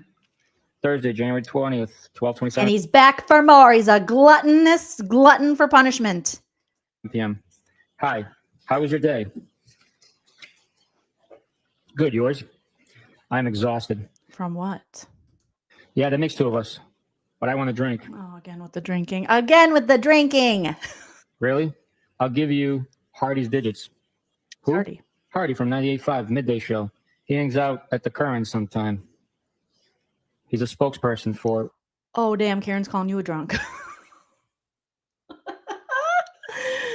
She's like, let me give you a number for a guy on the radio who hangs out at Kieran's sometimes. He's a spokesperson for Recovery Centers. Recovery Center of America.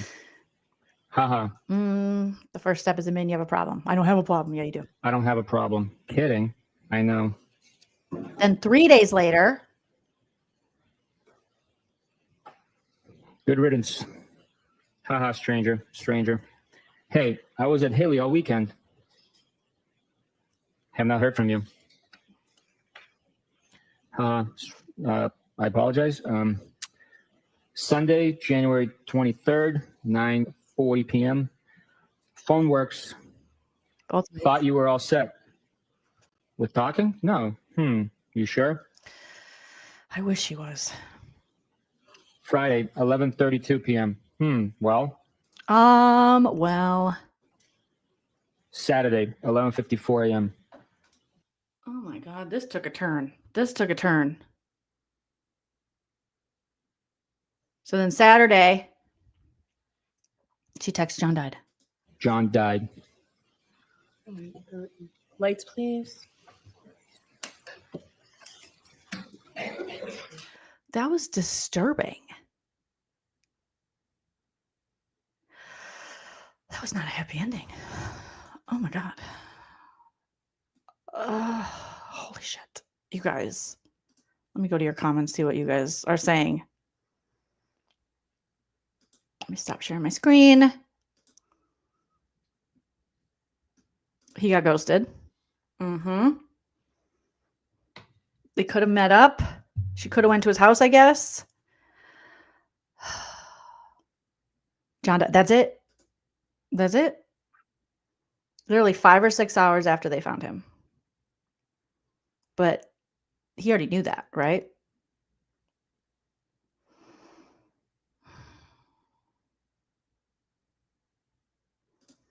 He doesn't respond either because he knew.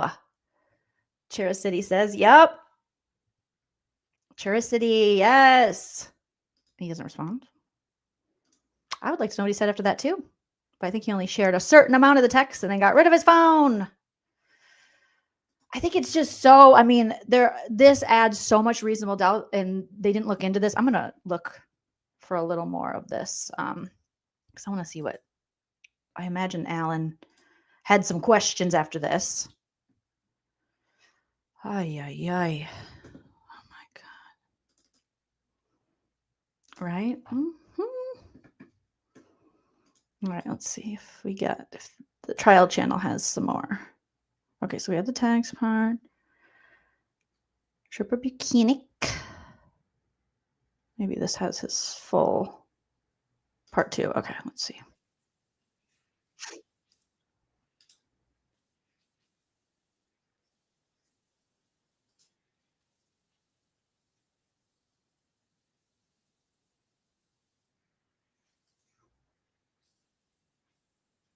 Okay, I got it. I'm going to watch a little bit more of this, even though we're already at 3 hours. Hit that like, you guys. Let me know you're here. And if you want me to go a little bit longer, or if you're like, Jolene, that's enough. That's enough.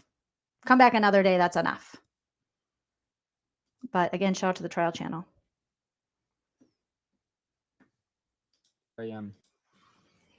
John died. Lights, please.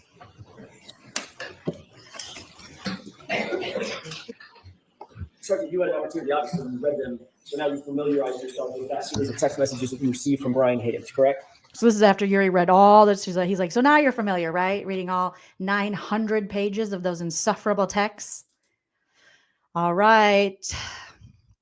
Chera City said, stay. I want you to stay. All right, I'll keep going. Thanks, guys. Yes.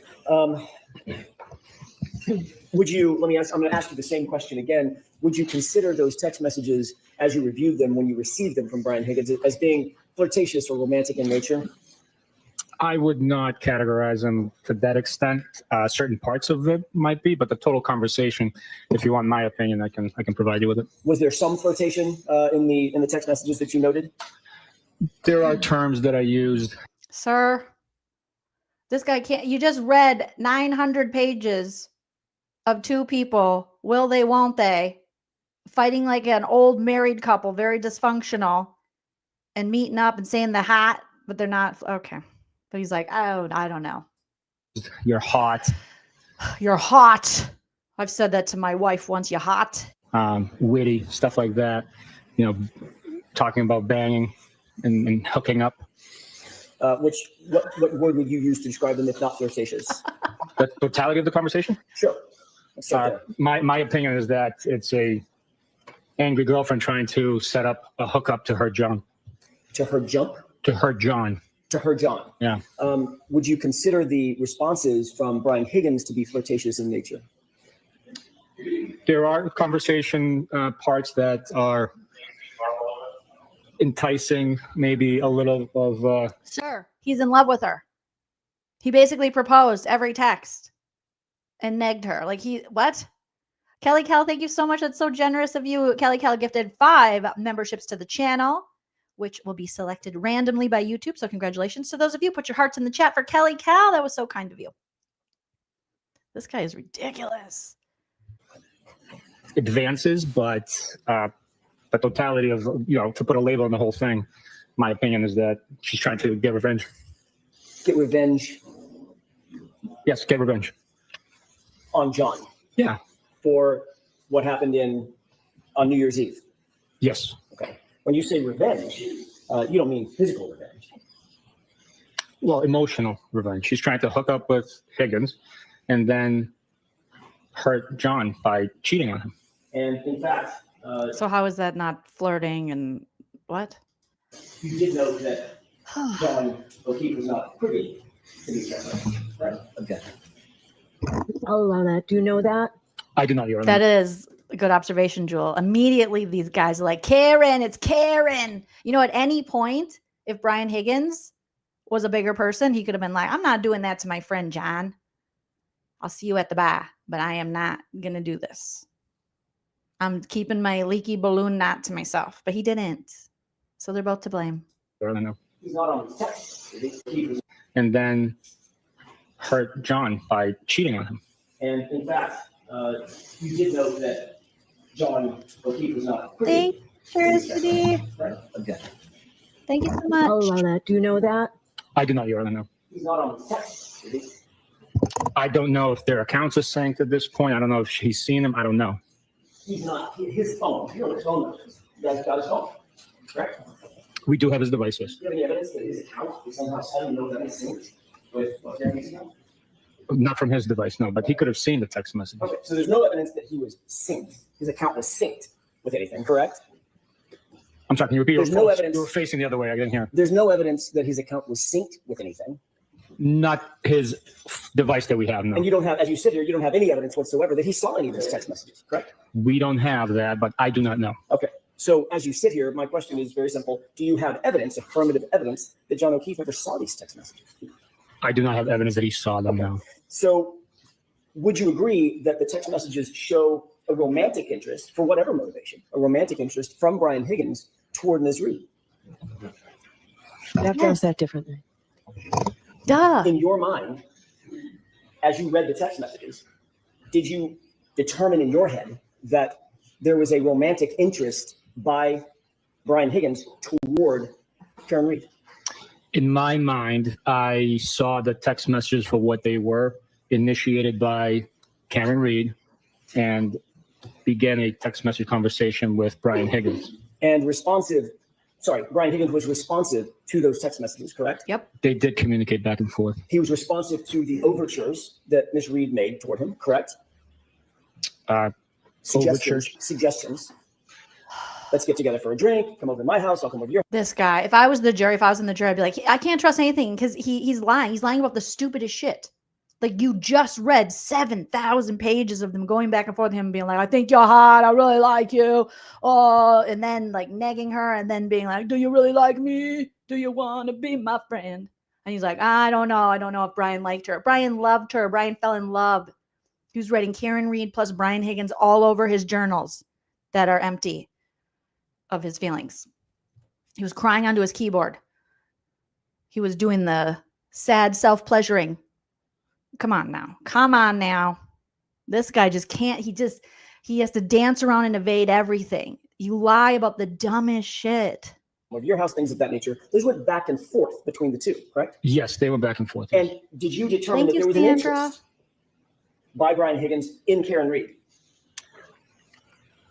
I read that he repeatedly asked her what's her plan. Yes, there was clearly an interest from Karen to Brian and Brian to Karen. Like, the fact that they're so blinded by their hate of Karen and painting her as the villain and the killer without doing a proper investigation and shows how biased they were. How much they still, it's right in front of their face. And they're like, no, no, I think it's all Karen's fault. You know, Brian Higgins couldn't control himself. He was just being nice to her. He didn't like her like that. And what's her goal? What's her interest? What's her intent? Did that show you an interest on his part? Exactly. I think at one point he said he was confused, I believe, if I'm not mistaken, or what's the term he used? He was unsure what she wanted. He called her hot. He did, yes. He called her witty. Right from the rip, yes. He said he wanted to spend time with her. Thanks, Bev's White Claw. Spend time, yes. He was interested in going over her house. Yes. He was interested in her possibly coming over to his house. Yes. He told her that he thought she was hot, his words, from the jump. Correct? From the jump, yeah. How do you interpret that? From the jump, I would interpret it as right from the beginning. Maybe the first time they saw it.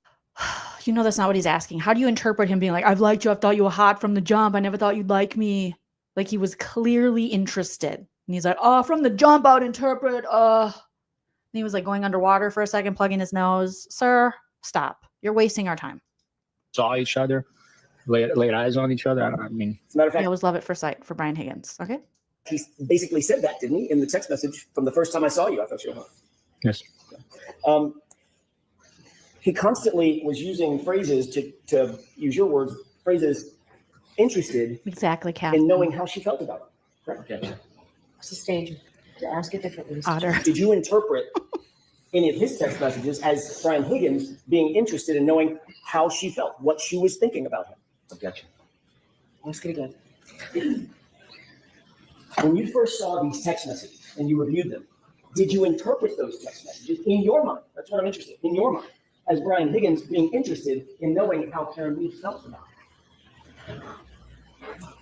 I believe his statement indicates that he was interested in seeing what her interest was, what her intention were, and questioning the fact that she's dating live-in boyfriend with his buddy. He used the word ghost several times, correct? I do recall reading the word ghost. How did you interpret that word? Objection. All right. Thank you, Bev. Thank you for allowing that. Objection. And how do you interpret the word ghost? Yeah. What do you think that means? What you just read. Do you have any reading comprehension? Because they're losers. Because they're losers. Because Yuri's a loser. Thank you, kitty, kitty, meow. I interpreted ghost in the common slang terminology as to abandon conversation, stop communicating. He indicated that 2 different times. You know he's been ghosted before. Hitting up women in the DMs on Facebook. He looks like the type, Yuri.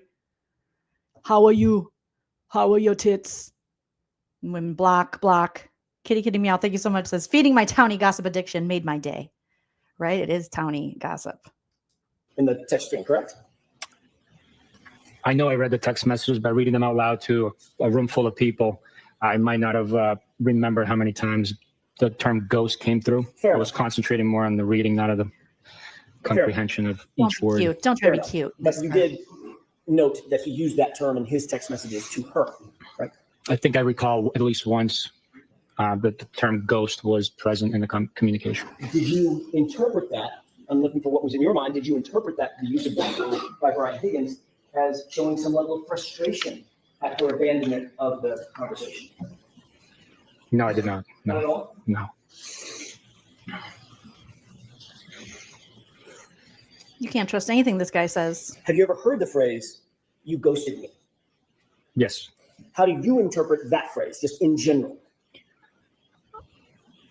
I've heard it communicated between other people. I've never used the term ghosted. I think it's a little after my time. And All right, well, women would have to talk to you in order to ghost you.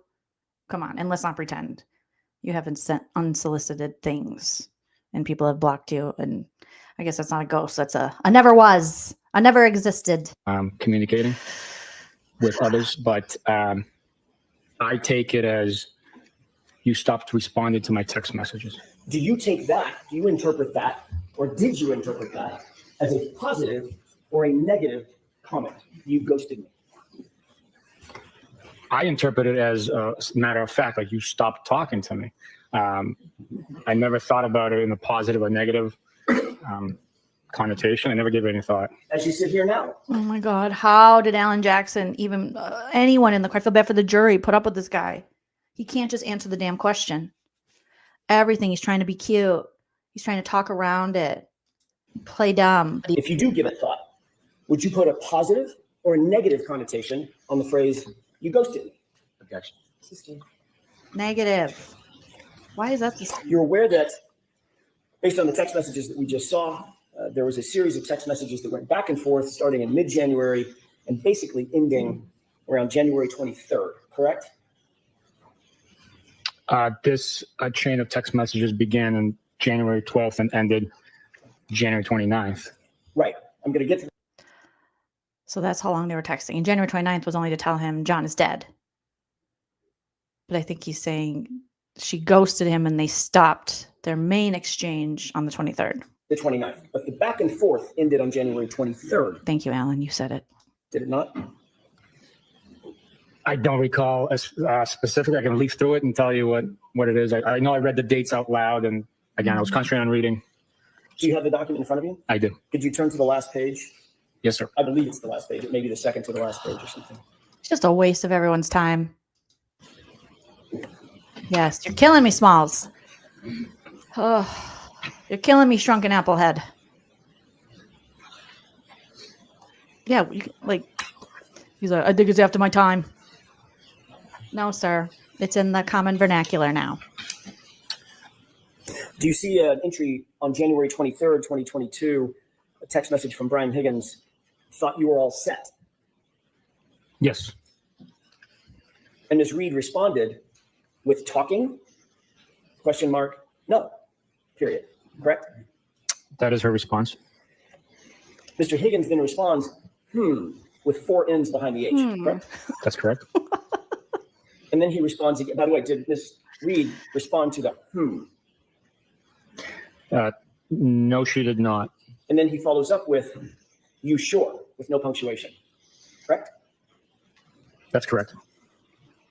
Did Ms. Read respond to you're sure? He's making us relive this. She did not. The next text is on January 29th at 11:32 p.m., correct? I'm sorry, January 28th at 11:32 p.m. Is that right? Yes, it is. Is that from Ms. Read or from Mr. Higgins? At 11:32 p.m. on Friday, January 28th, it is from Mr. Higgins. That's all I asked. And now, can you tell the jurors what that text is? And then the next text immediately after it. Well. So between January 23rd and January 28th, would you describe Ms. Read's side of the conversation as having ghosted Mr. Higgins? No, she initiates the conversation. You had me read the second text message in the chain. Between January 29th, to January 23rd, when that last text message was sent by Brian Higgins, until January 28th at 11:32, would you describe that as Ms. Read having ghosted Mr. Higgins for those 5 days? Strictly looking at the text message communications and not knowing whether they... I'm not asking you to speculate. I know there's other stuff you want to say. I'm asking you just to read. I would be like, I need a sidebar. Bev, we need a sidebar. This guy is trying to play in our faces. Tell him to answer the damn question. But just to answer the question you're asking, based on the text that in front of you, sorry to be vague, does it appear that Ms. Read ghosted, as you define the term, Mr. Higgins, from January 23rd until January 28th? One could read into that in that manner, yeah. And then on January 28th, so the weekend, when Brian Higgins sends, well, Ms. Reed responds. No, she did not. They were together at the same location. Did she respond to the text? On that day? Correct. Not on text message, no. You said they were together. That means that Brian Higgins was together in the same room with Ms. Reed when he sent his text, correct? Oh, shit. Yes. And she ignored it. So she ignored his text to his face. Imagine this man, we've seen how fragile he is, how sensitive he is, how the smallest thing, he's like, never mind, you're mad, you're sensitive. We've seen the projection. And you don't think him being, like, there's a possibility, there is a reasonable doubt here that him being upset that he was ghosted right in front of his face, that wouldn't have an effect on him, that couldn't have made him a little upset? Yeah, I guarantee it did. Allegedly. He's texting her and when she's right there and she's not replying, and they're all in the same room and they're all at the same bar. Oof. That, to someone like him who's already really sensitive and fragile, he'd be like, they're making a fool out of me.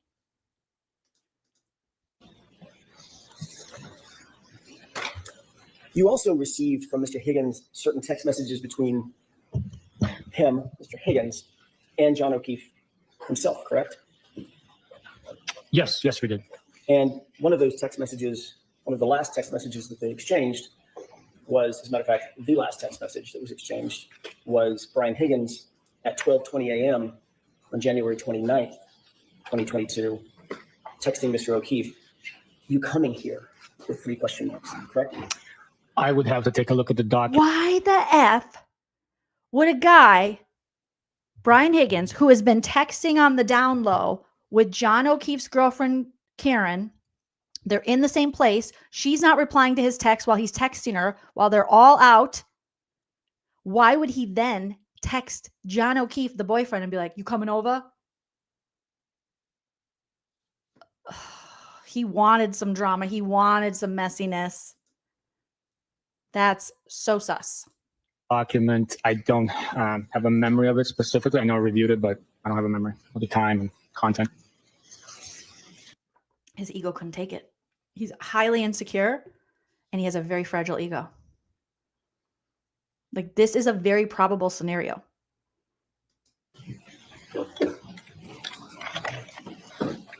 And the fact that they never looked into it and they never went in the house. May I approach you on? Yes.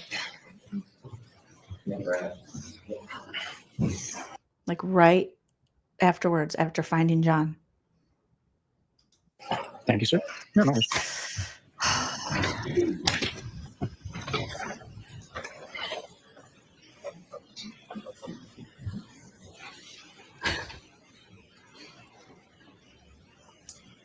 Why is he reading again?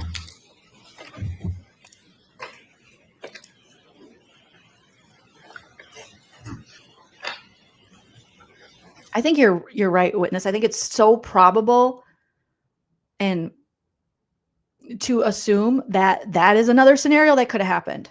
You got men drinking all day. You got a possible love triangle going on. You have Brian Higgins, who's just been ghosted by Karen Read. He sees Karen Read out with her boyfriend. He texts her. She's not texting back. His ego's hurt. Maybe he's told a couple of his friends, like Brian Albert, who's his good friend.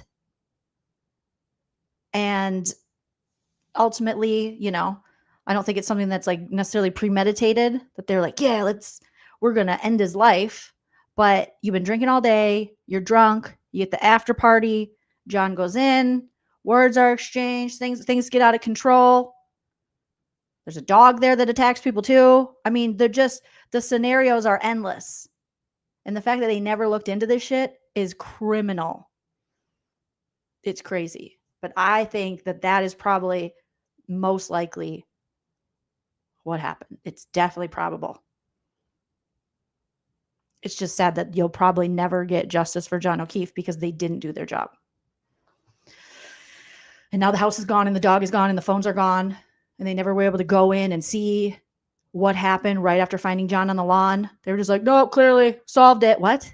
You don't go into the house immediately and look around where an officer, a person in general's body's found? That's crazy town. And you have a love triangle? Like that is every Dateline, every 2020.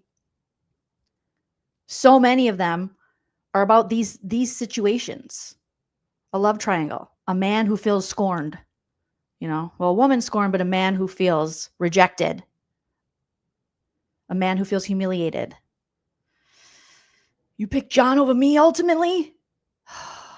It's crazy. Yes, well, remind me after this, we'll watch the Microdot video. Shout out to Microdot. I think it's the Microdot's channel. They put together a video of them all out at the bar, or they have that footage, and he breaks it down, and it's like, oh shit. That makes sense. Definitely enough to cause reasonable doubt that you cannot convict Karen Read of murder with all this reasonable doubt.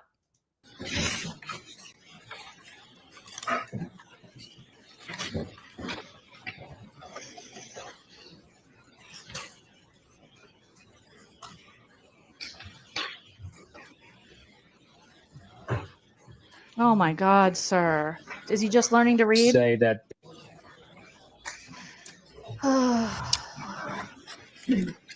based on this extraction, I cannot definitively say that this text message was sent on January 29th because of the file source time and and the JPEG being so small. I can't testify to that, sir. And I think, aren't they like, isn't one of her charges like indicating that it was premeditated, that she meant to do it? Even though you have ARCA, you have the freaking medical examiner all saying he did not die from being hit by a car. And somehow we're just supposed to believe these guys who have vested interest and conflicts of interest every which way and did a horseshit investigation, totally biased. With all of the Proctor text messages and now with Higgins, they didn't even look into a love triangle aspect. That makes more sense than anything. Mr. Brennan has kindly offered to stipulate that the "you coming here" text was sent. I would offer the following stipulation: that "you coming here" text was sent on January 29th at 12:20 a.m. from Brian Higgins to John O'Keefe's phone. Quote, "You coming here?" 3 question marks following. What was the time? 12:20 a.m. And imagine if they would have actually gotten the phones of Brian Alberts, Brian Higgins, went in the house, looked around. Would they have found some of John's DNA? I mean, come on. It's just, you're just literally asking for a proper investigation. It's not like you're asking, or people are asking a lot. Just do your job. You didn't do your job.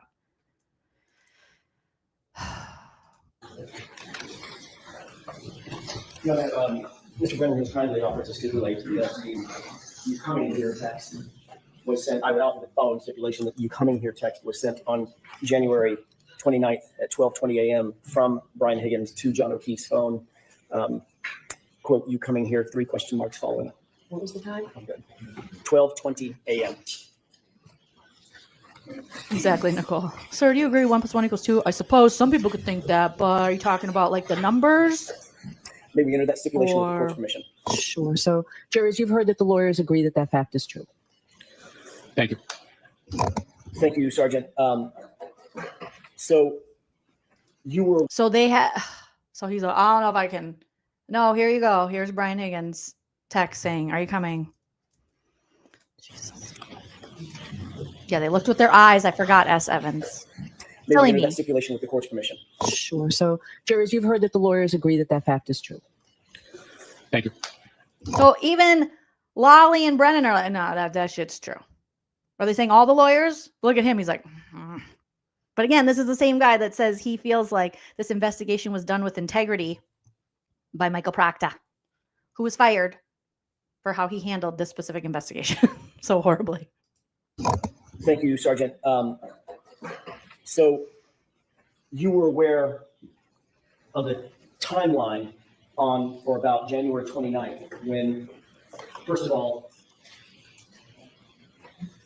Karen Read had not responded to a text message from January 23rd throughout January 28th and into January 29th. Sorry, throughout January 28th by 11:32 p.m. She just not responded. Correct?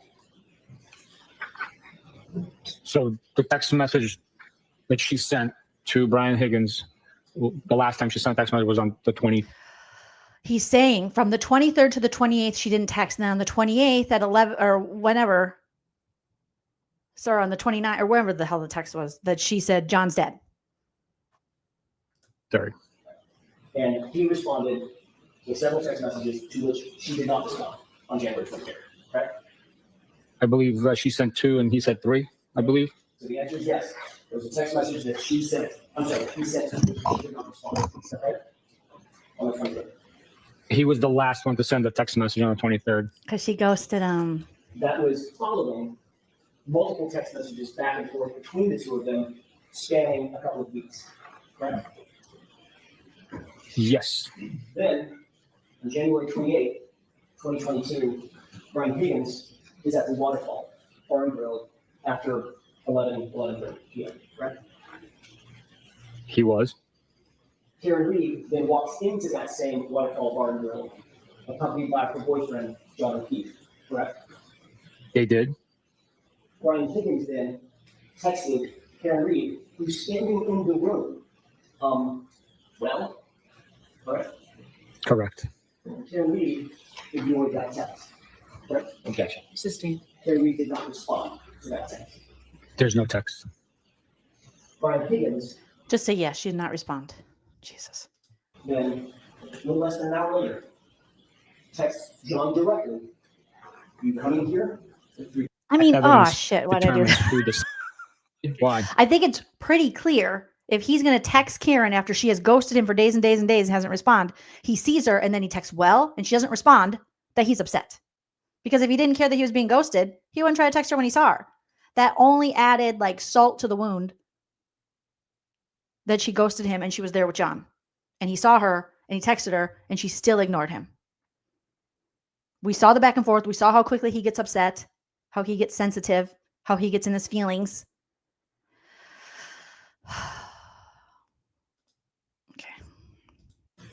Karen Read had not responded to a text message. Believe. So the answer is yes. There was a text message that she sent to that same Waterfall Bar and Grill, accompanied by her boyfriend, John O'Keefe. Correct? They did. Brian Higgins then texted Karen Read, who's standing in the room. Can you imagine how mad he was? She's standing in the room and he texts her well, and she might even look at the phone and be like, no, and ignores him. Oh my God. He's pissed. Well, we already know he cannot regulate his emotions. Correct. We've seen that in the texts. Correct. Karen Read ignored that text. Correct? Objection. Sustained. Karen Read did not respond to that text. There's no text. Brian Higgins then, no less than an hour later, texts John directly, "You coming here?" with 3 question marks. Correct? And then he texts the boyfriend because the girlfriend who he's having the secret text exchange with, Karen Read doesn't text him back. So he texts John O'Keefe, "You coming here?" Correct. It's been stipulated. That is an accurate timeline of the events that we just talked about, correct? Yes, sir.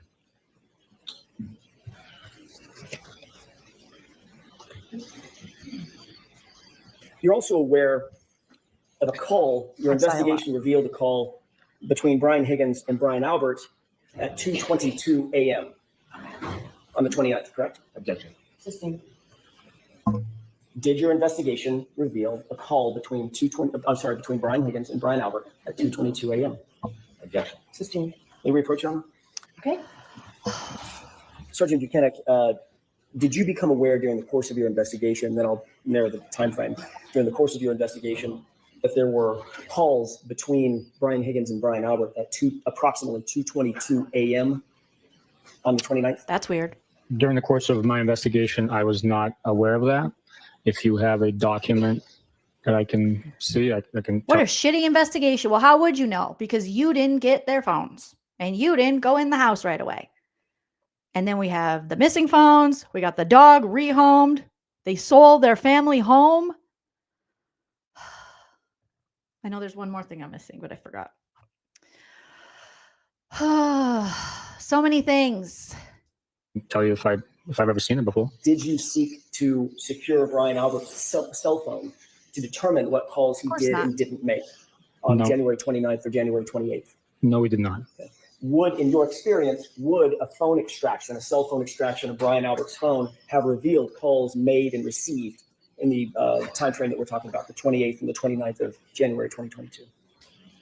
If a phone is extracted, the records of phone calls being made and received would show those records. You did receive information from Brian Higgins' phone, specifically the texts that he claimed he pulled off of his phone and gave to you, correct?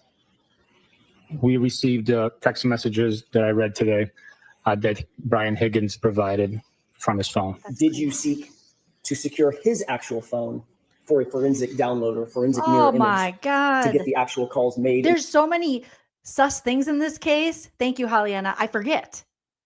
Like ripping up and replacing the basement floor. And they never even went in to check in the basement if something happened. It could have been, a drunken fight accident, like we said, gone horribly wrong with no intention of someone to die.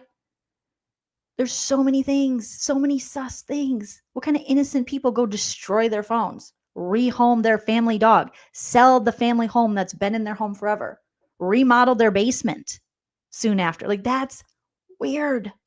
Made and received, or text messages made and received from his phone? No, we did not. That's an interesting point, Susan, how it was ripped. At some point, this is just yes or no, at some point, did you become aware of a call between Brian Higgins and Brian Albert at 2:22 a.m. on the morning of the 29th? Just yes or no? No. As you sit here today, Karen's like, this is new information to you. Let me rephrase it. Idiot. This is unknown information to you. You do not have any information about that? Objection. incompetent. Fire him. Time frame, Mr. Johnson. Fire him. I was watching that Duty Ron and is Duty Ron the NYPD people and the Vegas cops for a little bit, checking them out. Shout out to them. And I think all of them were like, yeah, the fact that he has a job, like they were pointing out just how shitty this investigation is and how messed up, how Yuri really messed up in Procta. And other cops are recognizing like how fudged this investigation is. It's embarrassing. I realize that, Judge. That's why I'm asking it this way. As you sit here, are you aware of a phone call between Brian Albert and Brian Higgins at 2:22 a.m. on January 29th, 2022? But you just shared that with me. I have no memory or record of seeing that it actually took place. I do not know. Okay, so you've never heard that before. That was what I was getting to. You've never heard that before. No. Okay. You indicated that you did not seek to secure Brian Albert's phone.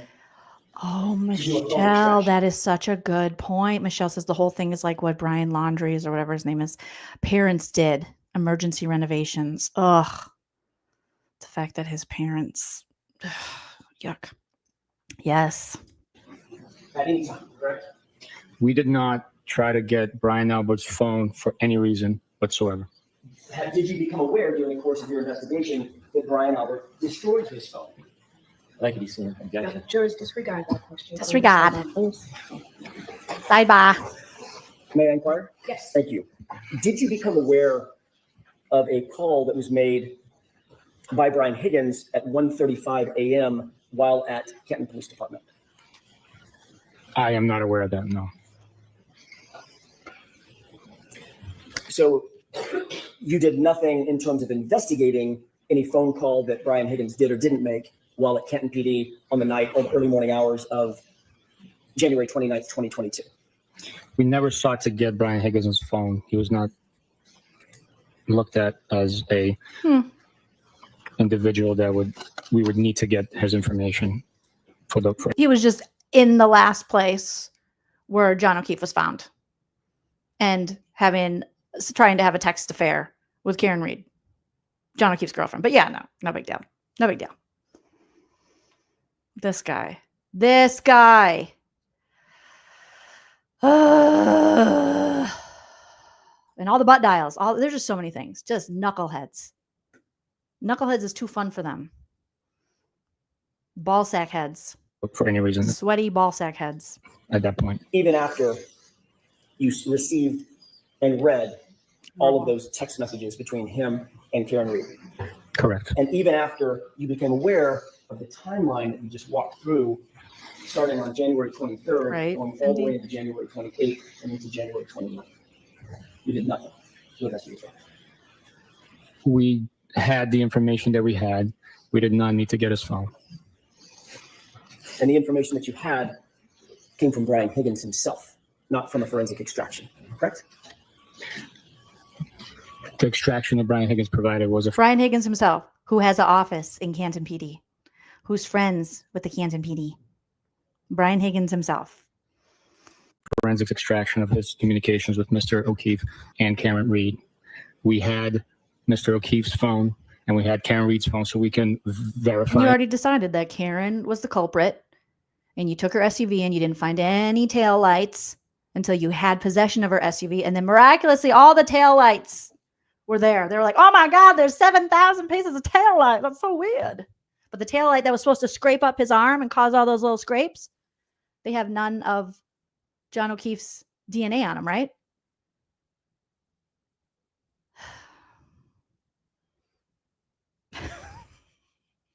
When you first hear this case, you're like, no way, come on. Clearly, she was drunk. She probably hit him, whatever. And then as everything unfolds, you're like, holy shit. Yeah, this is some corrupt ass shit. And confirm that those text message communications were accurate, unredacted, not only when Proctor was near her SUV in an inverted video that they're going to cover on Monday. Did the tail light pieces just magically appear? They're magically delicious. That's crazy.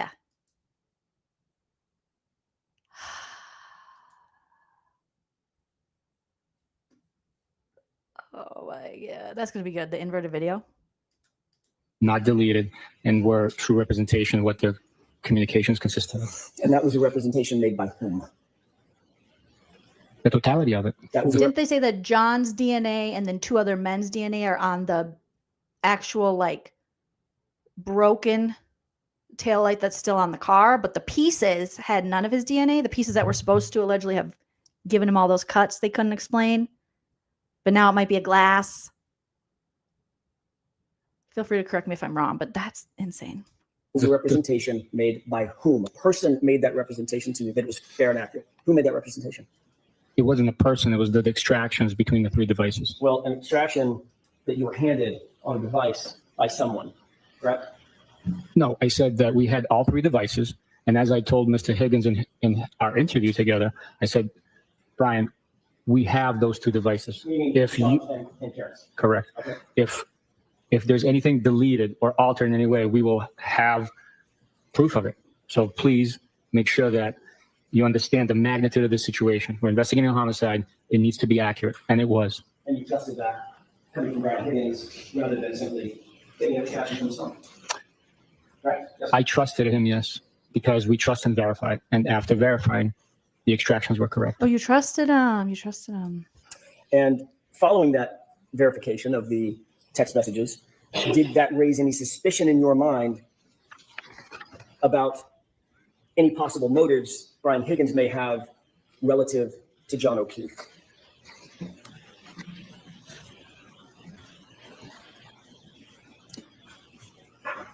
Suspicions of motives? Is that your question? Correct. No, the evidence spoke for itself. The honesty, cooperation of all the witnesses and corroborating, supporting facts spoke for themselves. So if I would. Speaks for itself. Why did the feds have to get involved? Like what? Was not suspicious of his motives. The conversation was documented over text message. Spoke for itself. Supporting documentation, including a text message at 2:20 a.m., just minutes before John O'Keefe arrived at 34th Avenue from Ryan's Higgins, 12:20 a.m. That's one of the factors, right? That's one of the factors that is part of the entire investigation. One of the other factors is John O'Keefe's body was found in the lawn at 34 Fairview, just feet from the front door, side door, and the garage door. That is when Mr. O'Keefe was found on the left side of the lawn, yes. And one of the factors was you originally said that it appears there may be an incident involving a cocktail glass to the face. Initially, please. Based on verbal reports, initially, that was a possibility. Again, it was before we spoke to Before a lot of other things happened, but initially, that's what I'm asking. Yes, initially, it was a possibility. And when you saw John O'Keefe hospital, a big contusion above his right eye, correct? That is not correct. A big egg just above his right eye? That is not correct. You did not see that? His eyelids were swollen, not above his eye. And it wasn't a contusion. Two different paramedics. But didn't John O'Keefe's brother say it looks like he went 12 rounds with Tyson or something? Graphics says, didn't the snowplow guy, Lucky, saw at one point a Ford Edge? That would be Higgins, I believe. His Ford Edge or something like that was parked in that area at 3:30. I think so. And I think he didn't report them because he knows them. He didn't want them to get in trouble. Oh, yeah. And the fact that Jen McCabe's hose long to die in the cold was deleted. And she wasn't, from her phone's record, for her forensics on her phone. There were only certain things she deleted. Mm-hmm. So they saw what they described as an egg above his right eye.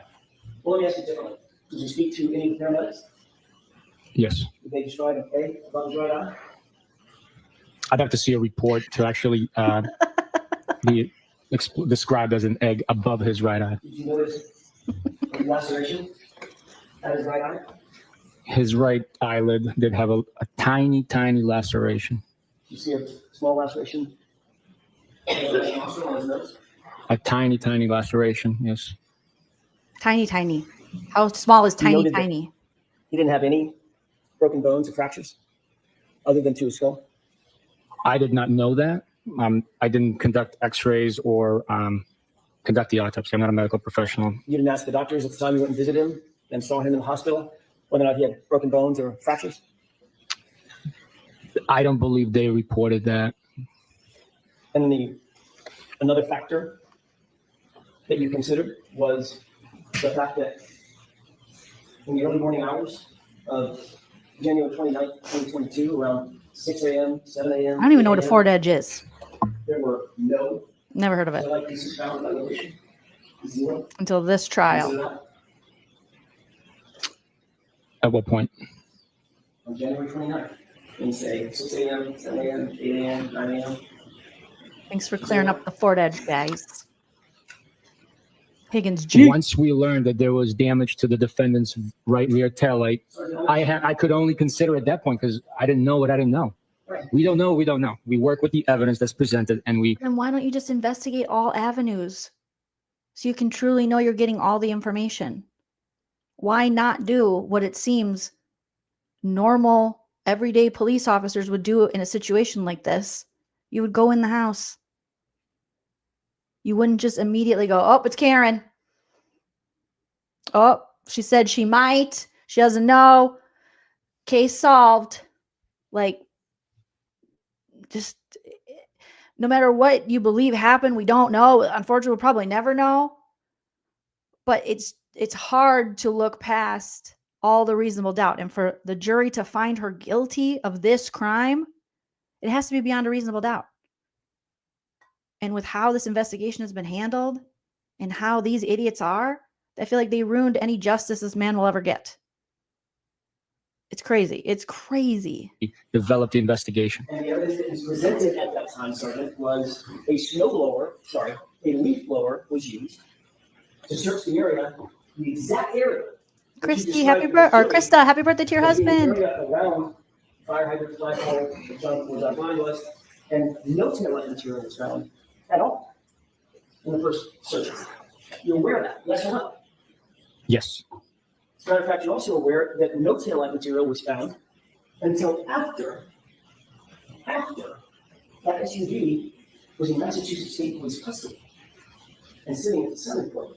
So Alan Jackson saying, so no tail light was found until after her car was taken by Massachusetts State Police and sitting in the Sally Port. Correct. I believe the first tail light piece was found after it was in our custody. I don't know. That's sus. That is sus. And we're going to see the video and it's inverted. Know the exact time. I'd have to see it.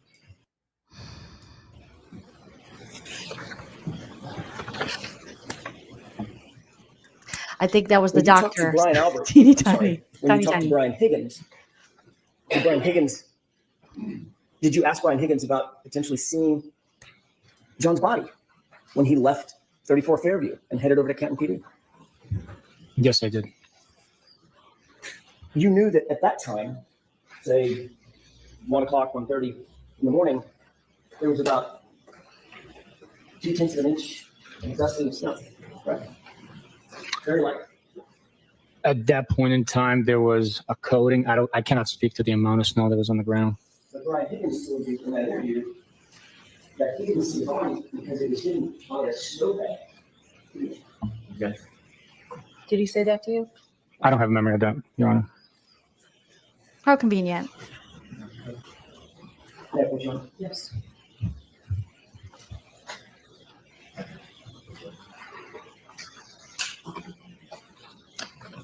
Take a look at page 3, the highlighted portion. Do you mind? May I approach? Yes.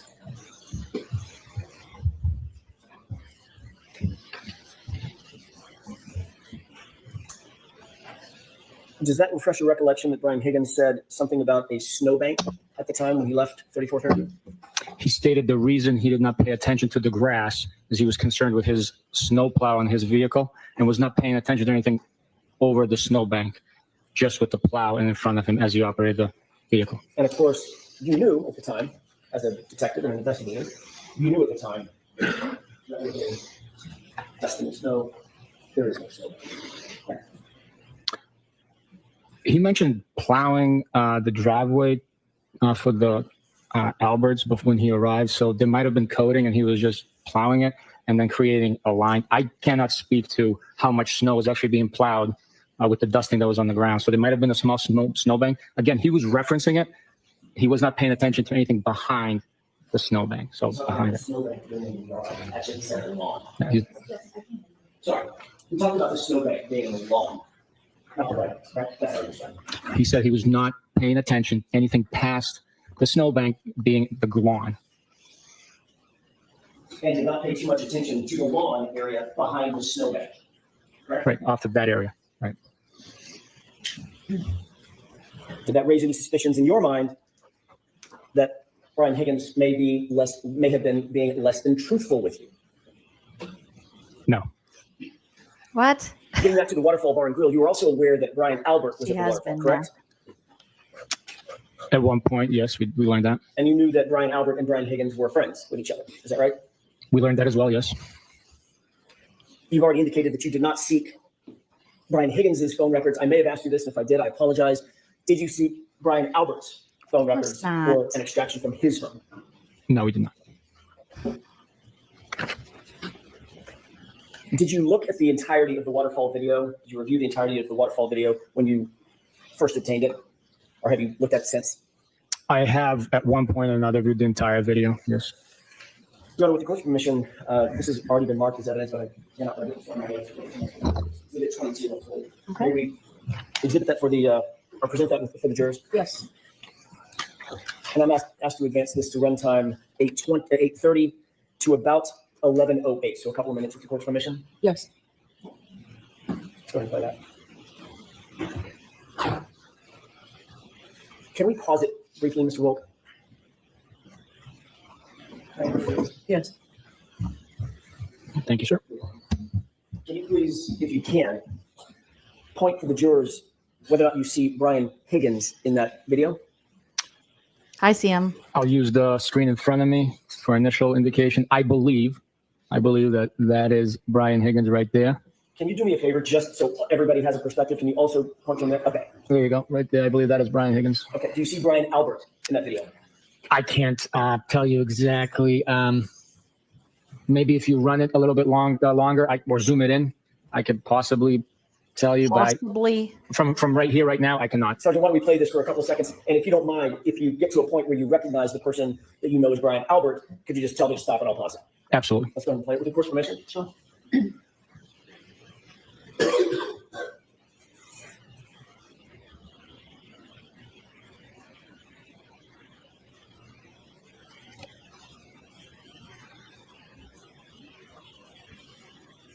Can you pause it? Go ahead, Sergeant.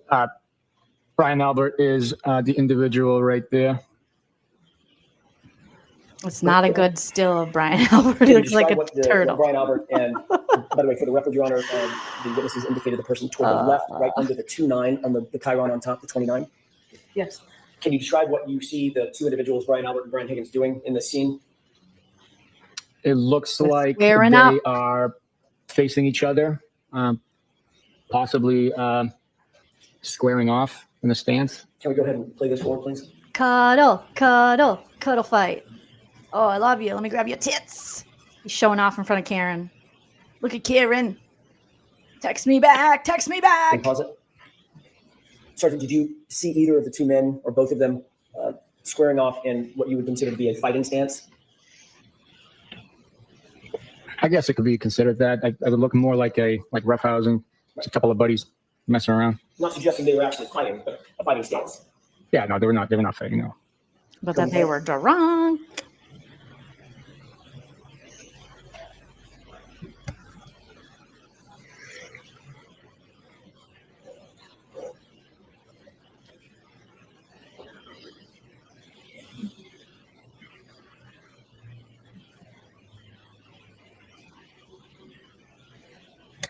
You think Bev likes the he does? I don't think she looks like a smoker to me. She could. Hey, let's hug it out. Tap, tips, tapping tips, tapping tips. Brian's are peacocking for sure. They are. Sergeant, do you happen to see in this shot, just for orientation, do you see my client, Ms. Reed? I'm sorry, I was paying attention to the two gentlemen. That's fair. That's kind of an unfair question. Could you, if we play this a few more seconds, could you look around, scan around, and tell me if you see someone that you believe is my client? Yes, I will try. Let's go ahead and play.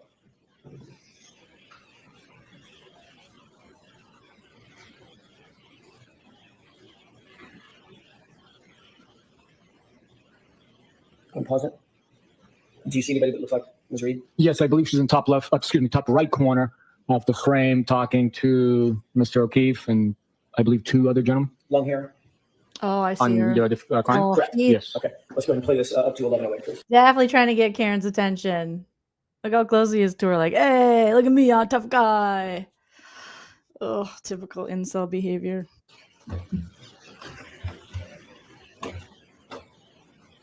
Not Virginia Slims. What were those other ones that were skinny? There was another skinny cigarette that they marketed to ladies. Thanks, Tony.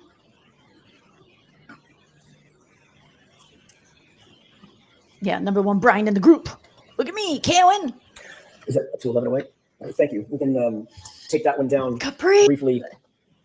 Sean, a holy blast from the past. I don't know why they thought women would want like this super skinny cigarette. They're like, it's delicate, like a lady. And it's like, no, if you're puffing heaters, that's nothing. You don't want that shit. This is, if we have the lights, thank you. Sergeant, this is at the waterfall just before midnight. They even tried to rip us off on the amount of tobacco we got. They're like, give the ladies less. Bullshit. Right. Yes, Capri's, January 29th, guys. 2022, correct? Flash of the past. Those were funny. What you just saw. That footage is from the waterfall just before midnight on 28th. I'm sorry. My mistake. On the January 28th, 2022. Correct. Going into midnight, January 29th. Graphic. 2022. Yes, sir. Thank you, All lady. right. This would be just minutes before everyone headed out of the waterfall and went back towards Fairview, correct? Not everyone. The band didn't go to the Fairview. Well, obviously, I'm not talking about the band or the bartenders. I'm talking about Brian. Really, Yuri? Oh my God. Yuri is giving me a urinary tract infection. Like, he is ridiculous. Albert, Brian Higgins, Jim McCabe, Matt McCabe, John O'Keefe, Karen Read, those folks. Brian's and Tom's. It's before some of those individuals left the bar and headed to 34 Fairview. If we could push to runtime 16:35, 17:22, while you're queuing that up, did you see, after I asked you the initial time about the stance that the two men were taking, Brian Albert and Brian Higgins, did you see them continue to take what could be reasonably described as fighting stance toward each other, even in jest? They were squaring off and roughhousing, yeah. Okay, what does squaring off mean? Facing an opponent in like wrestling or a martial art, I guess. Hands up? Yes, squaring off. Yeah. You are former military? Yes. And current law enforcement? Yes. Is hand-to-hand fighting taught in both military and paramilitary organizations like law enforcement? I had hand-to-hand combat training in the Marine Corps. I had defensive tactics in law enforcement capacity in the Marine Corps, federal, local, and state academies. Are you aware that Brian Albert is former military? Objection. Oh. I am aware that Brian Albert is former military. And Brian Albert was also a Boston police officer. I am aware of that as well, yes. Are you aware that Brian Higgins was former military and a combat veteran? Now I am, yes. And are you aware that Brian Higgins, at the time this video was taken, was also a federal law enforcement agent? I was aware, yes, I was. Okay. If we can go ahead and run at 16:35 to 17:22 with the court's permission.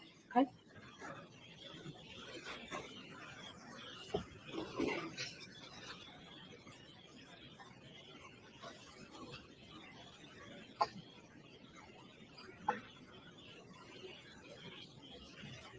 If you can pause it. Can you describe for the jurors what you see Brian Albert and Brian Higgins doing in this footage? Based on my understanding, it looks like he's giving the Heimlich maneuver or abdominal thrust, I guess. I don't know what he's doing. Brian Albert's got his hands around Based on looks like give him the Heimlich maneuver or abdominal thrust. Oh my God, I gotta rewind that. I mean, I think I know what they're doing. I think he's like, I'm not waiting on Karen. I got Brian Alberts right here. So this is what my dogs do when Teddy and Dave are wrestling. Our little one, Buffy, the anxiety slayer, she wants to show who's dominant. So she comes up behind and humps them. Like, knock it off. Too much funny, silly business going on here. I'm the boss, applesauce. Oh, wait, no, it's Higgins getting dominated. That makes more sense. That makes more sense. What the hell? I've never even seen this. If you can pause it. Can you describe for the jurors what you see Brian Albert and Brian Higgins doing in this footage? Getting it out. Based on my understanding, it looks like he's giving the Heimlich maneuver. Abdominal thrust, I guess. I don't know what he's doing. Brian Albert's got his hands around Brian Higgins, correct?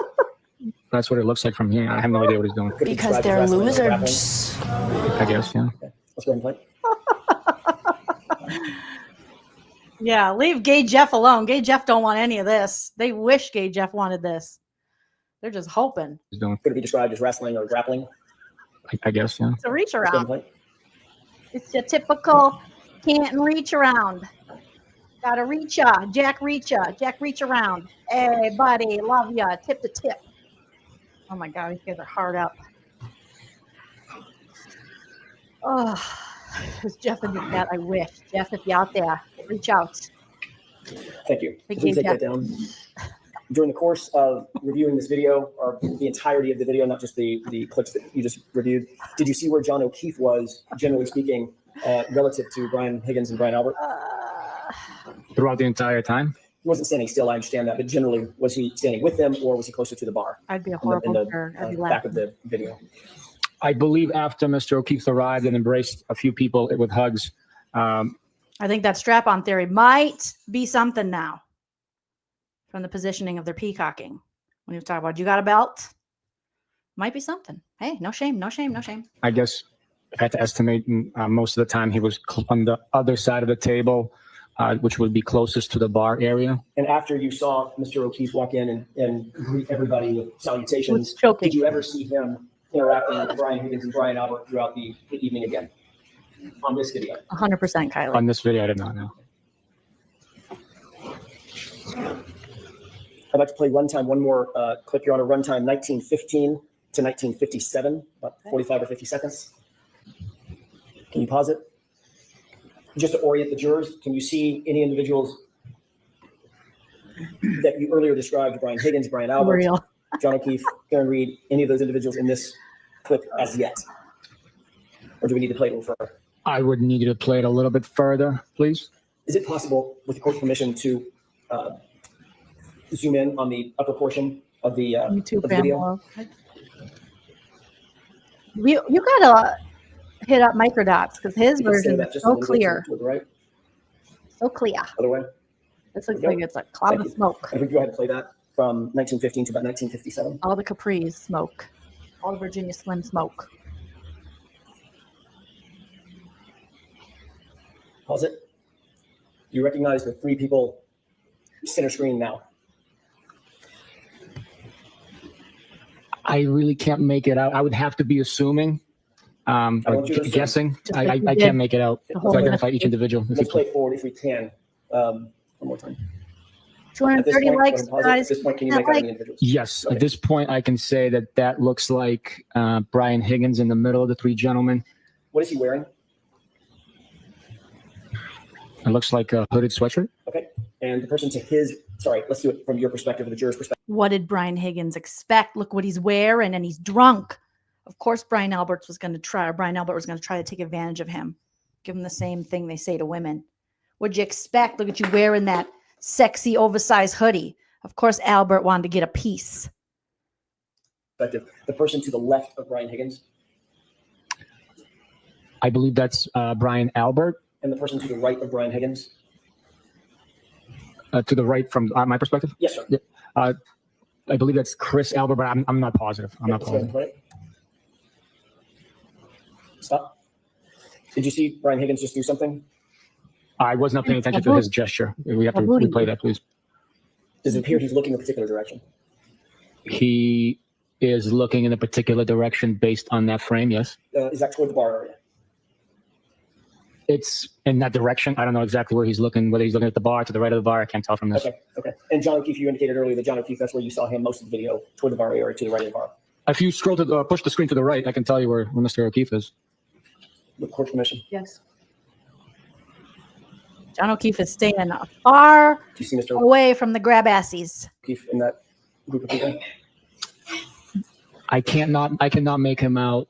Could you play the video? Maybe he is behind an individual. Let's go back to, if with the court's permission, I'd like to go back to the full video. And let's play it from here. Yep, he does, Irene. He knows exactly who each one is. Liar, liar, the lies, the lies, the lies. Okay, don't. What? Come on, man. She's not going to text you back. Why is he looking over there? Who's he talking to? Who's Brian Higgins talking to? Come on, let's go. She didn't text me back. Fudge this. I got a strap on and I'm not afraid to get it used. What? You pause it. Could you see what was happening with Brian Higgins? He was gesturing to someone. I was trying to see Mr. O'Keefe. We were talking about Mr. O'Keefe, so I apologize. Understood. You're With court's permission, can I play the playing video one more time with a focus on the other side of the bar? Okay. Thank you. Last time. Can you tell me who to focus on, please, Yes. so I'm not looking for the wrong person? Sure, Round sure. and round we go. With Yuri Bukhenik. Pause it.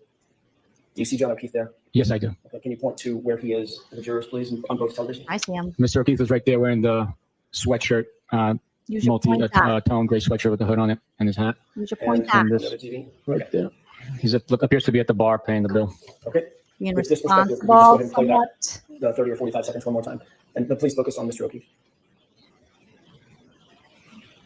Who looks like the dude from Cheers? Are you talking about Higgins? He looks like Norm a little bit. Who's this guy?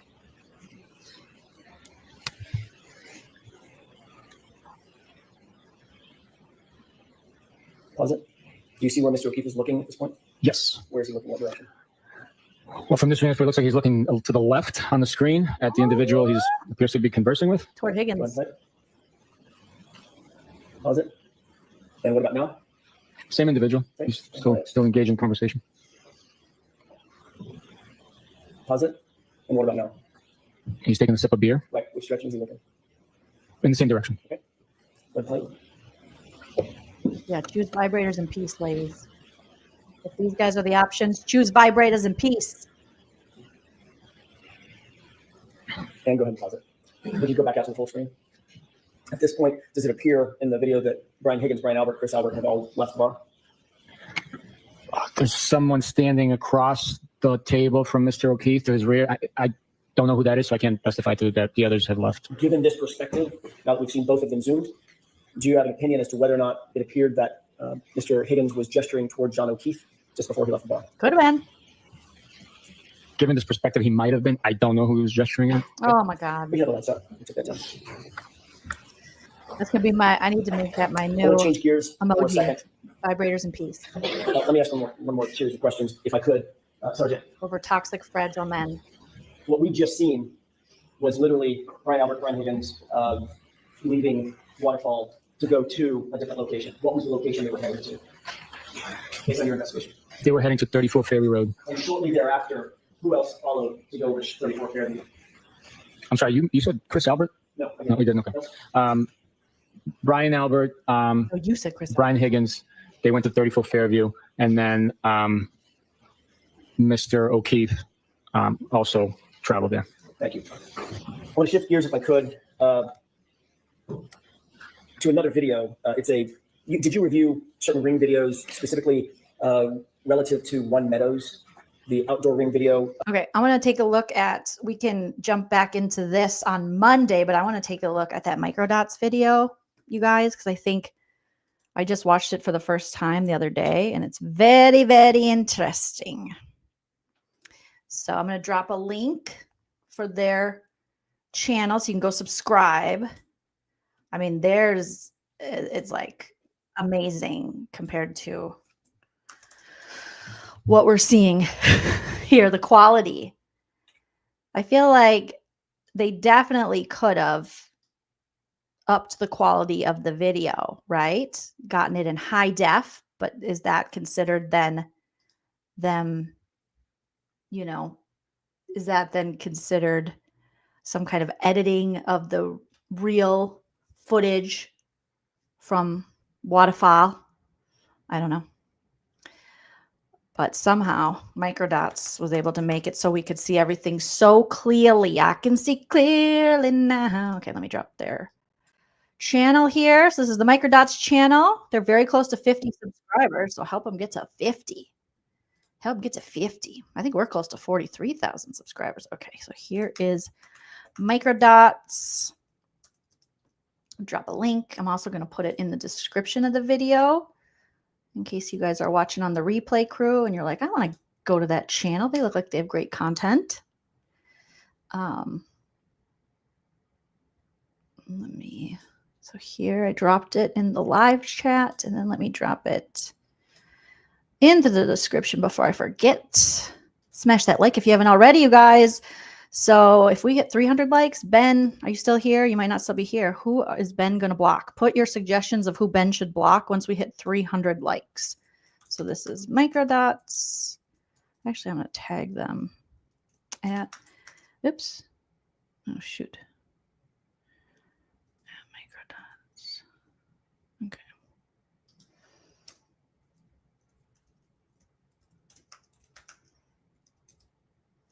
Because their shit is great. Just like the trial channel. Let me tag the trial channel too.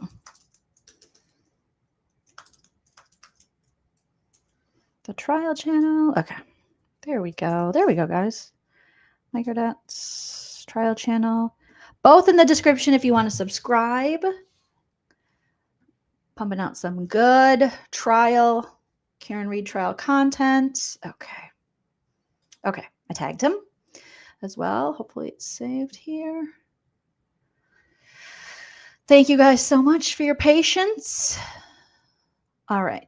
233 likes. Ben, who we blocking at 300? Who should Ben block? Block Higgins.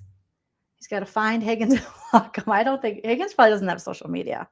I don't look for any of these fools' social medias. I got to give Microdots video a like as well here before I forget, because it's so important for the YouTubes. 10,000 likes on this video, and this is the lead up waterfall footage, frame by frame. All right, and you can find more quality stuff like this on the Microdots channel. You gotta understand something, dude. Microdots is a fucking force. Once you fix it, I like their intro. It's why we experience.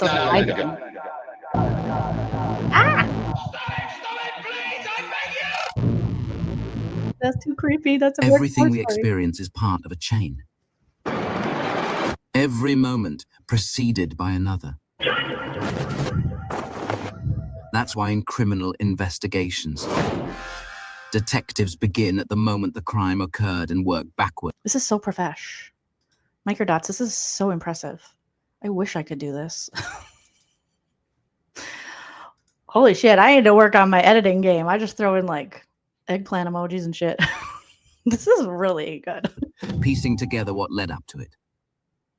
I don't even know what you use. The closer an event in time and space to what happened, the more Can you do this shit in iMovie? Just kidding. CapCut? No. InShot? Okay. critical it becomes.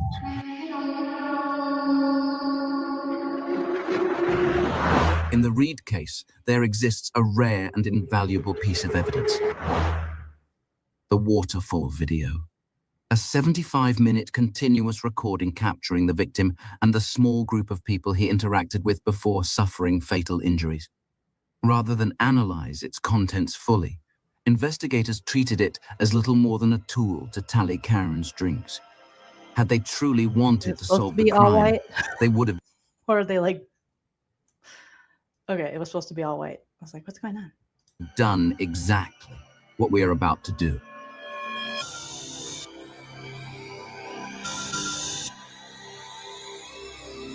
This is so freaking good. It's nearly 2 minutes to midnight. At the waterfall bar, the Albert and McCabe party decide it's time to leave. They gather their belongings and start moving towards the door.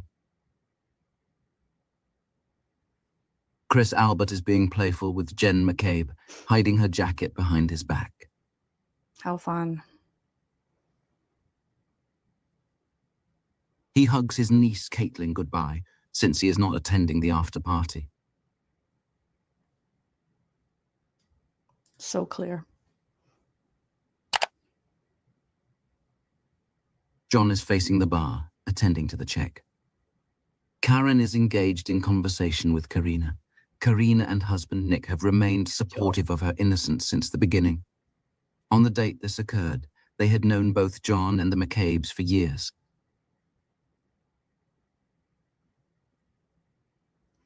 As Brian Albert, his brother, Selectman Chris Albert, and ATF agent Brian Higgins move towards the exit, an interesting exchange occurs. We will watch the next 20 seconds uninterrupted, then break it down frame by frame.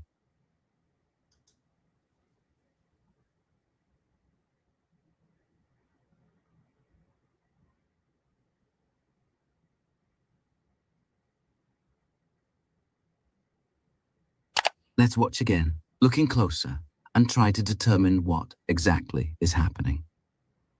Brian Higgins is looking in John's direction. Chris Albert says something to sister-in-law, Nicole, as she steps towards the door. Daughter Caitlin Albert is closest to the exit. Brian Albert enters frame right. Brian and Nicole continue. We see Higgins focused, like a laser beam on John. And Chris Albert's attention has now shifted directly onto Higgins, appearing to sense what he is about to do. Higgins goes to raise his arm and shout to the victim, but before he can even bring it above his waist, Chris Albert aggressively grabs his forearm, preventing it from happening. The significance of Chris Albert's actions cannot be overstated. They reveal clear prior knowledge, an unmistakable anticipation of hostility directed towards John. There is simply no other valid way to explain how Chris would know what Higgins was about to do before he did it. I'm not suggesting anyone intended to kill John, only that there had to have been prior discussion, if not some form of coordinated plan to confront him. Now, we can operate under the assumption that these three men know something about John's future that we do not. Chris grabs Higgins by the arm, turning him back around to face him directly. This unexpected outburst from his brother catches Brian's attention. And Higgins, whipping his head toward Chris, seems just as taken aback by the sudden hostility as we are. Notice that Chris is grasping Higgins' shirt so tightly that you can see tension in the fabric.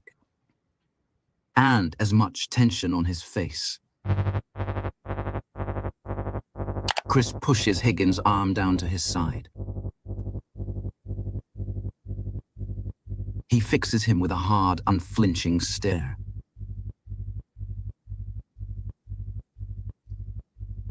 Chris releases his grip. Higgins turns his head toward Brian, deferring to his authority and seeking his approval. But Chris steps squarely in front of Higgins and puts both of his hands on him again. Higgins is rattled. Brian raises his palms facing upward, a universal gesture of confusion, questioning Chris's protest. Higgins continues to fix his gaze on John, peering over Chris's right shoulder. Meanwhile, Chris stands in a posture strikingly similar to that of a bouncer stepping in to defuse a confrontation. Higgins steps back and shifts his focus again to Chris, prompting Chris to release his grip on Higgins' left arm for the second time. Yeah. Higgins stares blankly. The two men exchange a few words as Chris gestures towards the exit. Chris is trying to assert control over the situation. However, both men turn their attention to Brian Albert as he intervenes. Brian challenges Chris's position with his voice and body, causing Chris to throw up his arms in frustration. There's clearly a disagreement between the Albert brothers. It appears that Chris either disapproved of Higgins confronting John altogether, or he was uncomfortable with him doing it so publicly. I lean towards the latter. Ultimately, however, it is Brian who holds authority and makes the final decisions. Yep. Chris is overruled by his older brother. Higgins has the green light and is allowed to continue. Chris submits, but is still clearly on edge. As the brothers settle the matter with a few final words, Higgins presses on, shifting his focus back to John.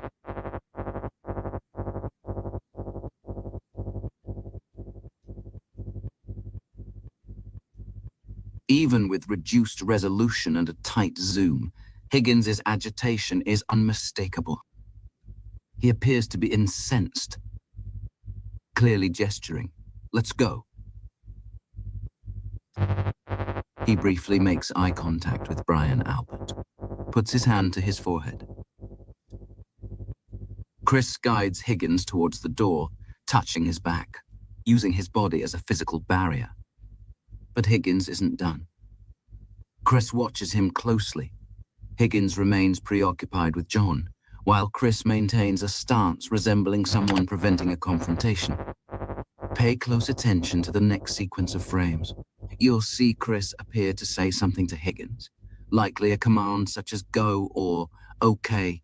In response, Higgins shows clear defiance, stepping past Chris and openly calling out to John in full view of everyone. Here we go. Chris speaks and puts his hand on Higgins' back to guide him out for the second time. Now, Higgins will react defiantly, ignore Chris, step past him and attempt to get John's attention vocally and by waving and pointing. Higgins defies Chris's instruction to get going. Chris is not happy with this. His stare is ice cold and locked on Higgins. Higgins sidesteps Chris and is animated. Then Chris turns to look at John to see what his reaction is.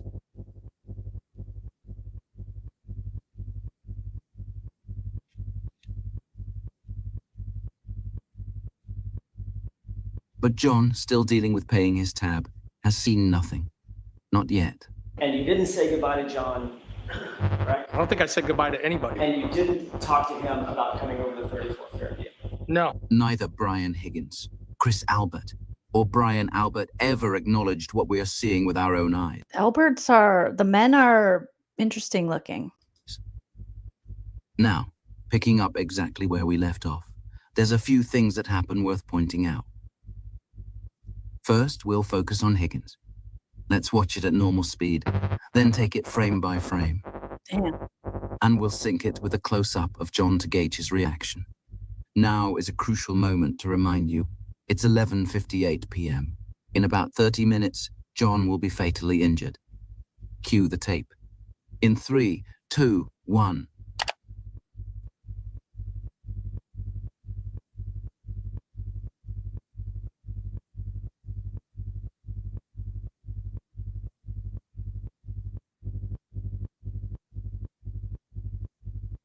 Let's watch it again, slow it down, and look a wee bit closer.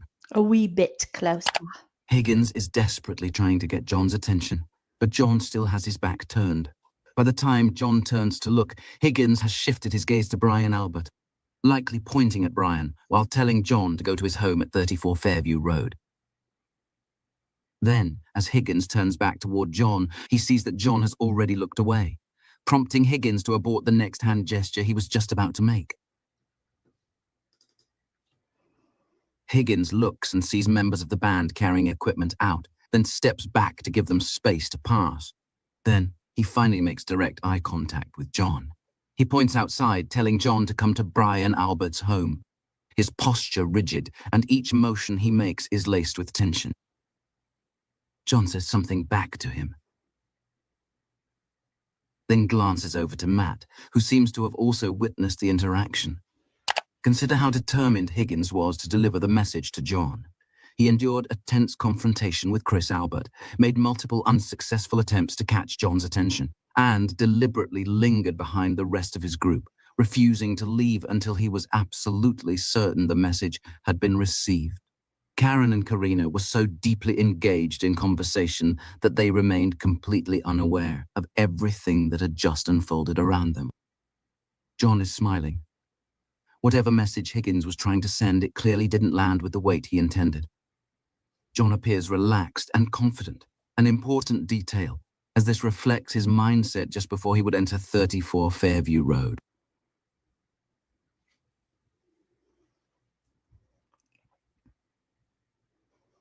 John leans over to Matt, who is just out of view, likely making another comment about the outburst. Matt McCabe is creepy. Then appears to say something about it to Chris Albert and Jen McCabe, before he is interrupted by the bartender to sign the check.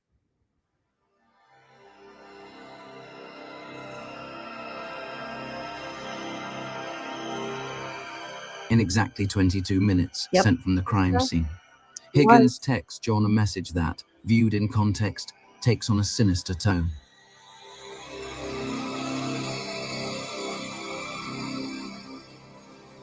That text, combined with the footage we've just reviewed, should have made Brian Higgins the primary suspect of John's murder.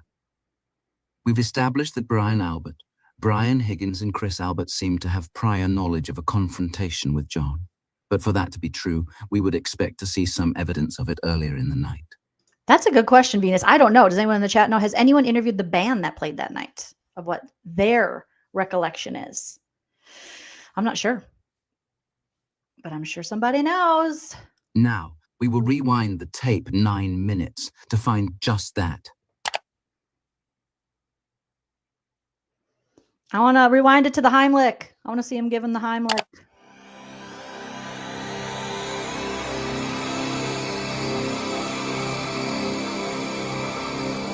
I gotta up my video game, man. It's getting late and the bar will be closing soon. John is standing here with Karen, who has her back facing us. They are speaking to Jen McCabe. Brian Albert and Brian Higgins are standing here and appear relaxed.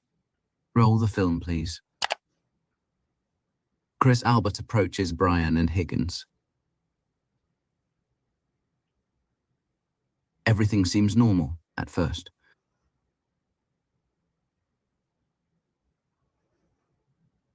They smirk. The three men's body language changes. They speak closely and glance towards John and Karen.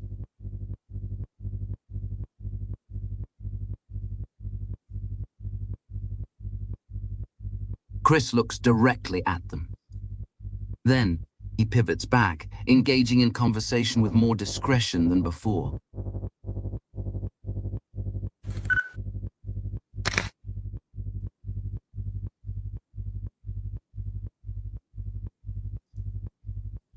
Brian's a big boy. It's a big boy right there.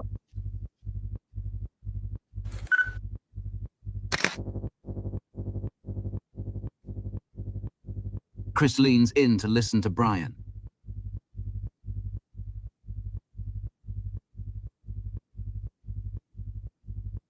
Chris gestures towards them with his hand.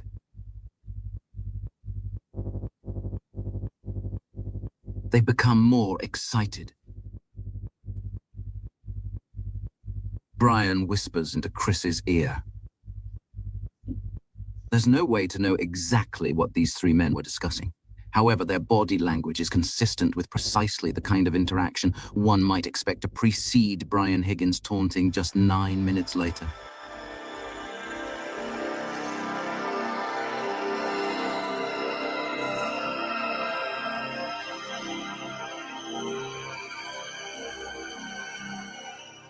It's 11:30. The man at the center of your screen is one Brian Higgins. The surveillance camera detects the infrared light emitted by his iPhone's true depth camera, which is used for Face ID. This is Officer John O'Keefe. He would be nearly dead in about 1 hour, sustaining fatal injuries that the most credentialed experts determined were not from a vehicle. Across the table is Karen Read. She is the girlfriend of John O'Keefe, and also the woman that Brian Higgins has been obsessed with for weeks up until this point. However, she had cut off communication with him roughly a week earlier and has completely ignored his presence since arriving at the bar. Say hello, shake your hand, give you a hug. No, she did not. No, she didn't do any of those things, did she? No. It's like you didn't even exist. Both Brian Higgins and Brian Albert have been drinking all day long. It's like you didn't even exist. Oh my gosh. I wish they were calling Higgins. I don't know if the defense is or what's going on with Brian Higgins. But from that first trial. Oof. Give you a hug. No, she did not. No, she didn't do any of those things, did she? No. It's like you didn't even exist. Both Brian Higgins and Brian Albert have been drinking all day long. We'll get closer and watch as Higgins repeatedly steals glances at Karen. She is standing here. In 1 minute and 35 seconds, he will finally break down and text her. Leading up to that moment, we'll see him look in her direction at least 3 times. 1. Oh. 2. He wants to give you the 3. hug. He wants you to give him the Heimlich. At 11:32, the weight of Karen's indifference becomes unbearable. He gives in to temptation. In a whiskey-fueled haze, he removes his phone from the front pocket of his sweatshirt, composing a juvenile message designed to nudge her into interacting with him. It doesn't matter that John O'Keefe is standing right there, a few feet away from him. Higgins is determined to get attention from Karen, whatever the consequences may be. From this point forward, Higgins can be seen frequently checking his phone, presumably awaiting Karen's response. But that response would never come, surely adding to his humiliation and anger.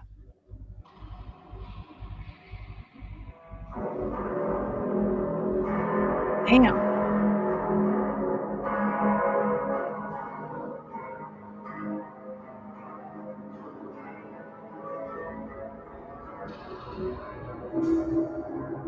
Man.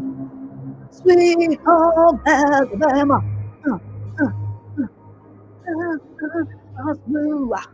Playing some Kid Rock, maybe. At 10:54, Karen and John enter the bar. Hey. hey, hey, girl, hey. On the surface, Look at everything appears Ken normal, McCabe's like, but there are "Cute." already subtle signs foreshadowing the darkness this night is destined to bring. Brian Albert leans closely into Higgins to make a comment, Uh-oh. seemingly about Karen, since she's standing right there and just walked in. Getting Higgy with it. No. Then No, Higgins no. glances at John. Yep, we solved the case, guys. Case closed. He comments to Brian. And Brian leans back in to say something in return. He's like, I like Higgins her. shakes his head and laughs.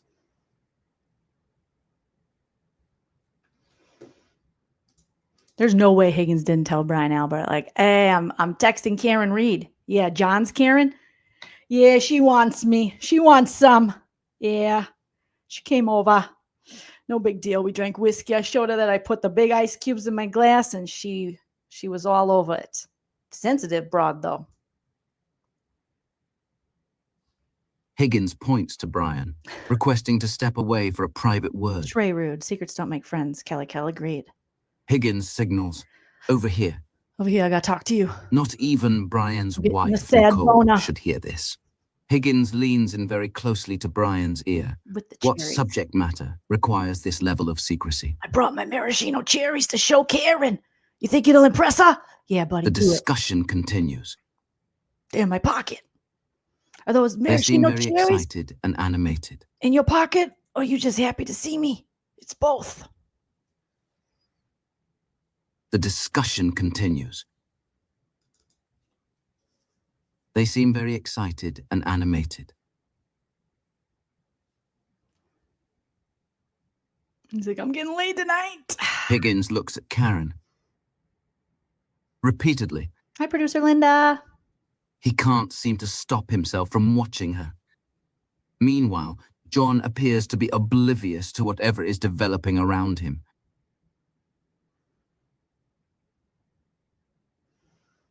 Right here. The two men touch hands in agreement.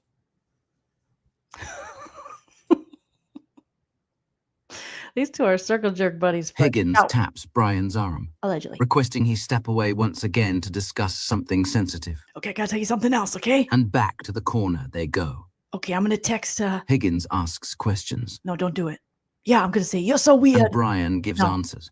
Just don't say that to her. It's weird. I'm gonna tell her, why are you so sensitive? And she'll text me back.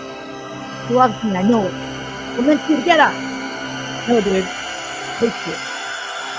Close to you.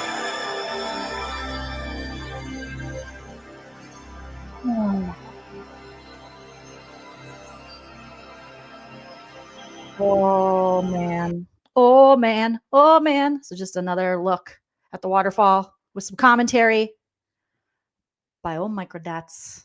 Just bringing in that Oscar-worthy edit. That was amazing.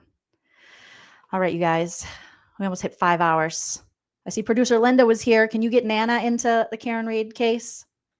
Are you interested, Linda? Looks like you might be keeping up with it. We need Nana's opinion. I tried to get her interested when she was visiting, but she was like, okay. But then I gave her that like ADHD, like hyper focus explanation, which took like a half hour and was too much because I was just like, here, blah, blah, blah, blah, blah, blah. Then she was like, oh, that sounds like a lot.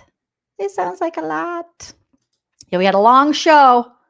Thank you guys. I appreciate it. I appreciate all the perspectives, all the jokes, all the greatness. Thank you, boozy bitch. Appreciate you. Shout out to all my super chatters today. Thank you, Liz S, Melissa Turcott, LXU, Adam Ray Bell, Kelly Cal gifted 5 memberships. If you want a membership, don't forget to check out the exclusive bonus content in our emojis. Shara City, thank you so much for the super chat. Kitty Kitty and Meow Meow. And Michelle with the great vibrators and peace. We got to get an emoji with vibrators and peace. This was a great way to spend a Saturday with you guys. Don't forget to hit that like on your way out. Comment after the video posts. It helps me in the algorithm, and I like to hear from you guys. If you're on the replay crew, don't forget to put your disco ball emoji and or clover in the comment section so I know you made it this far in the video. And I'll be back probably tomorrow. Tomorrow I might not, because Hype Man has. Well, also, go Wolves. Oh my God, the Timberwolves game is starting soon, I think. No, not for a while. You guys, Game 3, NBA playoffs against the Golden Nuggets. Steph Curry's been injured. Sorry to him, but good for us. Lost the first one, won the second one by a lot. Don't want to brag. Hopefully we can win tonight because we are at Golden State for this game. So if you care to, send some good vibes the Wolves way. Because Minnesota, we never get. Always the bridesmaid, never the bride. Always the bridesmaid, never the mistress. It's not fair. Yes, and the Diddy trial. I'm gonna have to discuss a little bit about that. How are the Knicks doing? You guys got you got our guy Cat. You got Cat. I miss Cat, but I call him Randall McDaniel, but Julius Randle. I think we got him in that deal, right, guys? Don't quote me. I'm just a sports poser.